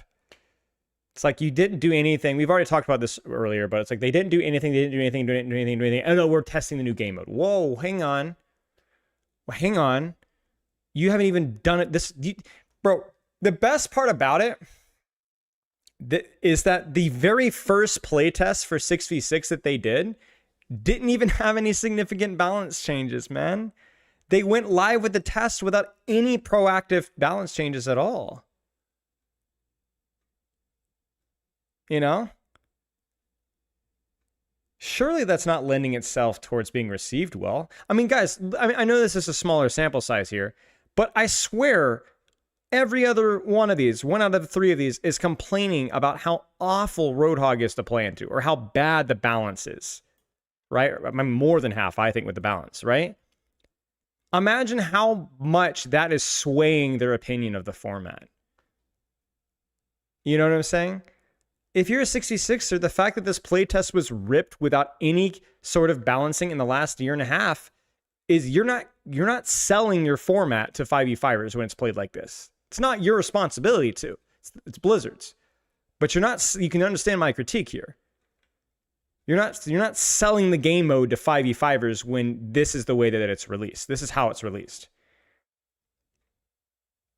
Like I said, this really does feel like they were just testing systems and queue times, and that they were not testing how much fun people were having.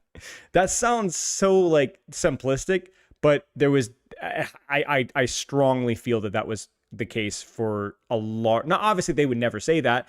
And obviously they didn't care about balance or design at all. They did do some balance changes, of course, but I don't think that was the priority, which sucks.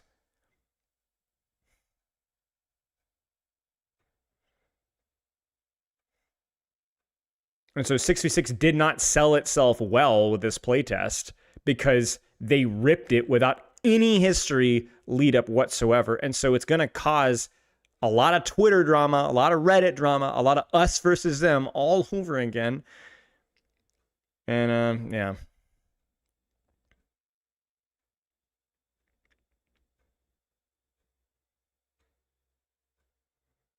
But yeah. Okay. Sadly, I probably should stop there in terms of reading, because otherwise, I mean, I think we will be here for another hour or two. So I apologize to everyone that put their effort into it. I hope, at the very least, that it was a good exercise in writing and getting your opinions and thoughts down in a cohesive format, because that's a good life skill to have. So even if nobody freaking reads it, I wish everybody, I do this all the time and nobody ever reads my stuff. So I hope that was productive, and I appreciate y'all's effort.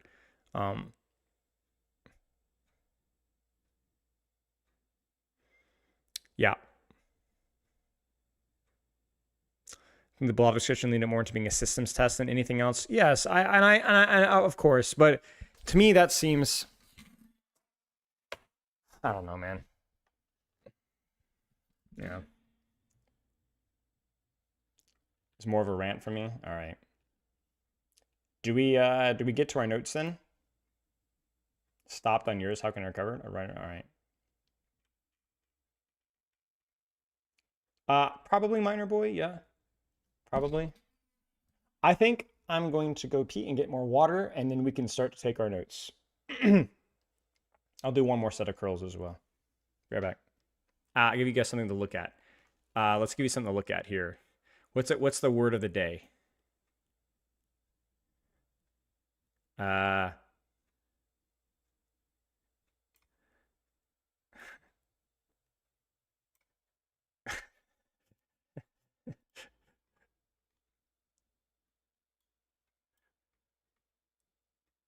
Shoot was on the other foot. There you go. I was thinking Jeff too. Yeah, yeah. I can't zoom in anymore.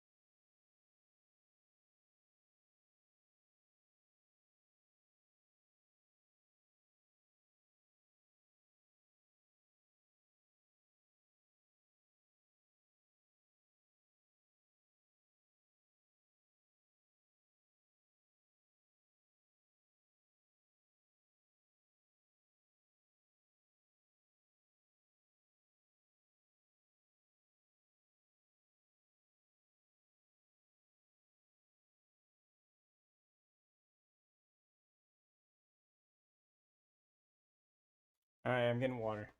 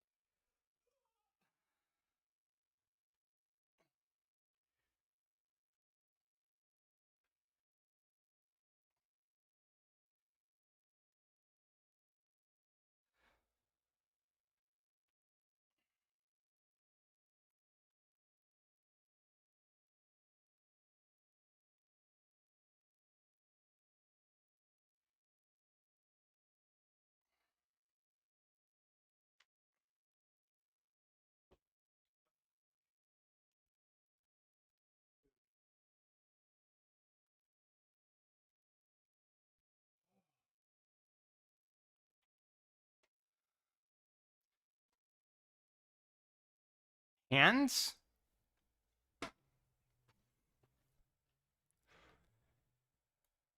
What? Frick. Okay, that'll do.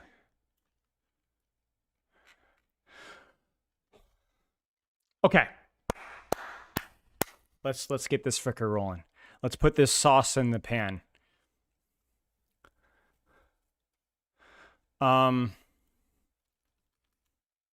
Responsibility as the game critic guy, as objective as I can.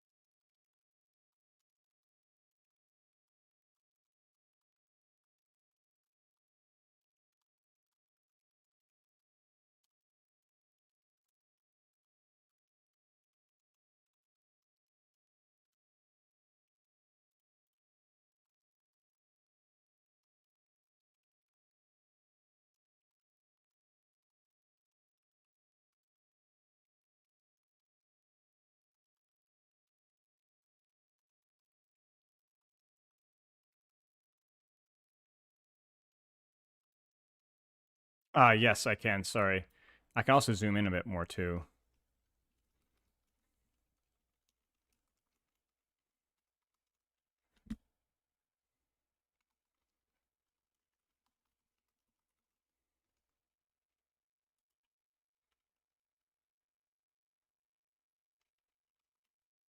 Yeah.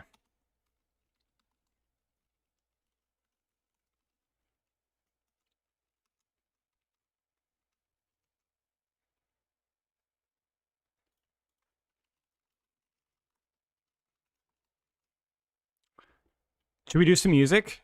Hmm.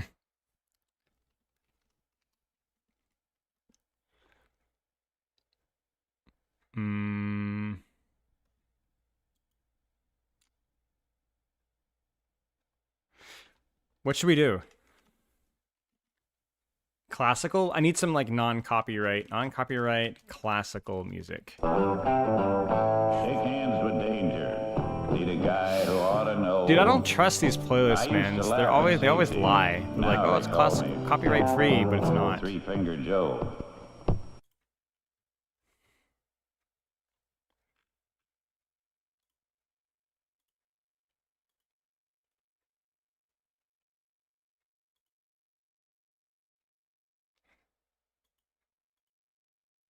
Yeah, I'm already like, can anybody recommend?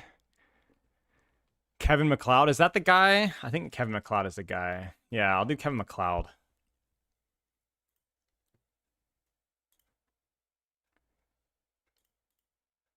Count on good old Kevin MacLeod. I need a longer.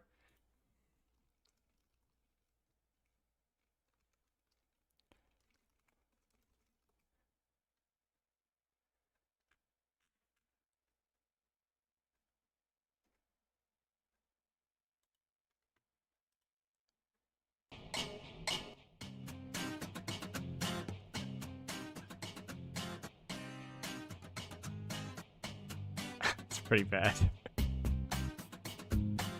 How's that? We're just gonna leave it, man.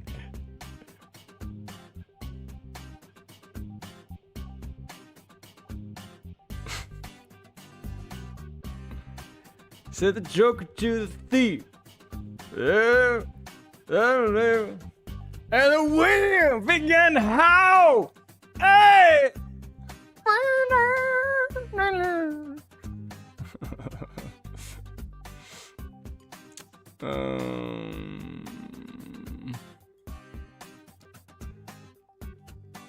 Temu, shut the frick up, bro. Shut the frick up.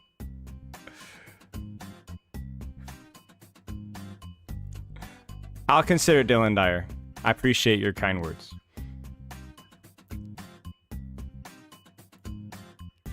This is pretty rough, man. I'm almost tempted to just like eat the copyright. The copyright only bites me in the butt for YouTube rewatchers. Because if I do the YouTube live bot, I don't get ad revenue. They like steal it. It sucks. And it's the YouTube system, it takes freaking forever. So I don't know.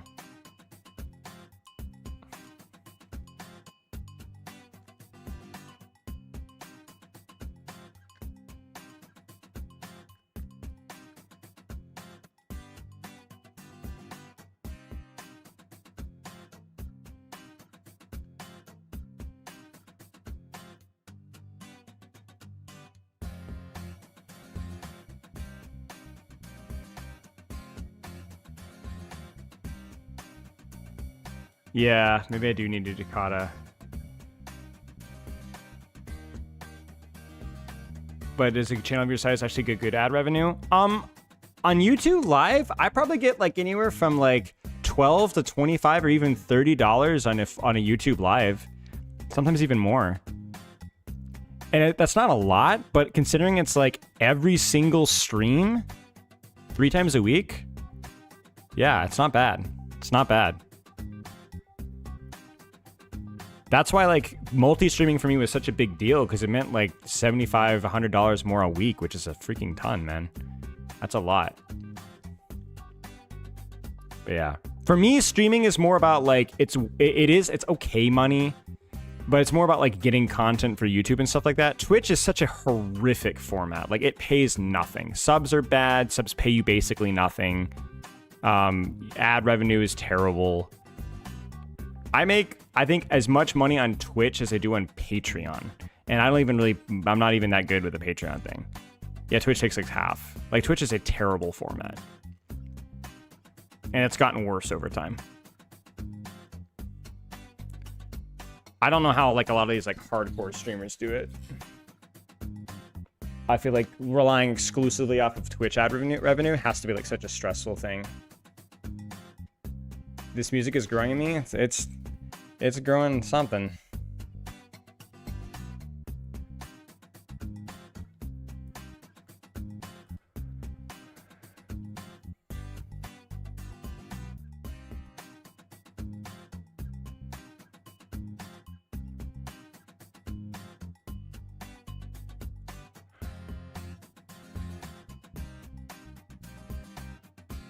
I was saying, I was referencing fungus, guys. I was referencing fungus, okay? Like, fungus. Queenie, who highlight roasted? I'll do it real fast. I don't mind. If I missed it.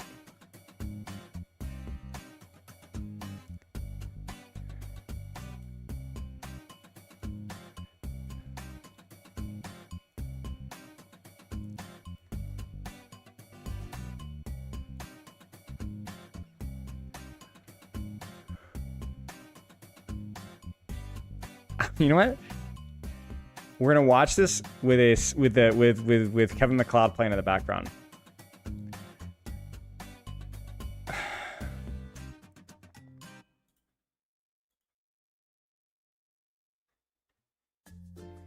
Who did this? Oh, is it Fujimon? 302, gotcha. Is it? This better be Symmetra.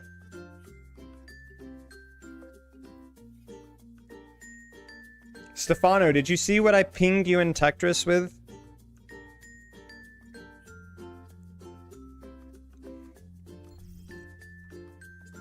And check. I will literally buy it for you if you will play with me. If you'll be my friend. I'll be like the guy, like the kid across the street that like just gives you free Pokemon cards if you'll play with him because he's an only child and he's kind of lonely.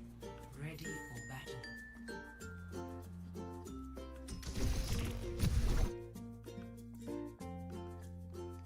Is this you? It has to be you, right, Fuji?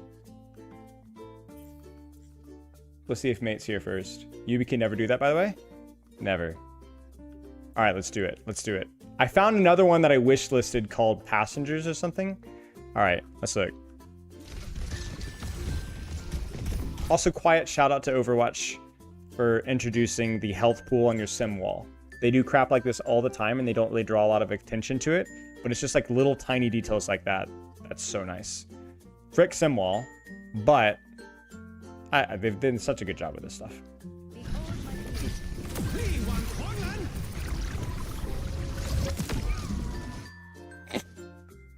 I was not expecting that. I was not expecting that at all. I don't know why I wasn't expecting that. I was like, you're gonna dodge this and like... Wait, how did that even happen? Was it just like a slightly wrong input? This is a perfect song. Yeah, you're W King into it.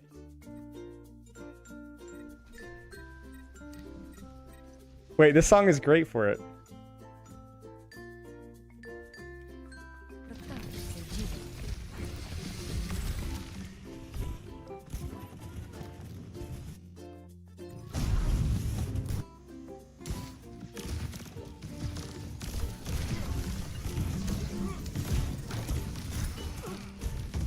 Wait. Oh, I went too far back.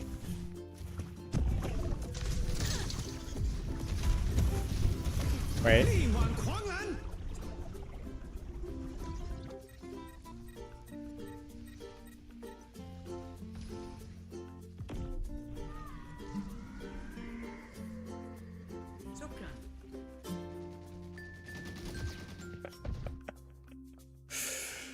Oh man. Feels bad. Is Torb and Sim supposed to be played consistently? I think Torb and Sim are way better to 2-trick than they used to be. You can 1-trick Torb now, yeah. Sim as well. Sim is I think one of the better one-trick DPS actually. Actually, chat is Sim like in the top 5 one-trick DPS in the game? Has to be, right? Tracer, Sim.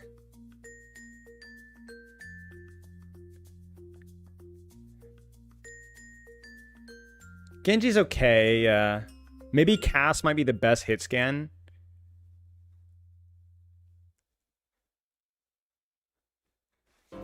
She has to be, right?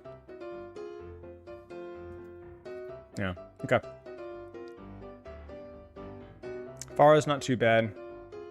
Yeah. So yeah, Rhea, let's go. Let's go. Let's go. Sorry, give me the code.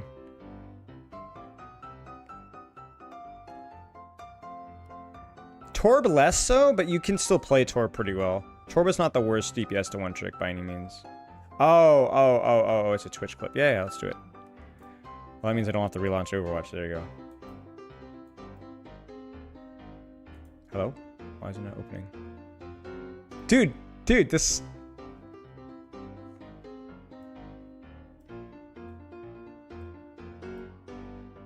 Frick me. Why won't I highlight it?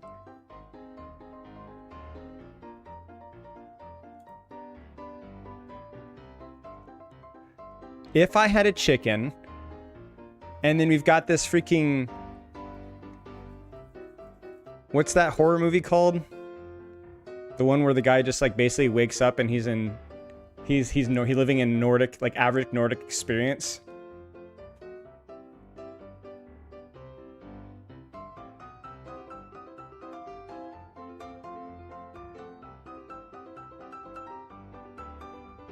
The Doge song for 2022. Midsummer? Yeah, exactly. Average Nordic experience. Sorry, we're not gonna be able to play any music. We're just gonna have to enjoy this Kev pred. Okay?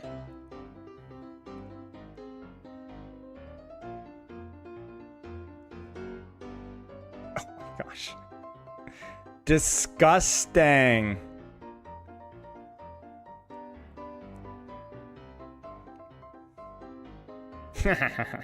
Nice. Very nice. Very nice.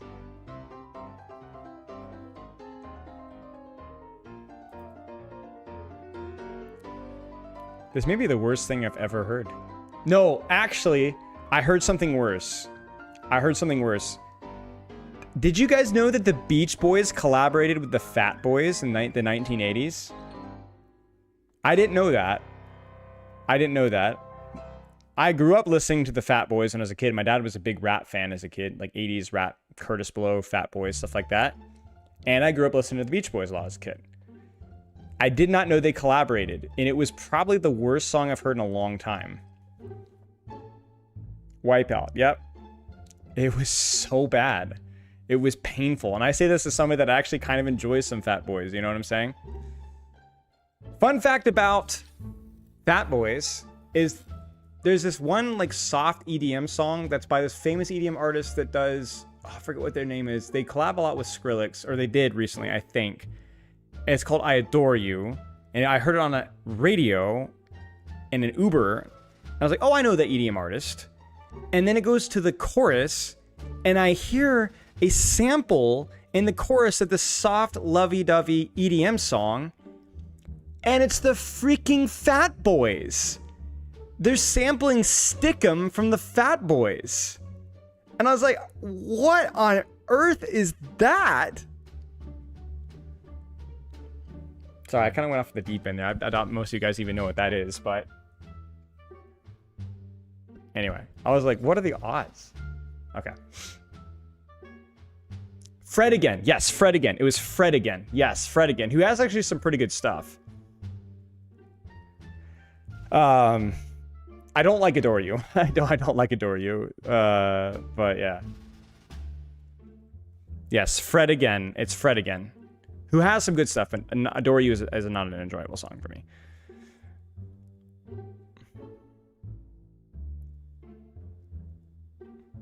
I would show you, but I would go down the rabbit hole. I would get off topic. I'm really tempted to, though.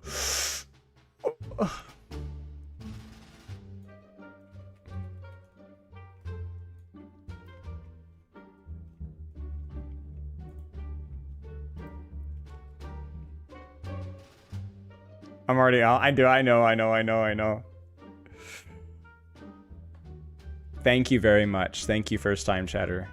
I don't know how to pronounce your name. I'm Karma? That feels like I'm Karma's the intent there. Why were we in a taxi? I think it was on the way back from Blizzard. Yeah, it was on the way back from Blizzard. I don't know if it was a playtest or if it was the summit.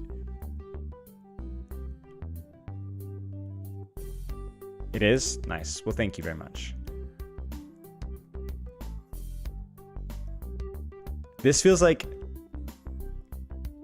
pre-game music for Wii tennis. Or the music played for Sonic Adventure Battle 3, the Chow Health Center, Fitness Center. None of those things exist, but you guys see the vision, right? Stolen Legacy, thank you for the sub.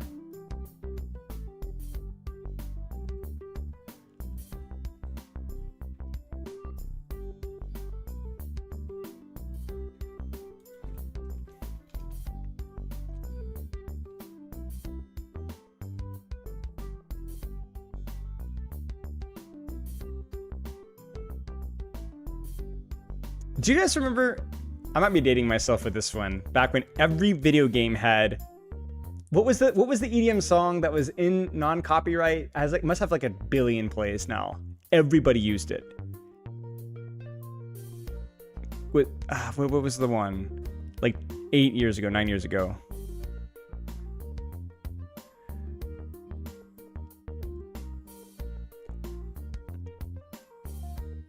It doesn't sound like this at all, but it was a female vocalist. Super generic. Fade, yes. Alan Walker, Fade, that was it. Yes, that's the one. Wait, doesn't Alan Walker do... What does Alan Walker do? Wait, what does Alan Walker... Dude, okay, I'm sorry, I'm getting really off topic. Alan Walker does... Alan Walker... Wait, what else does Alan Walker do? What do I know him for? But I know him for something. What do I know Alan Walker for? Besides Fate. Alan Walker... There has to be something I know him for. Maybe not. Nothing's really ringing a bell here.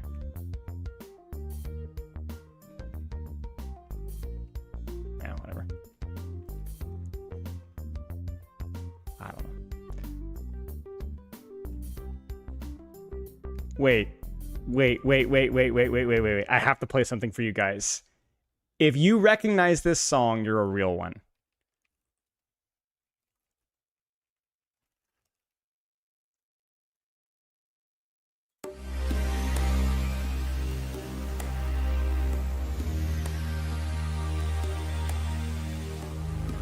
Hang tight. If you recognize this one, you're a real one. I'll see if I can just we'll let it go for about 60 seconds. You might not recognize it just yet. It would be in about 20, 30 seconds.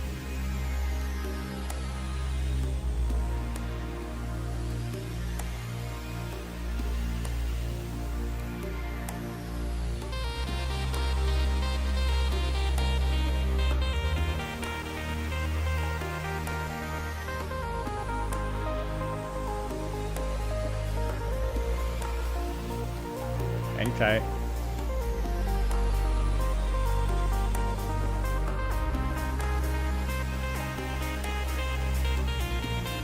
I guarantee you one or two of you knows for sure. Has to be.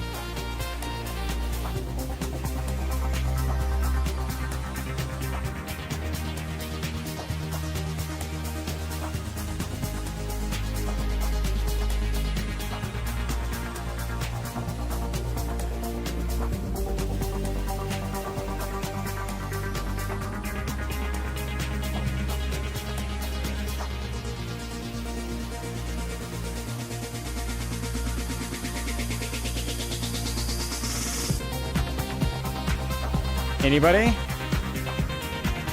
Alright, let me get you guys some accompanying gameplay here.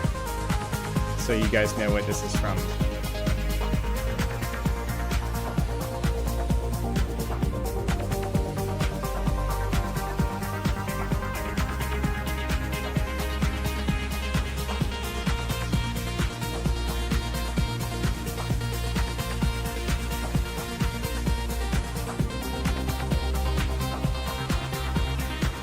It was one of the songs from Roller Coaster Tycoon 2.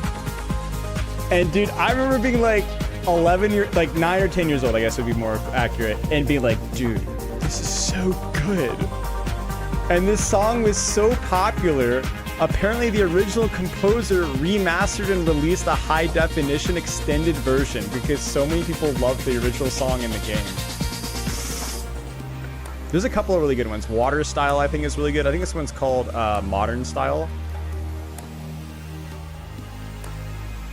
The original like themes for the game were also really good. This is not one of them. This is like one of the you could choose a song, if you guys remember. You could choose a song for your ride, and some of them were really good.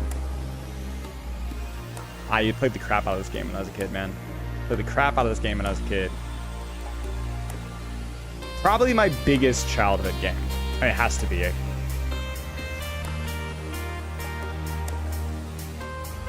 Anyway. Yeah, the goat. Alright. But yeah, the original composer, who's like 60 freaking years old or something, like, went back and was like, alright, well, I was so happy when I found the full version of this. I literally had to Google it like 5 or 6 years ago. I had to like dig it up, and I was like, yes, yes, yes, let's go. It's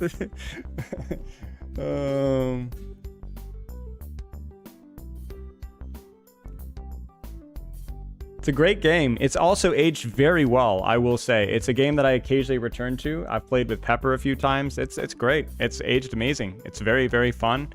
It's just as much fun as you remember it being. Open RCT 2 is also awesome. They've expanded, added a lot of quality of life things. It's a great game. Aged very, very well.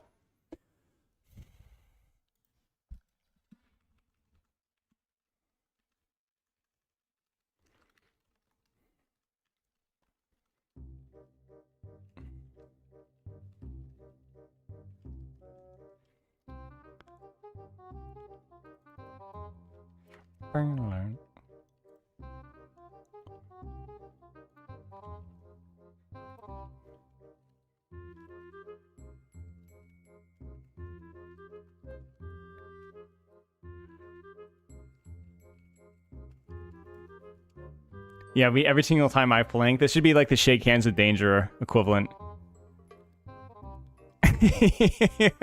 Yeah.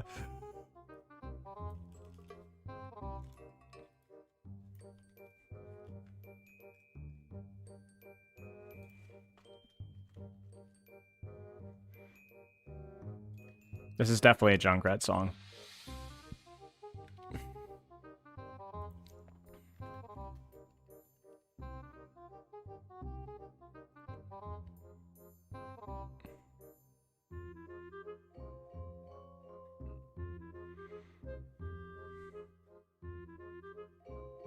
You have this in multiple clip thumbs? That makes sense.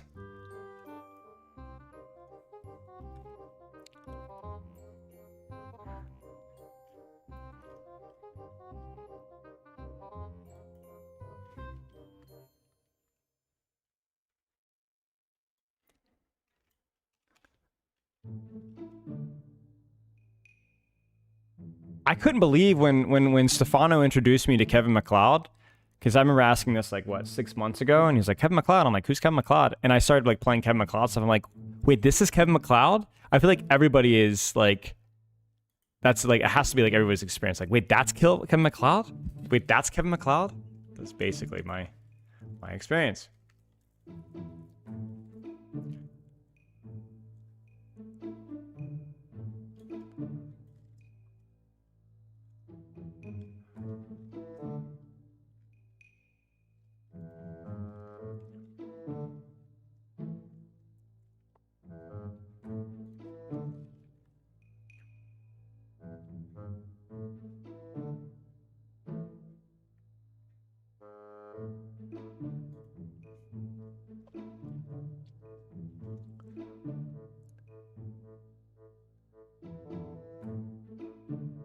I haven't played Spore, no.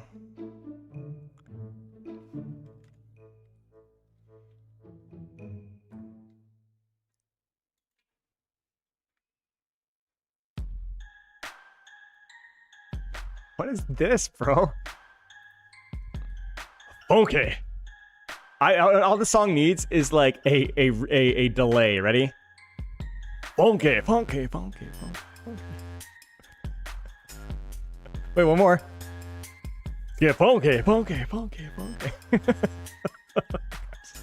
I'm getting tired. It's been a long day, guys. All right, we're done. Oh gosh.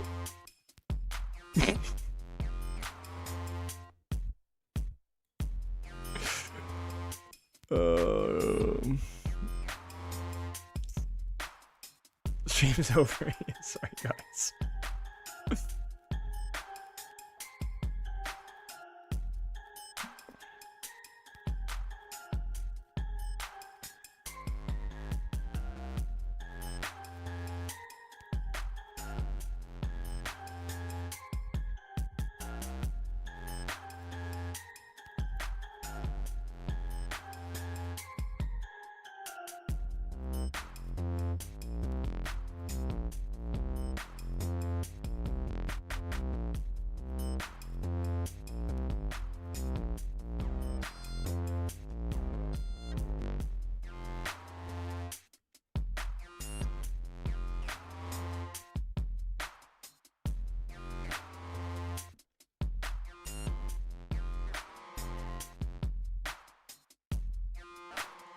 Dang, son, where'd you find this? Yeah, exactly. exactly.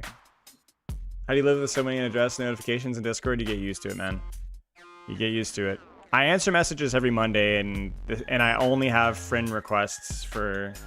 Bro, I have to... Every month, I have to delete around 100 friends off of Discord. Old students or people I don't even remember asking questions. I have over 1,000... Like, there's 1,000 friends. It just has to be how it goes. So, that's my life.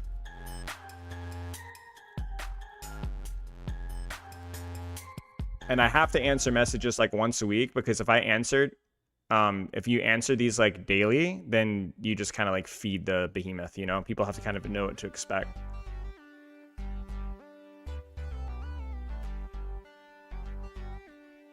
It's kind of a bummer. It's by far my least favorite part of growing as a content creator, but it is what it is.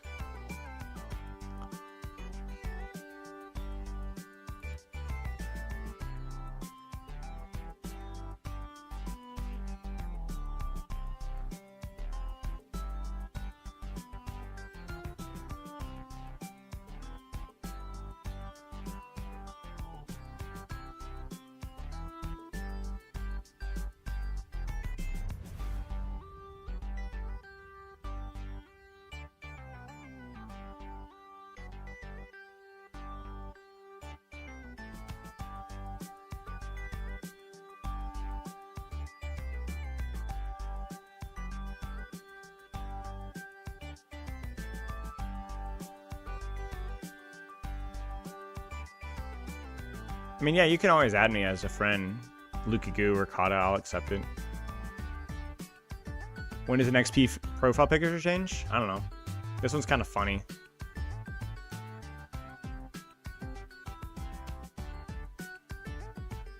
You don't really want to talk to me? Okay.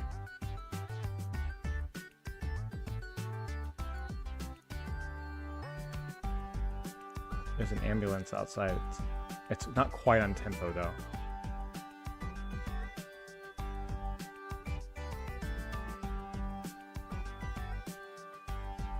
Oh, I see, Kata. I understand.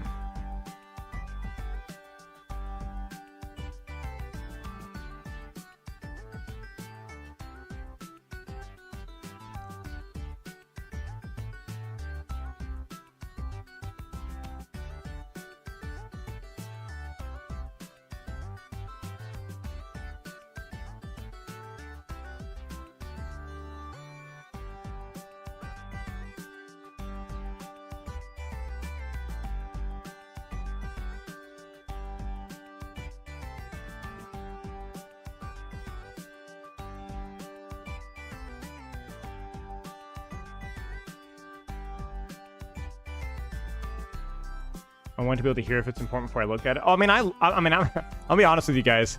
I know what these messages are, or most of them. The reason I haven't answered them is because they're not life or death threatening. I usually prioritize messages. In fact, I probably should answer one or two of these because they're recent students, but I only usually answer personal messages, crucial messages, or messages from recent students. Those are more priority. The other ones are not important, frankly.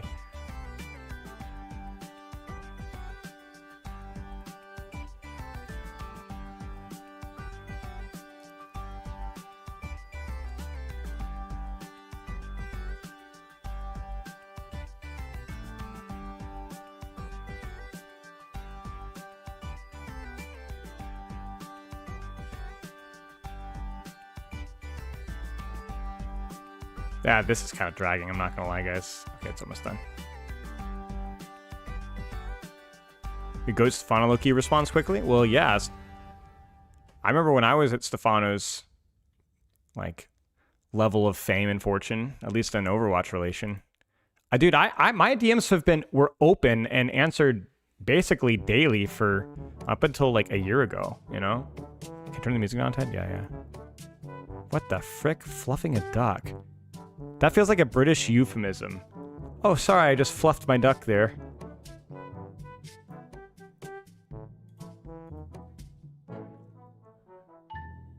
Mr. Popular? I mean, it's just my job.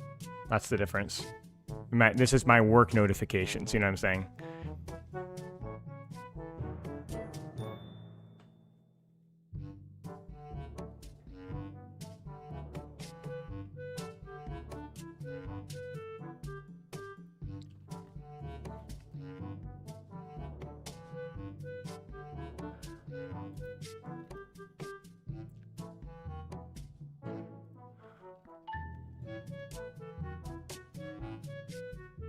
What happens when streaming is 10 times bigger and he has no time for anyone? I highly doubt that will happen. I kind of think I've reached, like... Within Overwatch, I've probably reached, like, 60-70% of my, like, reasonable growth as a viewer. You know what I'm saying? Just given my niche, you know? I will never compete with the top streamers. Never. Or YouTubers. Just based off the type of work that I do. Maybe with a game design thing, we'll do something. Stefano now messing with me. I'm going to open this and it's going to be something stupid. Oh my gosh, Stefano. It's not something stupid. It's his thermometer. That's insane, Stefano.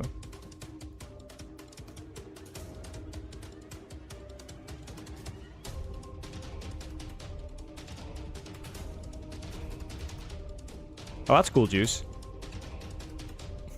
Oh. Wait, this feels like almost like a old, like not quite Dark Souls. It's too much drum action, but definitely feels like an old game song. Fat Brett. All right, I've never heard of Fat Brett. Let me look up Fat Brett.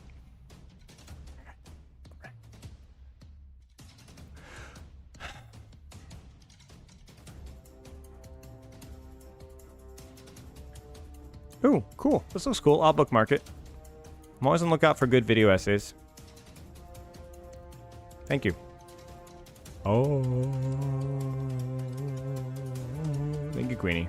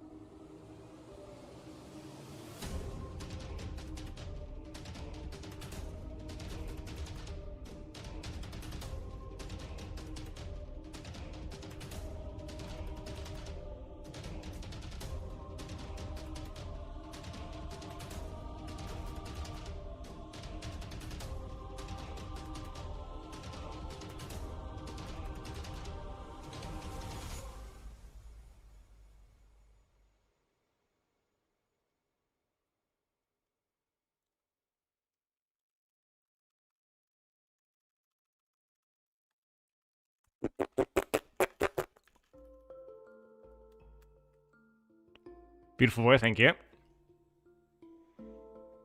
Truly chuffed to bits. This has me knackered. You sent, okay, I'll send it to you, Stefano. I will say though, as somebody that used to have a vehicle that had a temperature gauge on it, this is not always accurate because it's almost always higher than it is because it's in the direct sun and it's usually a darker color. But I will show you sympathy anyway.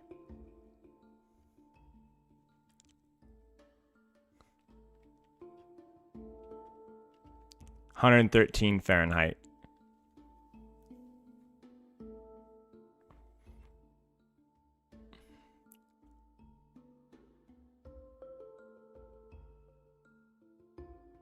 Which is what, 43 Celsius? I think.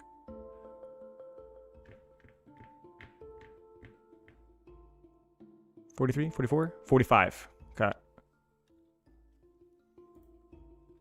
45.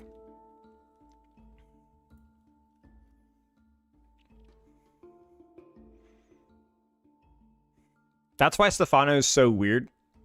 He only has like brain cells related to like Overwatch still functioning. Everything else is just... It died. Passed away.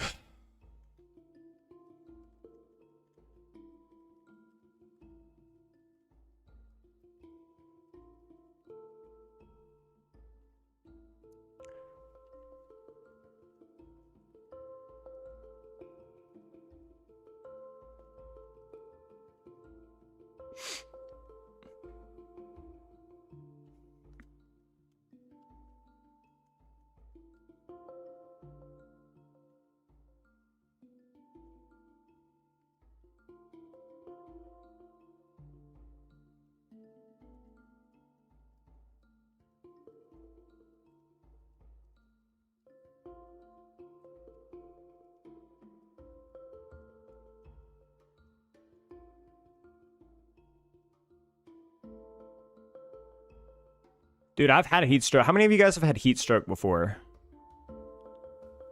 I had it 1.5 times. One time was pretty bad. The other time was like kind of... It was rough, man. Felt awful. Very lightheaded. You feel cold to an extent once it gets really bad. Not good. Not good. Took me like a solid 2 hours to recover, basically. Like an hour and a half. It's not pleasant. But the only good thing about heat stroke was I was like running around, you know, is when I started to feel better, it was like drinking like fruit juice or water was like the sweetest, most succulent nectar of all time.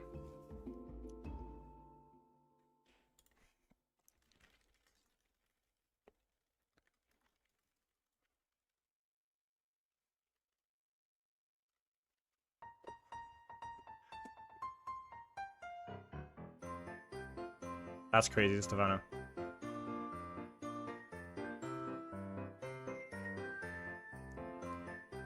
Oh, yeah, sure, girl. That was coincidentally. That was a good timing. I didn't even see your message. Yeah, what the frick is this crap? Frick off, frick. Frick off, fricky, frick. I realized in my bathroom today, I was like, Pepper realized she left the fa la la la la sign up just to be stupid, and it literally took me 8 months to recognize that she left the fa la la la la sign up to mess with me, and it took me 8 months to recognize it. I'm definitely a Christmas person.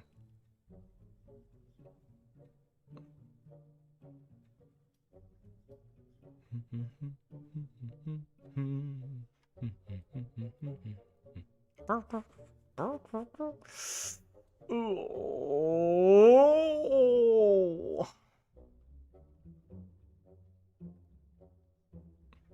Boom, boom, boom, boom, boom, boom, boom, boom, boom, boom.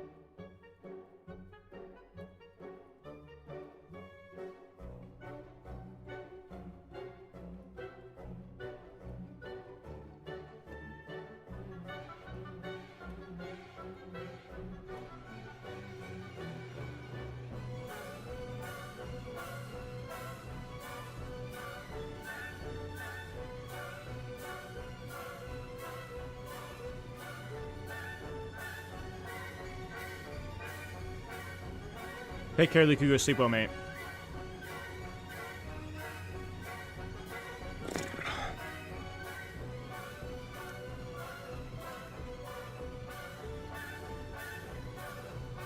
I mean, this is a classic song. This song is like very classic.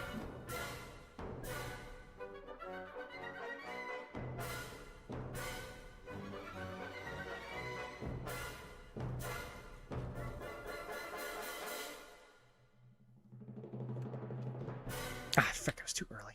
Crap!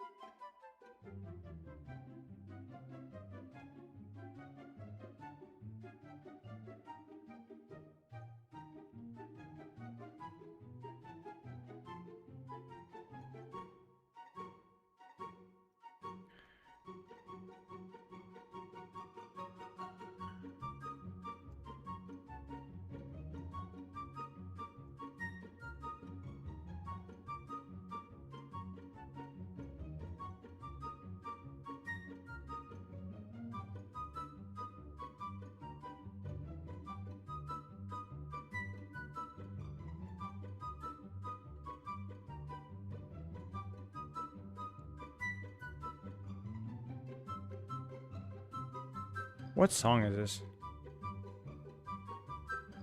Monkeys spinning monkeys.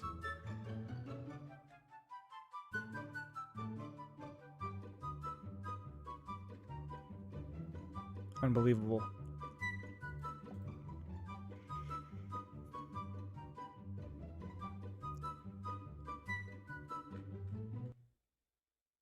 It just ends? Why is this so scary? Oh, it's supposed to be scary.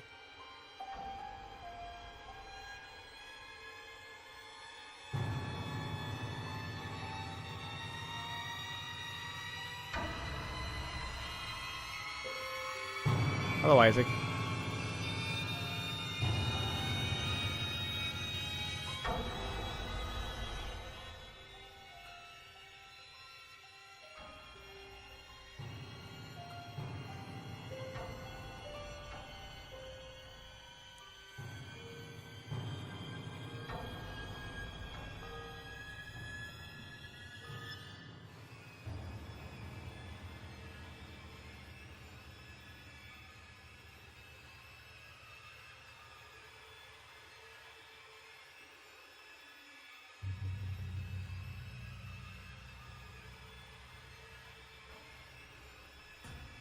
Do I rip it, chat? Do I just straight up rip off the pants and just go? Is this good enough? I'm so scared. Am I gonna forget something?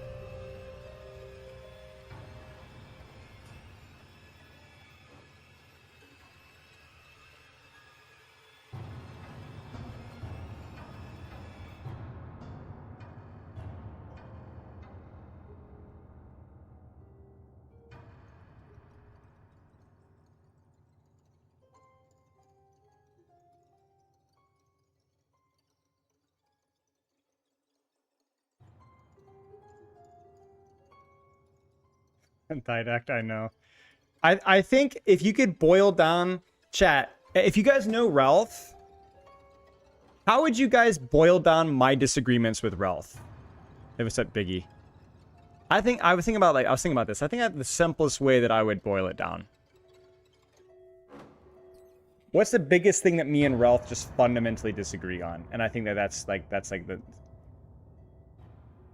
the way you coach ever changed when the game went 5v5? I mean, yeah, the way I've coached has definitely changed over time.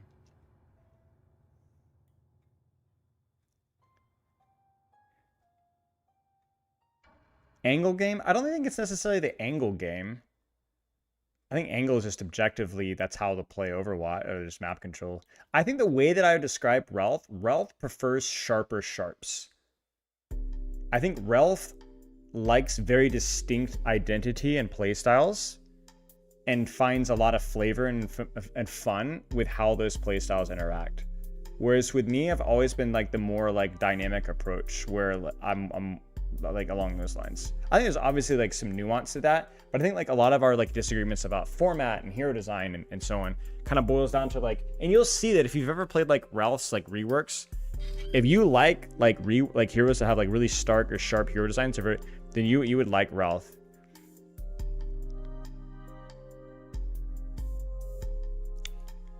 I'm like the more dynamic guy. Ralph is the guy that's like Dark Souls 1 masterclass.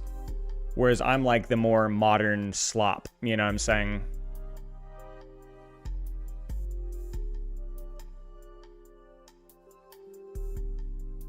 Like distinct strengths and weaknesses, distinct play styles, this harsh punishments, very high highs, cool combos.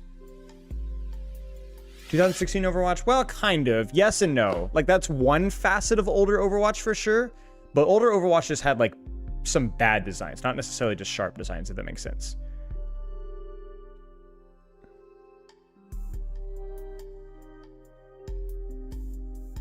No, I don't think Ralph has a problem with Tracer. Tracer would have he would describe Tracer as having a sharp flanker design that, because it's mobility pilled, means it's more dynamic. Ralph would say something like Sojourn is a bad hero design because she is neither she's like mobile but also sniper.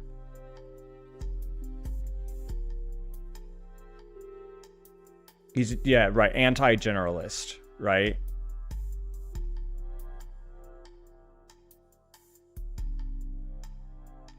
Ralph is the type of guy to take away a fire strike from Ryan.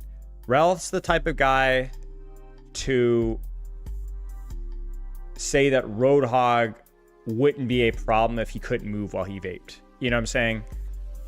I'm kind of putting words in his mouth, kind of teasingly, but like, and he's not wrong about a lot of things. I think that's just where we fundamentally disagree. It's more of just like a taste thing. You know what I'm saying? That's why I think I've always like respected Ralph, is because it really, a lot of our differences just boil down to preference, you know, within that. Yeah, Hazard has to be a big no.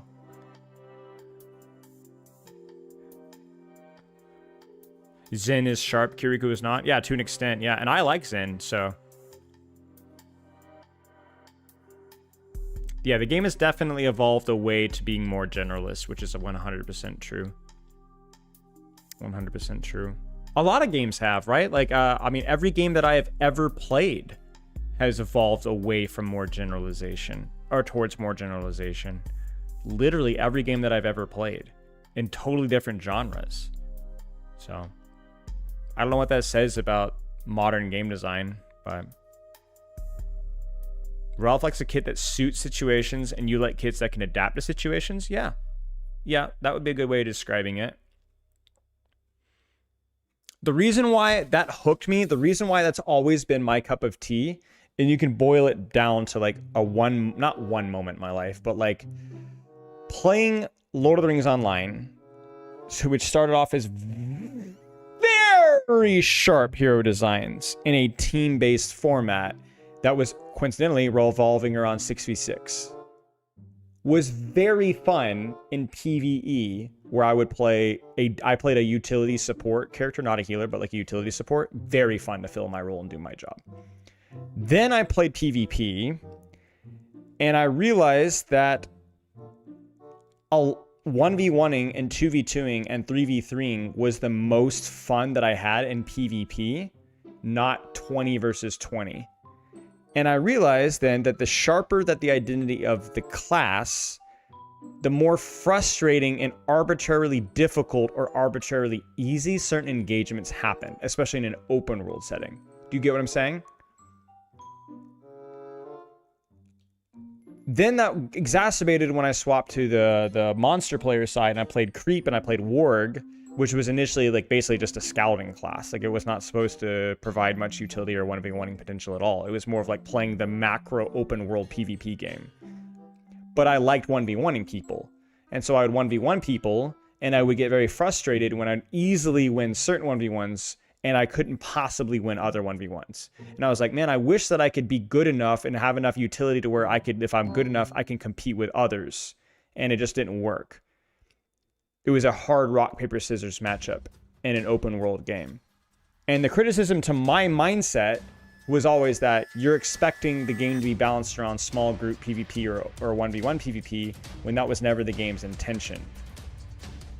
You get what I'm saying? But so that's my bias, you know?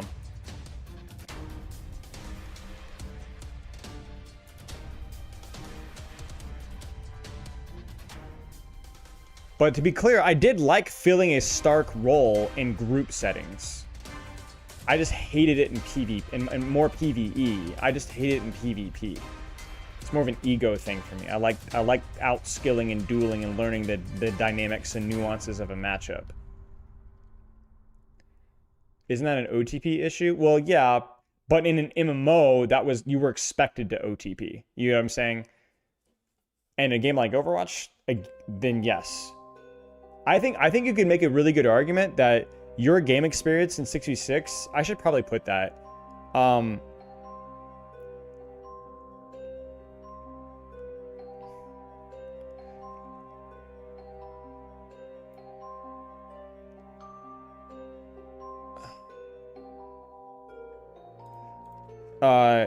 Your experience in 6v6 may largely depend on how willing and how you are and how capable you are of filling the map matchup spot. Yeah, this sounds a lot like Harry Potter.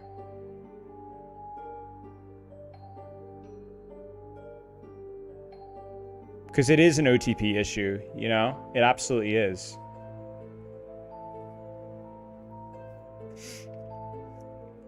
I mean, that's been at the forefront of like Overwatch debate since literally 2017, even earlier, where like people were like, should this game cater to OTPs, you know? Because we always talk about like, oh yeah, the Mercy player OTPs, but like, what about people like me, the ones that like want to win every 1v1 if you're good enough, but like the reality is that like you just should swap, you know? I don't know.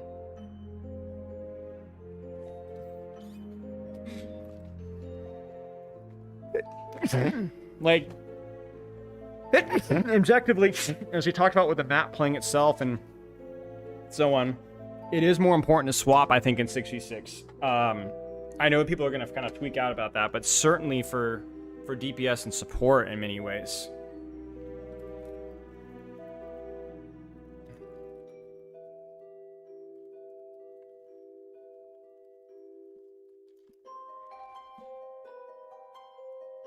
Thank you.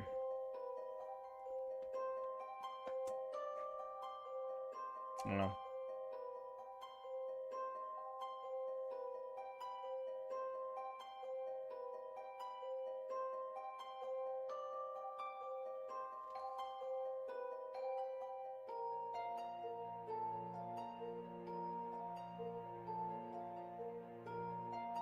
Okay.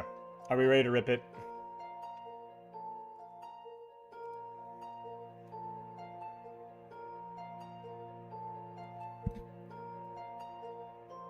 Busy day for BattleNet. How's the angle?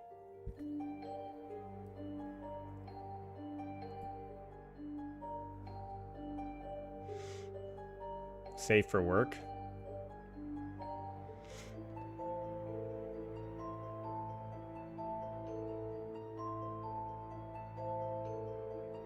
Okay, BattleNet. Okay, there we go.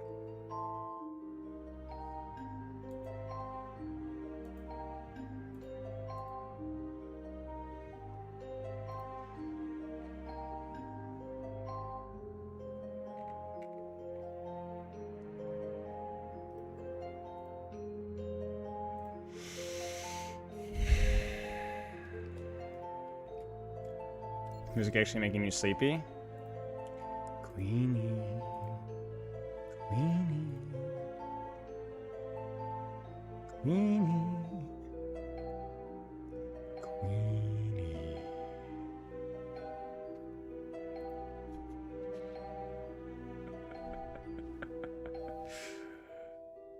Nice existence. Well done, mate. Well done, mate. Congratulations.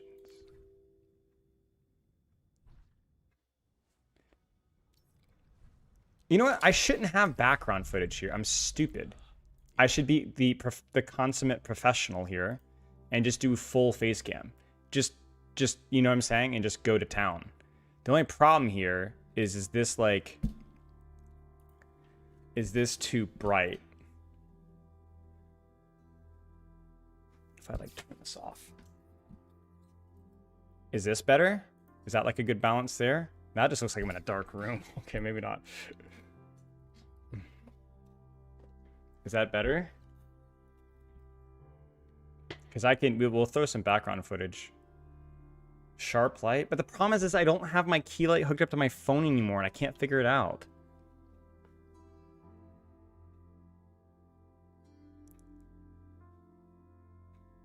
We'll do gameplay, Rhea, obviously. I'm saying like I can edit the gameplay later, but I'd prefer just naked face cam and then we can do, my editor can do the thing afterwards.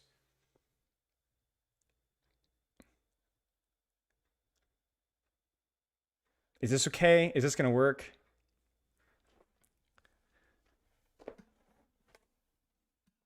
Frick it, I'm gonna roll it. I'm gonna rip it. I don't give a frick.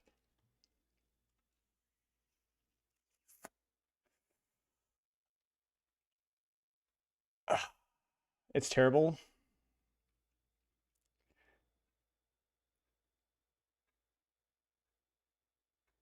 Yeah, I'm not gonna wear a better shirt. Yeah, go ahead and get the danger out now. Go ahead. I've learned my lesson. I'm waiting for it. You guys are so predictable. Go ahead. Go ahead. Finish up. Thank you. Thank you. Shirtless? I used to laugh at safety. Just mute sound alerts? I mean, at this point now, it's like too much of a gimmick. Finger Joe. All right, let's do this. I mean, I don't know how else to start this. It is kind of my responsibility as the quote-unquote Overwatch game critic guide to be as objective as I look as stark as a sheet. We're just going to roll with it. Sorry for the lighting. To be as objective as I possibly can in this game critique. And just a warning that obviously I will not be able to do this one perfectly. It's just not possible to not have some sort of bias being brought into this. And I apologize for any of the points here that are not perfectly communicated. Ultimately, what matters is the fun and competitive satisfaction that you, the player, has with the 5v5 or 6v6. And I'm going to do my absolute best prediction and memory recollection of what 6v6 has and could possibly look like in the future. This will not be a which format is objectively better, because objectively experiences are more likely to be...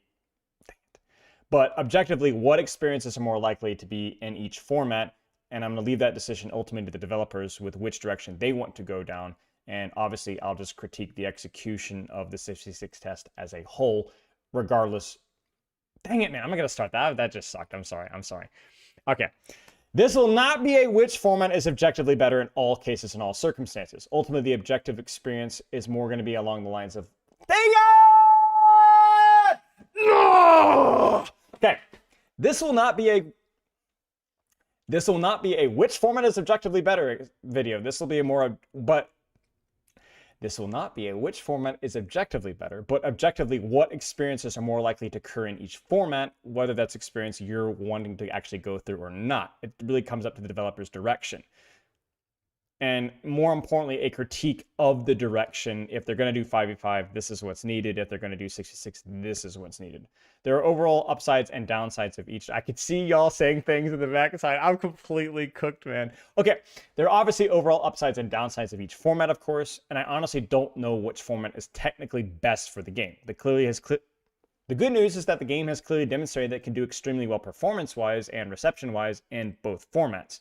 And I think that while there may be technically a correct choice, even this competitive integrity guy really hesitates to say which is best, certainly for the game's health. I know a lot of people critique me for being the fence sitter, but the reality is that I do have very concrete opinions about the game when I think it actually matters. Ultimately, this game's health is my job, so if I think an opinion matters a lot, I'm going to say it clearly. And I think comes to format, I think both can work. And for the 66ers out there, if the shoe was on the other foot, I would be just as harsh on 5v5. And so while this video will be focused mostly on the flaws that I found within 66, again, it's not to say that 5v5 is necessarily superior. When the 5v5 transition happened a long time ago, just really rushed out, I was too busy coaching Overwatch League to really dissect exactly why I think it was done poorly and why I think it was ill thought out. But so again, this is not going to be simply about 66 bad, 5v5 good. It's just the status quo is easier and safer to deal with, and so it's easier to find flaws with change when it does happen. Scalphubius. Okay. This will be a compilation of my knowledge coaching. This opinion piece will be a compilation of my knowledge coaching 6v6 for longer than I've coached 5v5 from 2017 all the way, from 2017 all the way up to 2021. Well, I guess it wasn't longer.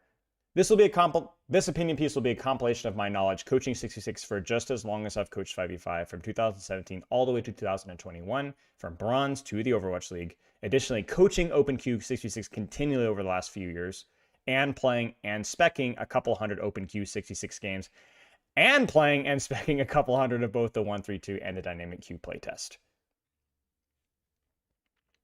Our first topic today will be talking about the playtest itself, and the things that I liked and the things that I didn't like. Ultimately, do I appreciate the communication and the willingness to try out 66? Ultimately, communication through both the dev blogs, the director's takes, and so on have been very much appreciated and have improved dramatically over the last couple of years. They've done a great job of that. And overall, I'm very willing and appreciative that they're willing to try and test things out.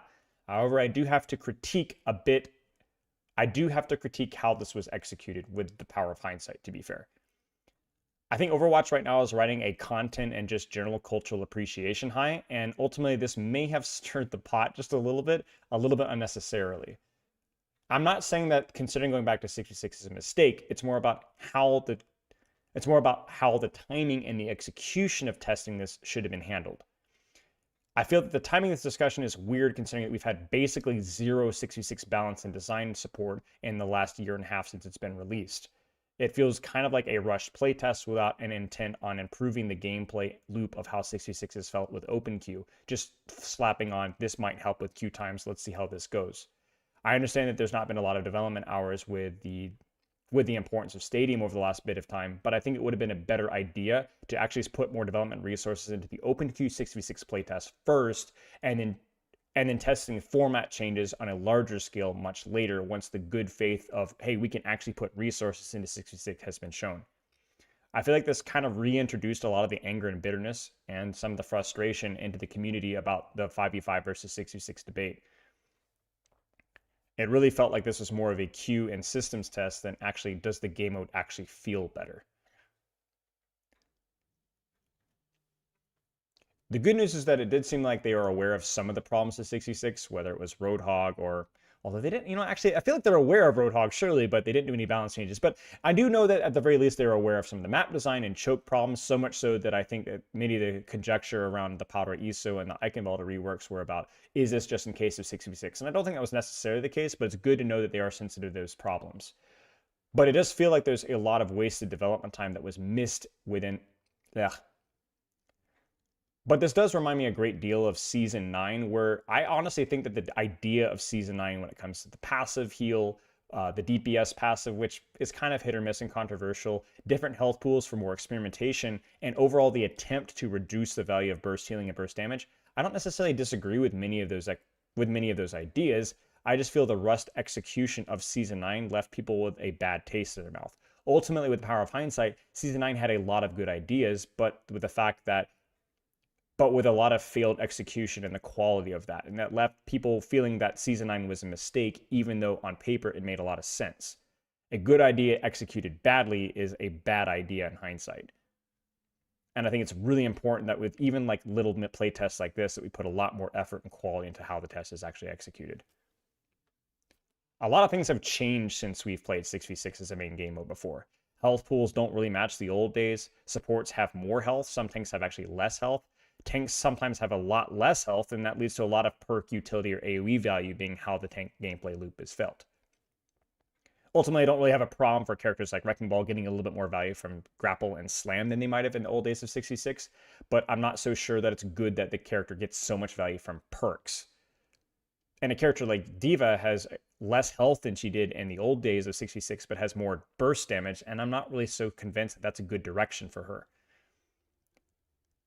This can seriously limit the agency of the player, and it can make the gameplay loop of a lot of the characters feel very different and not always in a good way. OpenQ 6v6 and this test just desperately needed a tweak passed over every single hero to evaluate base kits, perks, area of effect value, sustain, tank busting value, and ult value, and it just didn't happen. Again, to clarify, I don't have a problem with 6v6, but you may have failed to sell 6v6 as a format with this playtest to the 5v5 player base due to the lack of balance and design work put into it before the playtest went live, mandatory for anybody that wanted to play quick play. And that should just be, and while that may have not been the intent and goal of the playtest, I think it should have been just as much of an important a priority. I think it would have been just as much of a priority as queue times and system tests. Now, a couple of notes on how the playtests were actually playtested. I think they needed to have a ranked rule set with backfill next time. I think they need to have a ranked rule set with backfill. Ultimately, I think this is something that they did early on in the Overwatch 2 beta, and obviously I understand why backfill needs to be the case. Like, rank doesn't really matter. People are going to leave the games. It happens all the time. But the fact that it was quick play rule set felt a little bit arbitrarily off. It just felt weird. It felt like games ended too quickly. And I would have liked to have seen both sides of the coin, both attack and defense, played on every single game mode.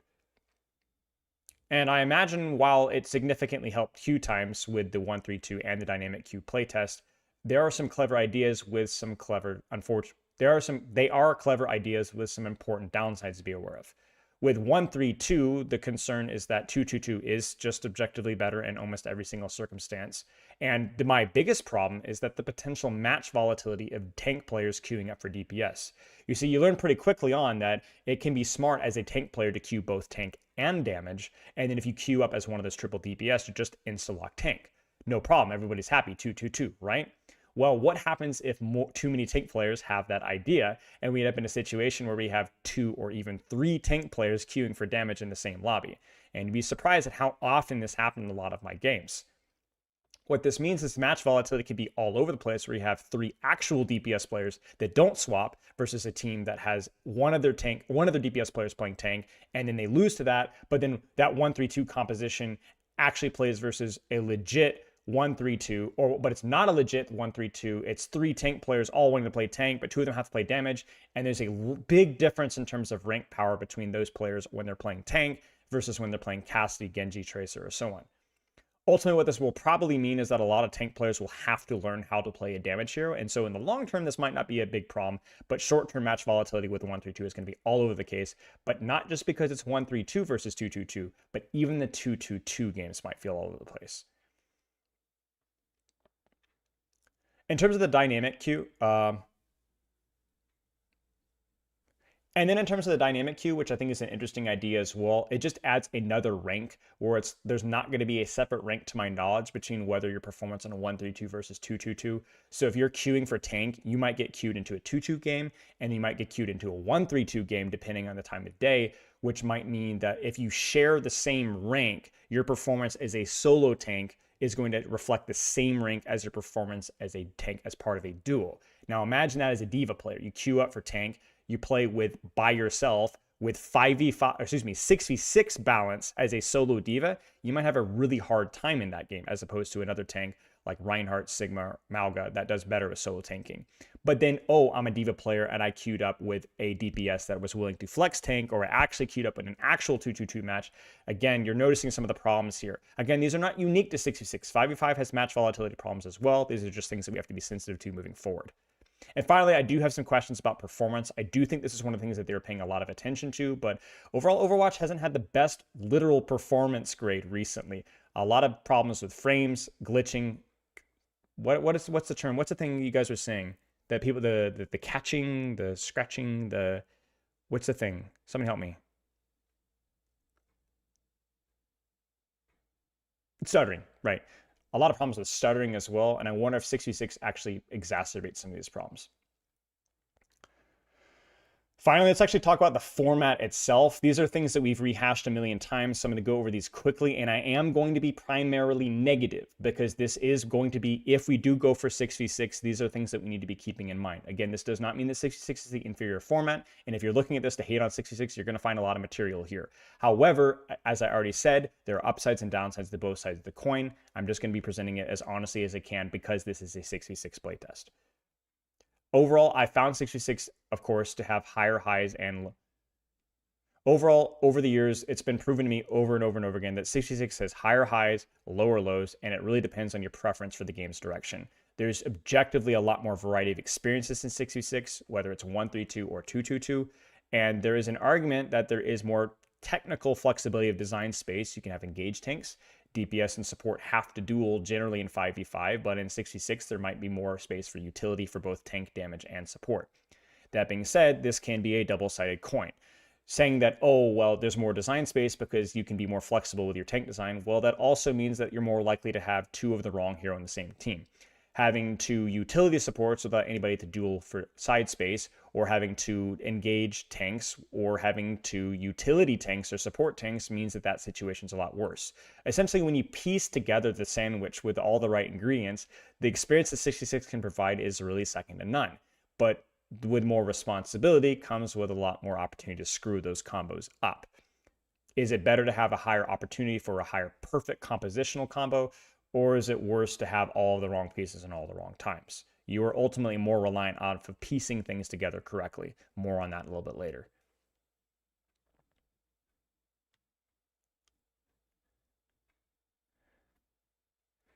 An interesting irony here that's kind of unrelated to 5v5, but more about the modern game design that we associate with 5v5 is that the general engaged tank mindset of characters like Malga, Hazard, and to a lesser extent Domina, and the less support tank mindset, and then also things like we're making DPS have more dynamics, or making supports to be more general duelist. In many ways, this has made the downside of 66 combos a little bit less stark.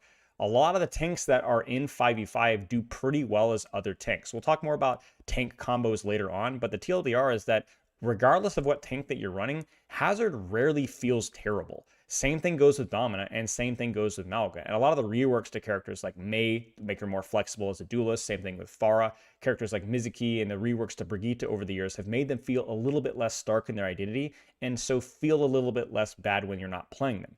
Now, that might be a controversial statement because many of those sharps, those high highs, is exactly the way that people actually like their Overwatch 66 to be.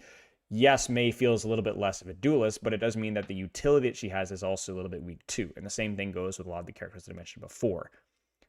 So the irony is that the modern game design might make 6v6 feel less like it did back in Overwatch 1, even if the format is technically the same. Again, your mileage may vary, depends on what you prefer. More dynamics or a sharper hero design.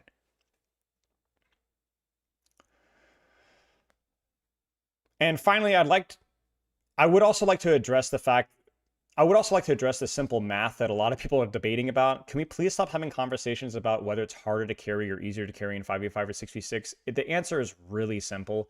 When there are fewer people in the lobby, you have a lot more agency directly in terms of having direct input, but one person having an egregiously bad game means that they have a much greater possibility to completely throw the match. Essentially, it kind of evens out. One bad player doesn't ruin the experience as much as it does in 5v5, but also your individual carry impact is also objectively lower. I'm tired of seeing this argument being thrown around. Obviously, there's a lot of nuance and discussion to it, and anybody saying very clearly that, oh, 5v5 is worse or 6v6 is objectively better is just simply stupid. There are upsides and downsides to both sides of the coin. One bad player is not so bad, but one good player is not so oppressive. Shut the fuck up. Ultimately, from a format perspective, I find that your experience in 66 may largely depend on how willing you are and how capable you are of filling the map or matchup priority. Ironically, even more so than picking the wrong tank in a 5v5 matchup. 66, especially in the 1-3-2 format, really rewards damage players for looking at the map, looking at the matchup, the situation, making the correct call. And that satisfaction can be extremely fun. Ultimately, though, that is a lot of volatility in the match quality, and it's going to reward players that are able to flex and fill depending on the situation and to do so correctly. But it might not be as easy as you might think. We'll talk more about that later on. Let's talk about the way the 66 kind of flows. So not necessarily the format structure itself, but how the game actually feels. Fights are a lot more volatile and a lot more devolved. The engagements tend to last a little bit longer, not because healing is necessarily stronger or mitigation is OP, although that can be problems occasionally. There's just another warm body in the battlefield, and so engagements just take a little bit longer to wind down. Games can also snowball a lot harder because an attacker's or a defender's advantage can quickly overwhelm the enemy team, as do ult combos. There are lower lows, sure, in that regard, but there's also much more common big pop-off plays. Rather than saying 2Ks or 3Ks per play of the game, you'll likely see 4, 5, or even 6Ks. AoE plays, especially from tank ultimates and DPS ultimates, have massive high play potential, which can lead to a lot of high highs and a lot of really cool moments. It is easier to stagger in 66, and a lot of the low rank and mid rank games that are reviewed and played, sometimes fights felt like they never ended and we'd stagger for 3 or 4 minutes. On this other side of the coin, it also felt like with the forgiveness of wave respawn, it felt like that engagement, we were staggering forever, but also we just kept engaging because on the other side of the coin, engagements could be staggered forever, but if you were the one that were cleaning up the warm bodies, it felt like points could be stalled forever because of wave respawn. Remember, wave respawn is an Overwatch 2 invention. It's something that I think is really good for low and mid ranks, but ultimately in fights where spawns are really close, 66 defenders can stall out points for a lot longer than they have before. Just something to keep in mind. This definitely exacerbated in low to mid ranks where fight durations last much longer. One of the key differences between low and high ranks is just how quickly fights start and end. And in low ranks, I have seen fights that go well over 2 minutes before anything resembling a break actually occurs. Again, that may be a good or a bad thing depending on your viewpoint.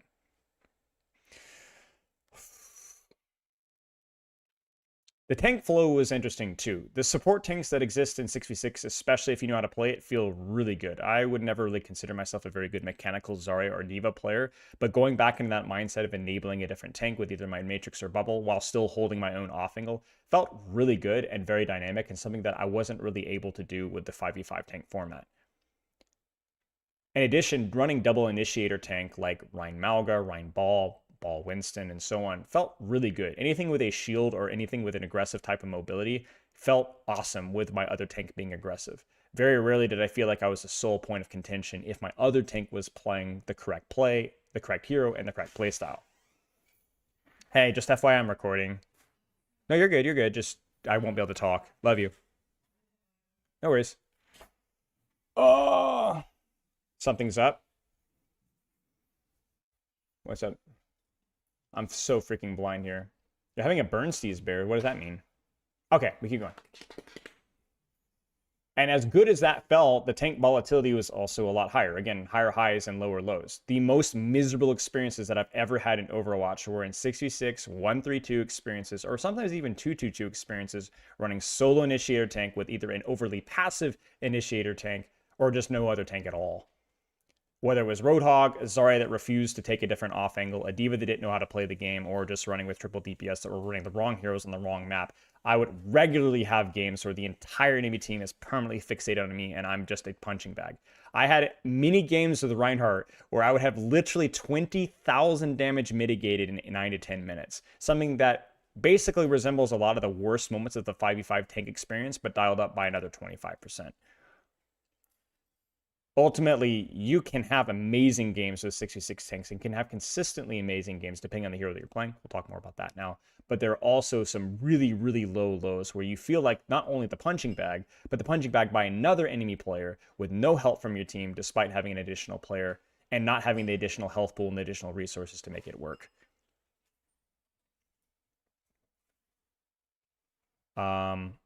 I did notice that many of the tanks that felt more consistently good were tanks that can multitask, and just heroes in general that can multitask. Characters like Ryan versus Sigma. A character like Sigma can mitigate damage and consistently apply pressure. So even when I was under a lot of pressure, I was able to actually put out pressure at the same time. Same thing goes with Malga. Like compare Malga versus Winston. Winston, my bubble blows up, I AFK behind a wall. My bubble blows up, I AFK behind a wall. With Malga, yeah, I could be the point of contention, but at least I could shoot back a little bit. It can apply to other heroes as well, to a lesser extent. I think supports that can feel like they're endlessly healing into the void without being able to take an off angle, and damage can feel a little bit like they struggle with the multitasking. Whereas a character like Mizuki can just shoot basically permanently and basically not compromise his healing output whatsoever. Again, when you are the point of focus, being able to multitask is a huge component of actually having fun with the game, and not every tank enjoys that aspect of it. And not every tank can actually do that correctly. And not every tank can actually do that well. Finally, we'll talk briefly about...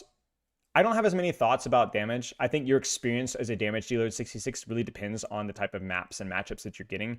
Hitscan can spend a lot of time chunking tanks when the vision is given, and Hitscan can feel like you're never contested, just permanently shooting tanks. That feels great. But then if you're trying to walk out of a choke into a contested 66 and your tanks aren't doing the job, it feels like you have no agency or space whatsoever. I think to an extent this also applies to flankers as well. Flankers will generally have better time fighting tanks on angles that are up close, characters like Genji, Tracer, Reaper, and so on. But it doesn't necessarily mean that you're favored in those matchups, certainly early on. Yes, the 66 tank health pools are definitely lower, but you're still facing a tank head on. And so if the tank angles are contested, damage will feel bad. If the angles are not contested, damage will feel amazing because you just have a much better matchup versus tanks. Again, your mileage may vary. I think damage was probably the role that felt most similar to 6v6. I think damage was the role that felt most similar to 5v5. And finally, support. Healing output matters more in 6v6 than it does in 5v5. And again, that might be more important. If you enjoy those health trades rather than playing the duelist DPS mindset that 5v5 has, well, then you're going to enjoy support a lot more than you do in 5v5. One of the questions I've been struggling with is the DPS passive, essentially the heal passive, the heal nerf passive that all heroes have that used to be exclusive to DPS. They actually tuned it down in the second playtest down to, I believe, 15%. And I'm really not sure where I stand on it as a whole. Ultimately, I do feel like downtime behind a wall should be rewarded. In other words, if you shake off the pressure of damage and hide behind a wall, you should be able to receive healing faster and get back into it. The game seems to be rewarding focus fire without nerfing healing overall across the board, and I don't necessarily have a problem with that. I had Hawk, the pro tank player, and a known 66 advocate in my chat when I was talking about this, and he says maybe it's just simply too punishing to be tickled by damage when it comes to the DPS passive. And so I don't know if that's something they could code, but maybe there could be a percentage of your health pool that you take before the heal debuff kicks on. Maybe if your supports had an easier time seeing when a person is heal debuffed, I'm not really sure. But I don't think it's as simple as just remove the heal debuff, because you've just essentially buffed healing, which is kind of controversial within the community. I don't think simply removing the damage passive and nerfing healing as a compensation is necessarily a good plan either, because now you're not necessarily rewarding tanks for taking downtime between cooldown trades. Ultimately, I do think that's a skill that should be rewarded. I think this is a complicated discussion with a lot of Ultimately, I think this is a complicated discussion without a very clear answer, but I do think that some of the absolutism that I've seen in this topic is kind of short-sighted and missing the point of why it exists in the first place. Okay. Let's talk about the macro of 6v6. Ultimately, Overwatch is a shooter first, MOBA second, even within the 6v6 format. And I think as our understanding of the game has evolved, it's kind of been coincidentally tied to 5v5. But that doesn't necessarily mean that the game was entirely different to 6v6. In fact, I've gone back and watched a lot of early 6v6 play from 2017, 2018, 2019, and I'm convinced that people at many times, even in higher ranks, were positioning and playing the game wrong. And that's been repeatedly proven to me with my OpenQ tests, with me coaching 6v6 teams and coaching 6v6 players all the way up to the champion rank. Essentially, angles, map control matter just as much as 6v6, and the way the game has been balanced with nerfing sustain and nerfing mitigation, you still have to control the map. You cannot turtle up in the objective like you may have been at times in Overwatch 1. The problem with that is that's not always super perceptible for the average player. More heroes on main equals more damage and healing, and main, more dopamine, and it starts to resemble Rivals in how it looks, not necessarily in how it's supposed to be played. You see, the difference between Overwatch and Rivals is that a lot of low-rank Rivals and Overwatch look very similar, but if you were to take an angle in Overwatch, even if the target is being healed, you're more often not going to get a positive resource trade, whereas Rivals, you might not get anything done. And so this kind of leads to my opinion that the way that the game is actually played is that Overwatch 6v6 can have, on a viewpoint, a lower floor and a higher ceiling. Now, higher ceiling I'll talk about quickly. As somebody that's coached at the professional level 66, it's insane what you can do with another tank. The amount of space and complication and how dynamically you can change. And it's more heroes that you can swap to and more space control. It just gets more complicated. But lower floor, even though that's not technically true, that the way that it's played all the way up, all the way even to the Masters rank in 66, can mean that people aren't controlling space in the way that's correct. Basically, it means that the game is not always intuitively teaching you to play the correct way. A funny little anecdote is how often I always flame support players all the way up to Masters for not taking angles and how the game doesn't always intuitively tell you to take angles. Well, I'd say that applies to more than just the support role when it comes to 66, and ironically, I've had more problems with tank positioning in 66 than any other role. The problem is not that angles in space don't matter as much, it's just harder to intuit that. It's harder to understand what's going on in 66, and it's easier to play it quote-unquote incorrectly. But maybe that's just what players want. First off, let's talk about split tank theory, something that I mentioned before. Essentially, a lot of 66 tank players have the wrong idea. You do not stack up your resources on main almost ever, even when your DPS players are taking space on the aside. I don't know why I said it so funny. 66 really reward tanks that split on different angles, one on objective and one on main, and one on the flank. And what that does is that denies the enemy team the space they need to contest the objective and to control the map to threaten your DPS and threaten the backline. Ultimately, the difference between tank and damage is the ability for tank players to contest close spaces over short periods of time. Tank players can be poked out and whittled out, but that takes time and usually takes distance, something that tank players can leverage by timing their engages on angles and using cover more effectively. Ultimately, this means that tank players that are well positioned can be very difficult to remove, and tank players that take space with angles can be very difficult to stop. Unfortunately, a lot of tank players seem to fixate on stacking together and pooling their mitigation resources on main, opening up side angles to teams that are better positioned, whether it's to the enemy DPS or better positioned tanks. Again, this might change as people's understanding of the game gets better, but for right now, split tank theory is not only not intuitive, but I almost never see it in any rank under Masters. The idea of running Rein Zarya down main, where you could just position your Zarya on an angle while still bubbling your Rein on main, seems so counterintuitive, and it's why I've found a lot more success with teams that run double initiator tank. If you're running a Reinhardt, the ball player is usually going to be on the flank. The Doomfist, the Malga, even a character like Ramatra is more often to see on flank or on the angle. And so ironically, a lot of the tank synergies actually make their macro of the team playing worse. And this goes to my next point. If your tanks aren't splitting the way that they correctly should be, and sometimes even when they are, the maps in 66 more often play themselves. It's not just the chokes being more congested, although that's something that's quite obviously can be a problem, but it amplified the tanks and hero strengths in spaces that they are not friendly with. The example that I would give here is it bad to play Sigma on Lijiang Tower Control Center into a Rein? Yes, but what if you're running Sigma Roadhog versus Rein with a Ramatra or a Rein with a Malga? Well, now that situation is amplified because now you're running two inappropriate tanks on the wrong map instead of running one tank. This is a huge problem not just in 2-2-2, but is actually even worse in 1-3-2. Damage dealers compared to tanks generally have sharper hero designs. Tanks have poke tanks, tanks can be brawl tanks, but tanks can kind of function in close to medium spaces pretty consistently. But certain damage heroes are absolutely abominable in long ranges and are absolutely oppressive up close, and vice versa. One of the most distinct playtests that I can remember of recent memory was running a 2-2-2 versus a 1-3-2 test where we ran the push map Runesapi.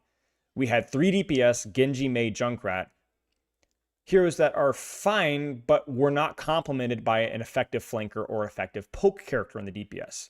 And the enemy team didn't just have 2 tanks, but they had a poke character and a flanking character in Soldier 76. It was a curb stomp.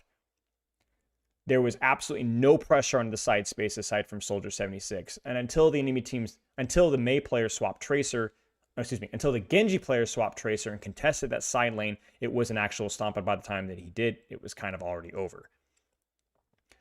This is not just one example. Ultimately, whether 1-3-2 or 2-2-2, running the wrong heroes on the wrong map really multiplied the map's problems. If you're not running poke tanks, sniper tanks on a map like Havana, you're going to struggle. If you're not running brawl heroes or dive heroes on maps like Lijiang Tower Control Center or maps like Numbani respectively, you're going to struggle. If your Winston player is stubborn on Numbani and doesn't swap the Rhine on third point when the choke becomes more congested, you're going to struggle. Ultimately, hero choice and hero synergy did matter a lot more because when there's more congestion on a map, running the right heroes on that map makes a lot more sense. Space in general is harder to retake, easier to hold, and attacker's advantage seems to be popular. The reason why I have more of a problem with this is that space in general is harder to retake generally in 66. It's also easier to hold. And the problem with this is that from my experience, attacker's advantage seems to be kind of a popular idea where we want to give defenders an advantage, but we need to be very careful about how much of an advantage that we give. I think people like it when both maps are fully capped and we go to overtime. I think that's part of the reason why I suspect that King's Row is such a popular map is not just the nostalgia, but also the fact that King's Row, to my knowledge, has the highest attacker's win rate of all hybrid maps completely. Ultimately, people like when defender's advantage is not overwhelming because while it can be very fun to just curb stomp and spam hold a choke for a long time, ultimately it gets kind of boring when it's too easy. Conversely, when it's impossible to break out of a choke, you quickly lose engagement with the problem. Essentially, because defender's advantage in 66 can be too strong, the defenders get bored, the attackers get frustrated, and the opposite happens when the tables are turned. This is not an insolvable problem. I do think map reworks can significantly help this problem. It's just something that we have to be aware of that happens in 66. The map plays themselves, but that doesn't necessarily have to be the case. We should put in earlier when it comes to the maps play themselves. We did a lot of play testing on both low ranks and high ranks, and also spectating a lot of games that I was not playing in. And whether it was my community playtesting or just randoms, it was actually unbelievably easy to predict exactly where teams would get stuck or where certain compositions would be incapable of breaking the choke or where certain compositions would easily break the choke and they get stuck in open space. It made a lot of like the guesswork about like which team is going to win felt like it was more solved by the heroes that they were playing and the map they were playing, and that was a little bit more frustrating to watch. One of the rough tests that I made my Masters players run was running double off-tank Diva Zarya and Nepal into Rhine Ram. And despite these players doing their best to take angles, to take space, DPS players flanking, the Rhine Ram just shoved every single choke, and it was just a curb stomp. It felt completely incapable of being able to retake space because they were on the wrong heroes in the wrong matchup at the wrong map. And while the solution there is obviously to swap, my problem is I don't necessarily trust the community right now to make the right hero swaps for the right map. People way over focus on one hero on the enemy team frequently and a lot of our opinions about what heroes counter what are not only archaic but flat out wrong. I ran a little experiment with low rank play in both the bronze players, silver players, and gold players that I was coaching, but also many of the open cube games that I played in gold plat that I watched and also played. Yes, I placed gold in open cube. It's not my fault. And more often than not, the heroes that people were told to swap to or did swap to were actually the wrong direction. Not only was it not the right hero they swapped to, they actually swapped out of a reasonable hero to an even worse hero they actually swapped from a decent hero to a worse hero. In other words, swapping in low to mid ranks more often than not was the wrong direction. And so again, I just am not convinced that players are going to be able to recognize the map's limitations and make the right swaps in the right situations. Skill issue, but like I said, higher highs, lower lows. Finally, in terms of the macro, one of the things that I was reminded of that I'd kind of forgotten about with Overwatch 1 and 66 was how powerful ult combinations were. Ult combinations in 5v5 are largely overrated because you oftentimes are unable to get the area of effect value that is really demanded. If you grab Dragon and you only hit the tank, well, that might not really be worth it in 5v5. But in 66, because there's generally more of a clump, there's just more warm bodies, even if you are positioning relatively correctly, combining ultimates is more often than not the correct play. In addition, ult fights, because it's generally easier to build ults, have more of an impact on macro than just the neutral fight. It's really important. Not only are ult combos easier to get value out of area of effect, they're often more important because it's a more decisive finish to a fight. As I said, it can be really easy for defenders to drag out fights and even trade them effectively when down a few. And so it's important to completely wipe the enemy team with an ult combo more often than not, then and then take the time to set up your superior defender's advantage. That, again, is more strong in 6v6. Again, this is not a critique of things. That's just a very interesting flavor that you may or may not enjoy about 6v6. Finally, we'll talk about the heroes. This one will be more of a bullet point list of some things that we have to be sensitive to with the move to 6v6. These are just some things that we need to be sensitive to if we move to 6v6. The value of AoE damage, area of effect damage within locations, is obviously up. Characters like Sierra, Junkrat, Torbjorn, and so on can see spikes in their value. The value of AoE healing, characters like Baptiste and Mizuki, absolutely goes up. And even things like Roadhog's major heal perk. And matchups of certain tanks. Oh, I should talk about AoE damage. The value of AoE damage with characters like Junkrat, but also things like Ball's Wrecking Ball, but also things like Wrecking Ball's Tank Buster Steamroller perk, where you can roll through tanks to do double damage. Becomes a lot more powerful in 6v6. Even ultimates, things like Hanzo's Dragon, Torbjorn ultimate, and a lot of the tank ultimates where their area of effect become a lot more powerful. And finally, certain heroes that just do much better versus tank matchups because there's another tank that's probably contesting your angle. Remember I said that your DPS matchup, your DPS experience may vary depending on how good your DPS is in tank matchups. Characters like Torbjorn definitely feel a bit better because they're more often than not 1v1ing tanks on flanks, and more often than not that 1v1 feels pretty good. I found overall engage or shield tanks are very consistent. They don't always feel good when you're the only tank. As I said, it could be a really bad experience when you're the only tank, but overall they do perform quite well even if they don't always feel good. Off tanks are very combo reliant, just like they were in the old school days. And if you execute with a good tank combo and you still utilize split tank theory, even with a character like D.Va or Zarya, they feel quite effective. Again, I cannot understate until the highest level how overrated tank synergies are and how underrated tank splitting is. 6v6, like 5v5, can absolutely exaggerate certain heroes' problems. Certain spam heroes, characters like Roadhog, can feel a lot worse in 6v6, a lot more oppressive in their own ways. I know people are going to be like, yeah, but solo tank Roadhog, there's more ways of avoiding Roadhog, and ultimately I found Roadhog. Yeah, can we just take a quick pause here, guys? Roadhog was in 80% of my games. I literally did the math. He was in 80% of my games, and he was also in at least 2/3 of the games that I was spectating from all ranks, from high ranks to low ranks. I mean, I'm talking hundreds of games. He was easily the most popular tank hero in all of the games that I played, both in 1.3.2 and 2.2.2. This character freaking sucks. Like, I frick Roadhog, man. Anyway, moving on. While 66 did alleviate the pain points of other characters like D.Va Zarya, who can be kind of annoying in the 5v5 format. Finally, I would like to see armor be a little bit less vulnerable to spam damage because there's just going to be a little bit more of that, and so certain tanks felt unbelievably fragile depending on the enemy DPS that were being run. The fact that armor has basically little to no impact on high instances of damage is kind of annoying and something that I've wished that has been fixed a long time ago.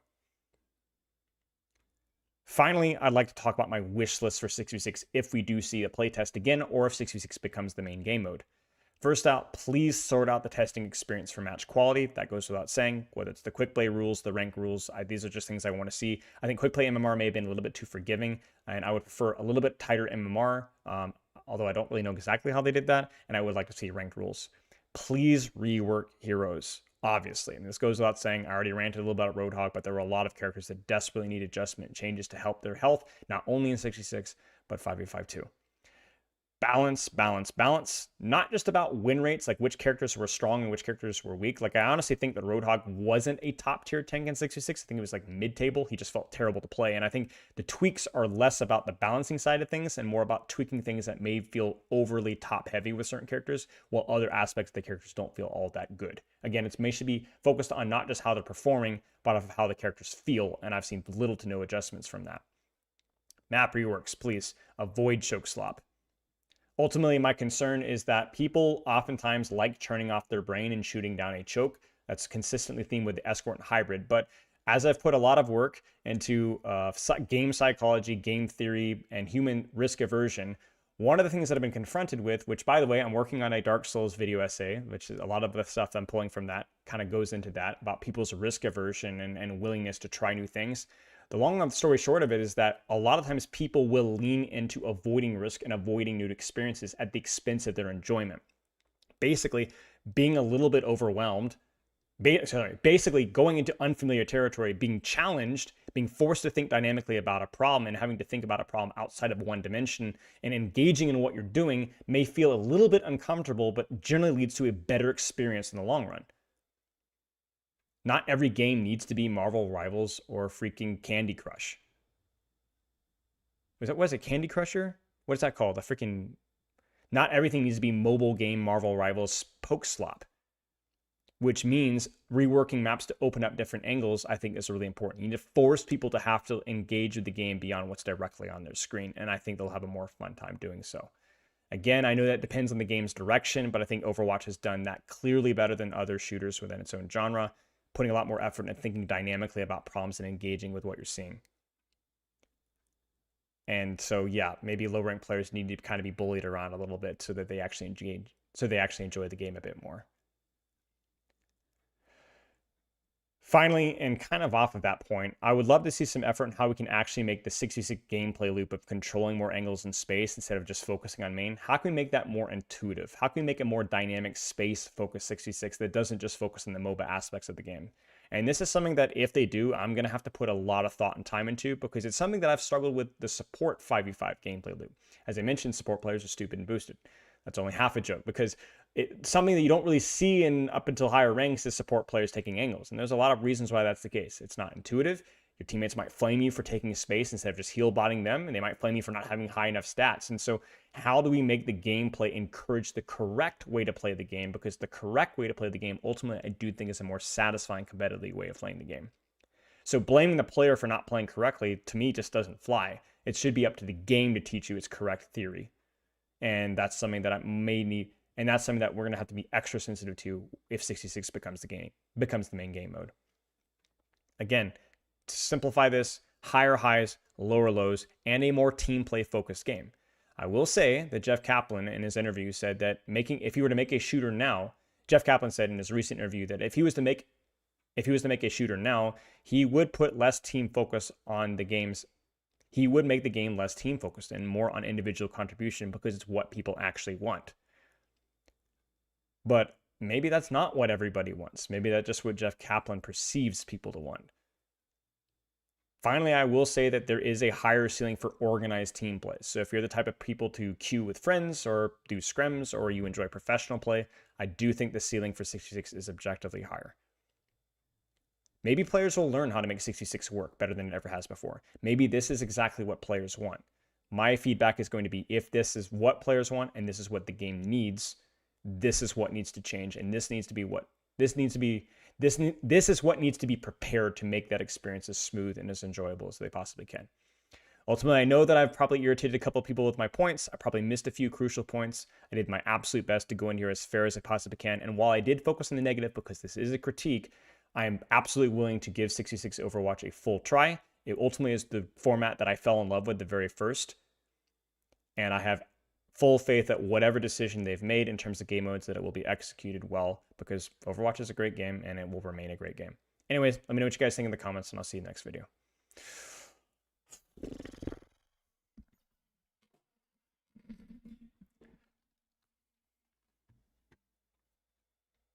Did I miss anything?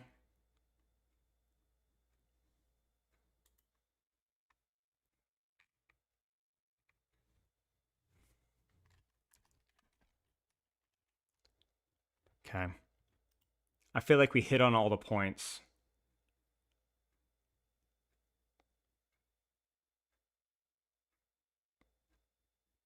I am a little concerned I came across a little too negative, but I realized that like I wasn't always going like, this is a negative, this is a positive, this is a negative, this is a positive, but like, I don't know. You missed Curie Slander. Well, I think Curie Slander is a good example of what I was talking about, how like in 5v5 supports having duelist capacity is definitely feels like it's more important. You know?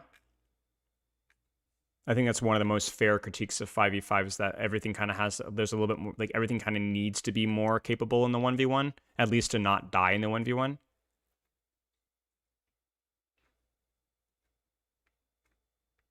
But I did bring that up, I think, once or twice.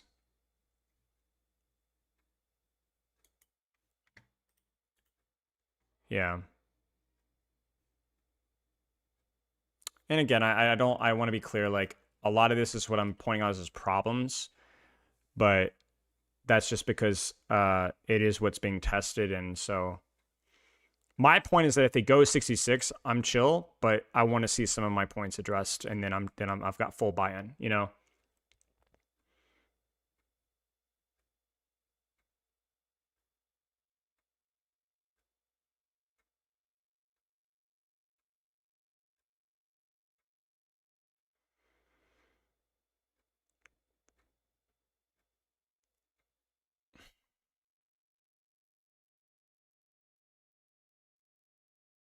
Okay. Any questions?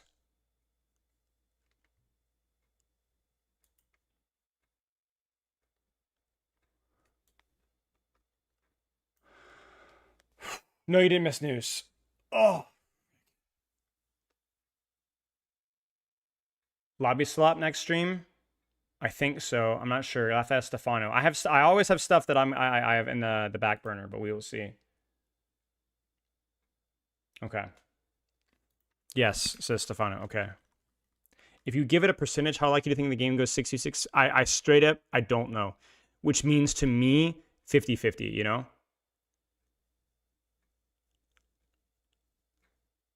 50-50. Do you think there's a way to make 66 better than 5v5? Both are at the highest potential?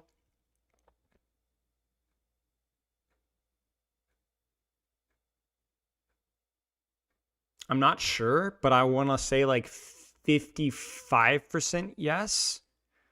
Like if I had every single rework and map design perfect and AoE, maybe, yeah. I think, but I'm not sure. There's also the inherent risk aversion of people don't like change, and I'm not immune from that, you know? So...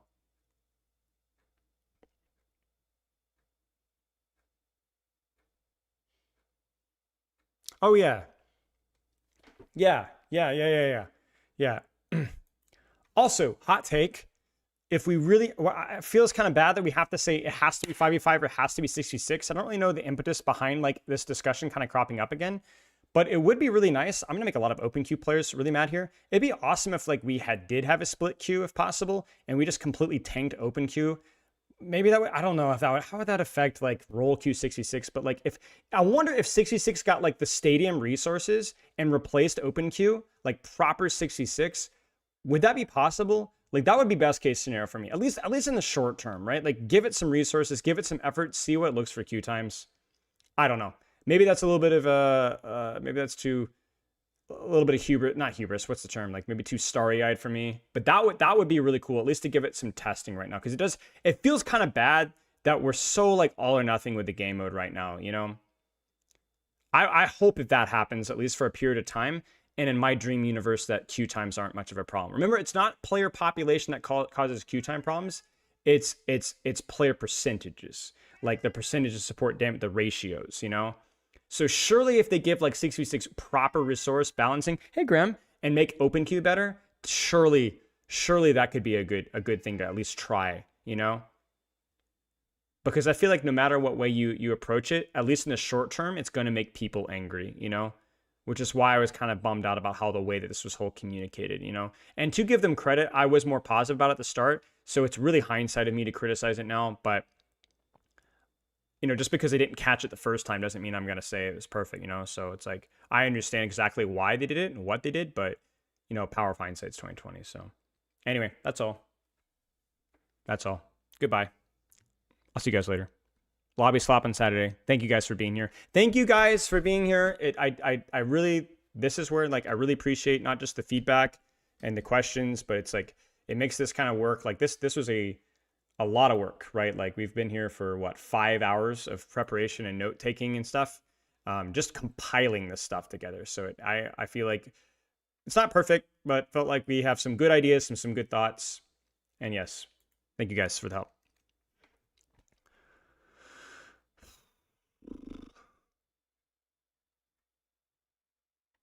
We'll raid Bellaboo.